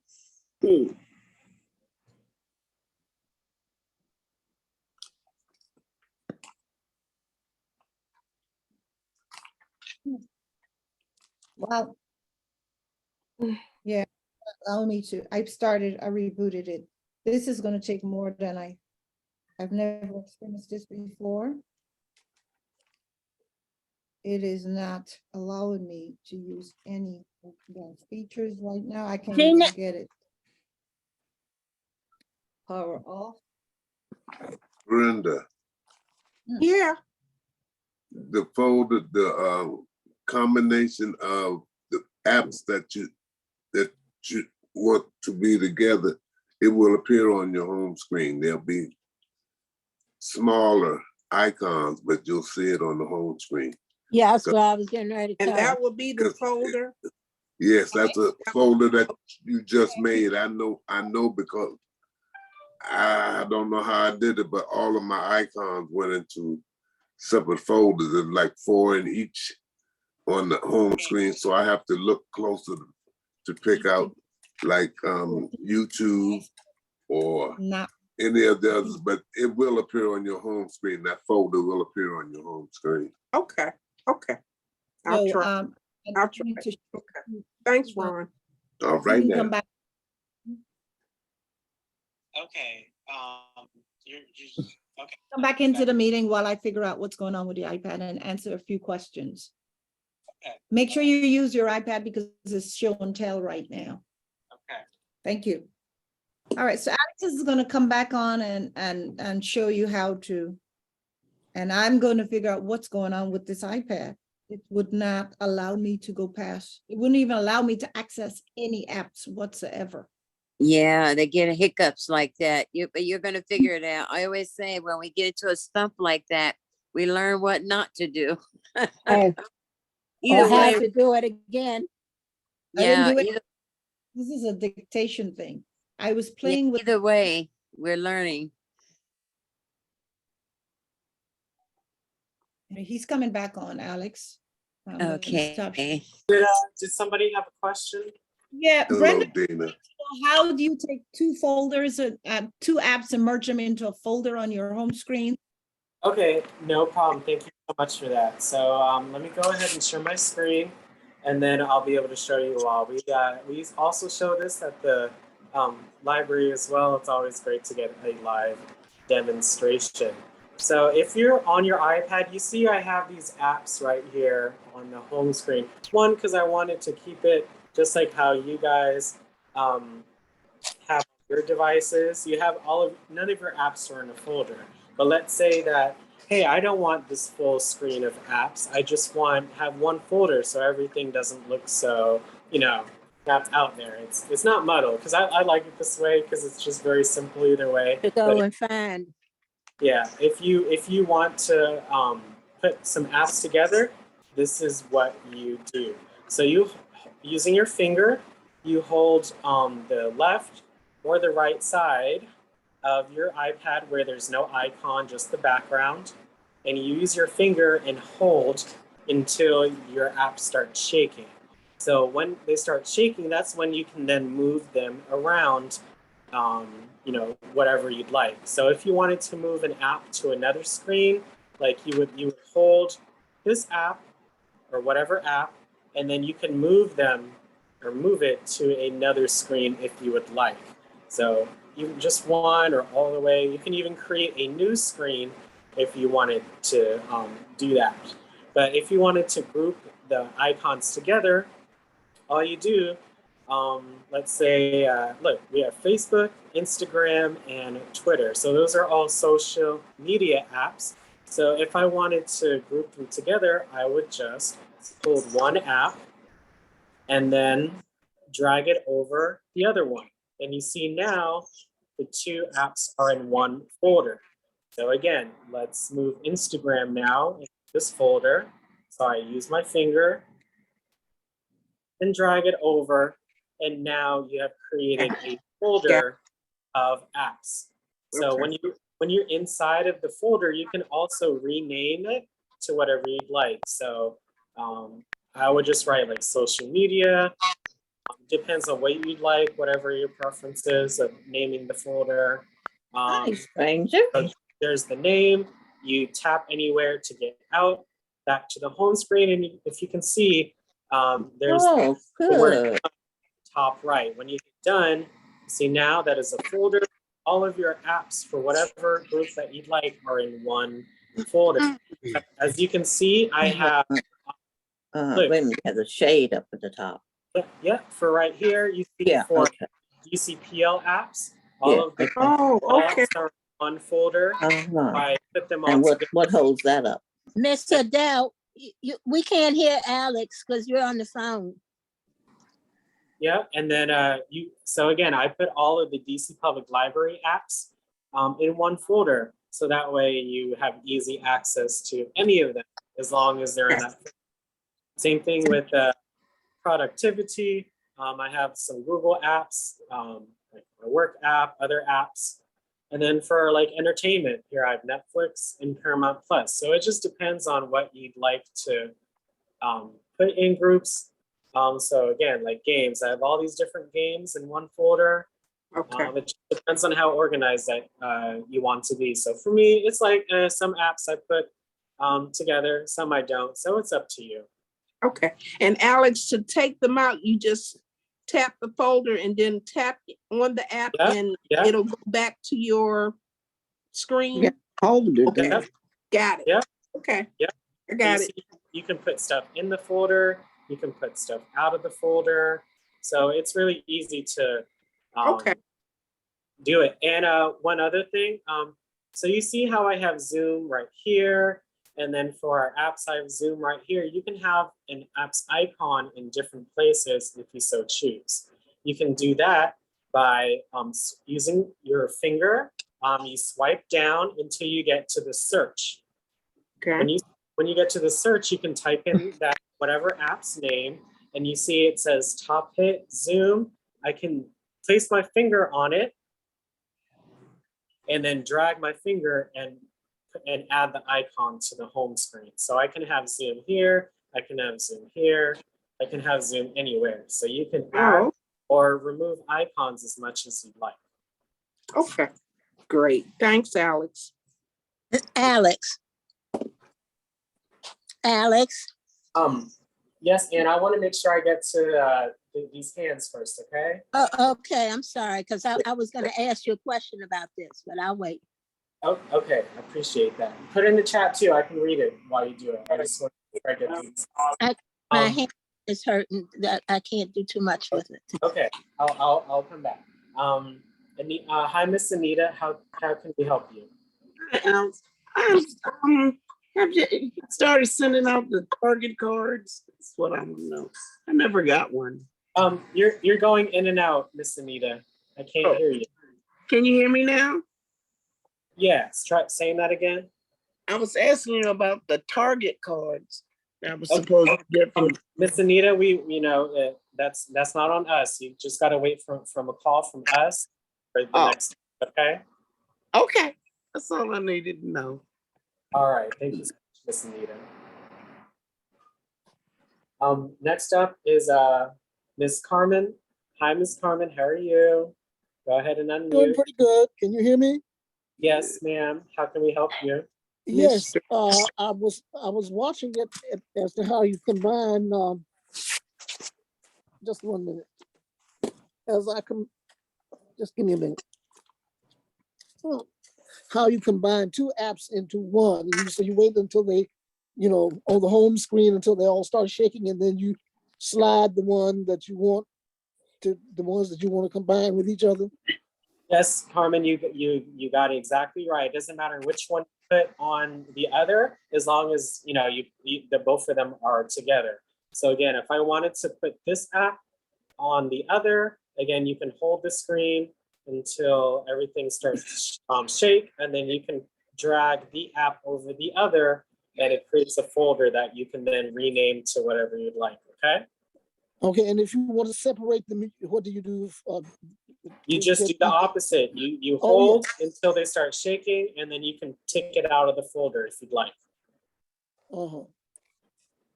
So it's quite easy. So you just you wait till it shakes. When it shakes, that's when you can then edit the arrangement of the different icons. So and you can slide one to the other, and then when you get ready to separate them again, you do the same thing. Yeah, yeah. And then once you're done, either you can tap anywhere or you can tap done at the top right. So whatever floats your boat. Okay, now I have another question about the classes on Monday. They're on Monday and Friday. Monday, Wednesday, Friday. Yeah, yes, Miss Carmen, we have advanced trainings at Monday, 10:30 in the Wednesday, morning. and Fridays at 10:30. So if you look at the daily email, you can see what topics are being covered. But yes, Mondays, Wednesdays, and Fridays at 10:30, we have advanced sessions where they're not advanced in the regular sense of the word, but if you just want to learn more information, that's when you I'm come. a long way from advanced. So yeah, just no, they're not the folks that do attend regularly, they can tell you that it's just more information. So if you I see. more, which you should, then just hop on and you may learn something new. It's not all tech, it's a lot of information as well. So just try getting on those and see if you like them, okay? Okay, well, I'll start doing that. Thanks a lot. Yes, Monday, Wednesday, Friday at 10:30. All Okay. right? All right. All right, thank you so much, Ms. Carmen. You have a great day, and You do the same. good job on Friday. We appreciate Oh, your thank you. participation. Okay, no problem, Ms. Carmen. You have a great day. All right, thank you. Yeah, next up is Miss Barbara Walker. Hi, Miss Barbara, how are you? Good morning. You just answered part of the question. The sessions that come on at 10:30, are they always 10:30? Miss Barbara, you're going in and out, but if you're, I think I heard the gist of what you're saying. So yes, again, we have advanced training sessions at Mondays, Wednesdays, and Fridays at 10:30 a.m. So again, advanced is kind of a loose word, but it's just if you want to learn more information, that's when Teresa and I are on, just to give you guys more information. So again, today I covered like classic games, so you learned a little bit about a history of some classic tabletop games. I've covered myself, actually, we've covered about 40, 45, even 50 or so apps together. Teresa's gone over a lot of different features in using your iPad. So again, it's just more information than just the 6 modules we regularly hold. So try hopping on, and most of them, right after the advanced session is lunch club, so you can start your day off with learning, and you have that break where you can still interact with all of the community. Okay. It starts at 10:30. Yes, ma'am. So we start the class at 10:15. So just try hopping on a little early, and yeah, you could just get to learn more information. Okay. Thank you very much. No problem, Ms. Walker. You have a wonderful day. Same to you. No problem. Anne, did you have a question? Yes, I was gonna ask you, is on my iPad, what you just showed, is the library, it's called the app library on my phone, and it has combined several things like the grocery store and Tasty and stuff like that. So is that what you're talking about? Because it just appeared on my thing. I looked at it one day, and it has like productivity. It has my employees' timesheets, GT. It has the envelope. It has the reminders, and then it's got something else that I can't see because it's too little, but it looks like, pages. Yes. And if I, sorry about interrupting, but so the app library is something separate than what we just discussed. We were just discussing how to move. If you see on the home screen, you can move icons into a folder if you so desire, just to organize everything. Because Yeah, I mean, this is fine. Like, I don't mind having all of these apps just all out there. But if you wanted to group ones together, just so that way it's easier to navigate, that's how then you can add a folder. The app library is just like what it says, a library of apps. You can access the app library by hitting the bottom right icon. You see it, if you all can see at the bottom right, there are 4 different apps in this corner. When you tap on it, it takes you again to the app library, where then it divides your apps based on the type of app that it is. So look, productivity and finance, that's email, that's Zoom, that's Keynote, that's Pages. So those are productivity and finance apps. You see there's the game section, there's the education section, shopping and food. So we don't, we don't organize. This is what the iPad does by itself. And Okay. it's really convenient because, yeah, if you want to quickly look for because a couple of the games, like that's games that's not on my page anymore. It's in the library, and I have to go there. Yeah, I have to go there and find it. So that's why I was wondering if that was because like entertainment has got Pluto and the app and the library app. And so I was just wondering if there was the same thing. So that what you were talking about is another thing that I can put it. Yeah. Okay. So if you'd like to put, if you don't want to have to go to the library, the app library to access an app, again, you can use one finger, swipe your finger down, and then you can use this search and search for that app. So again, let's type in Zoom, whatever app you'd like to add to your home screen. All you do is hold it, you drag it, and you add it to your home screen. So that way you can more easily access it. Okay, Ann? Okay, I got you. That seemed like more work to me, but anyhow. It is initially, but after that, as you can see, I don't have to go in the library to search for Zoom. I know where it is on my pad, so that way I can just instantly access it. So try it out. All right? Okay, all right. All right, thank you so much, Ann. Appreciate it. Thank you. Last up is Miss Adele. Go ahead and unmute, Adele. Hi, Alex. Hi, Adele. How's it going? Okay, how are you?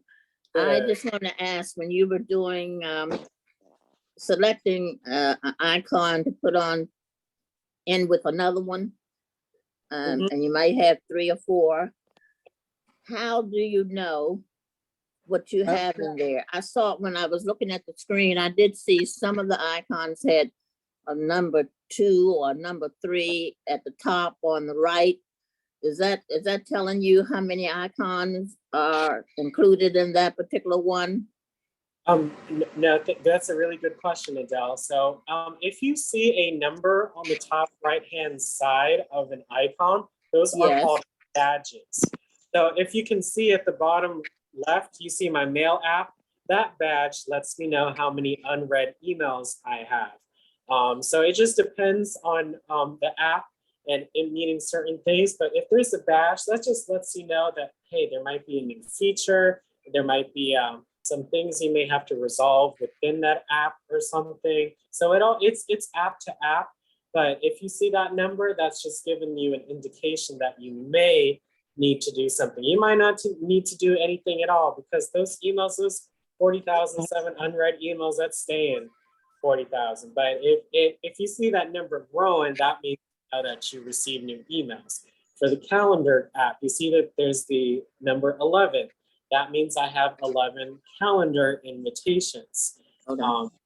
So it's app to app, but usually it means that you may need to do something with it. So the one that I would really look out for is settings. When you see there's a badge above settings, and if it gives you a number, make sure you go into settings and see if you may need to complete anything, whether that just be a login or a reminder to back up your iPad or update your device. Okay. So those are what those numbers mean. Those are called badges. Again, you see reminders, there's the number 2 on it. That means I have 2 reminders that I may need to look at or complete or something. So it's just a notification. Yeah, it's just basically a notification in another form. All right. I see. Well, the one that you put Zoom with on the exercise you were doing, you couldn't see the Zoom after that because you had put it with something else. How do you know that that's where the Zoom is? Well, I mean, it's quite small. I mean, it's really up to muscle memory really. But if I swipe and I just quickly look at my apps, you know, at the top left, entertainment, like I can see that's the Netflix icon, the Paramount Plus icon. I can see in the DCPL apps, that's Mango, that's the library. So it's all about muscle memory and just remembering where you may have put certain things. If you never need to check, you just tap on it and it expands. So yeah, when you tap on it, you see what it includes. I see. Yeah, so it's very easy. But again, once you just, once you put it in the folder, using it, you just think in the back of your head, hey, I have this app in this folder. If I need it, let me access that folder. Okay, thank you. No problem, Adele. I hope that explains. Yes, it does. Awesome. Thank you so much, Adele. That was a great question. Thank you. That was all good questions, guys. So that's why we do these Q&As, because we all learn from each other. So, when we get to this part, just keep your ears out and listening. You may never know what you'll learn from everyone else. So so yes, any other questions about anything that we went over today before we end for the day? No. I have a question. Alex, Yvonne here. My message, thank you. My message icon comes up as if it were an app, but I don't recall putting it in as if it were in a folder, the way it comes up. And it's by itself, but it just started coming up like that. It's a message icon here on the left, it looks like the cloud. But it appears to be a part of a folder, but I don't recall putting it in a folder. Yes, Yvonne. So what may have occurred there, again, our iPad, it's not too sensitive, but if you even place like a part of your hands on the device, you may accidentally move something that you didn't intend to. Like I do that all the time. And it's just all about putting it back where it was. So again, if you have, so what you said, like the messages app, if I accidentally moved it here, I can just move it back to where I want it to be. So this bottom area is called the dock. Because the dock. No matter what section of the home screen you're in, it stays docked at the bottom. So if you ever need those important apps, like, Start Simple Mindfully. I had asked a question.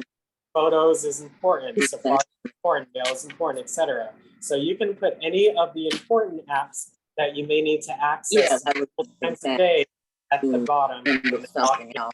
Okay?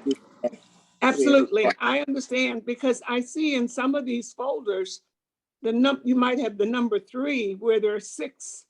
There appear to be 6 apps in that folder, so I didn't know whether those numbers. Again, Yvonne, those are badges. So those are irrelevant of how many are in the folder. It just depends on what apps they're in. So as you can see, this one, there's a number 2 because there's 1 notification for this app and 1 notification for this app. That's why it's the number 2. You see, I have many games in here, but only 5 of them have a notification, and each of them only have 1 notification next to them. So that just gives you the overall count of things that you may need to look at, but is not required in the folders, okay? I see, all right. It doesn't have anything to do with the number of apps in the folder. No, just how many notifications are in that folder. Well, thank you again. Thank you. No problem. That's, again, a great question. So that man knows stuff. Alex, I'm telling you. Alex, this is Betty. Hi, Betty. How are you? I'm good.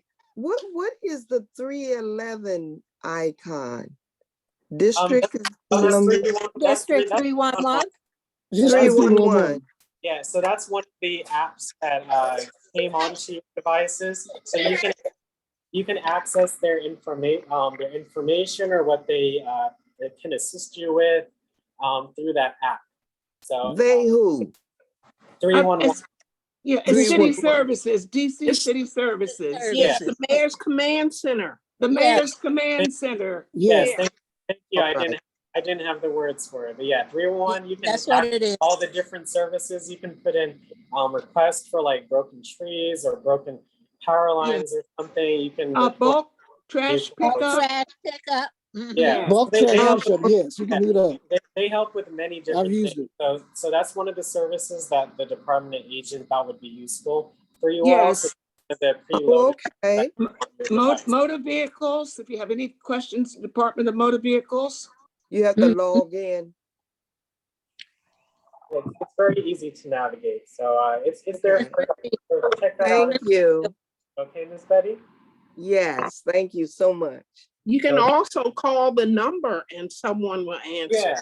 Exactly. There are different avenues of accessing their services, so whatever is most convenient for you. All right. Any other questions before we end for Let me today? see. And the numbers? What would you use the numbers for? What's new in numbers? So the numbers app, that's if you akin that to like spreadsheet making, or if you want to create a chart, or if you'd like to put it make a spreadsheet, you can use, that's one of Apple's apps that you can take advantage of. So there's like pages, there's keynote, numbers. Those are all like not word processing apps, but you can create your own presentations or documents or Okay. charts. All right. I'm gonna play with this. All right, thank you. No problem, Miss Betty. Okay, I just want to say thank you all for participating in this afternoon's session. I will be bringing much more on accessibility features, as I mentioned, on Mondays and Fridays for the next 3 weeks. And tuning at 10:30 in the morning, and you will learn how to. A wonderful afternoon, and may God bless you. Alex, thank you again for coming to my rescue. I think my time is at it. It's been a few years. I don't know what's gone wrong with it, but I powered it off. It was extremely hot, so I don't know what's going on with it. So You just said it, Teresa. It was hot. It was just overworked. It just needed a break. It just Okay. needed a break. It's all good. All right. Thank you so much, everybody. You all have Thank both you. of- both of Thank you you. Good evening, and stay safe. Hello, Dino. Have a great day, everybody. See you tomorrow for the lunch You club. too. I'll see you all at 12 o'clock. Hey, hello, Ronald. 11:45. See you. I'm so Take glad. care. The lunch club. Bye-bye. Hey, Ronald. You too, Dolores. How y'all doing? Sit right here. We're doing. Have a great day, you guys. Thank you so much. You too. Bye, Okay, James. you too.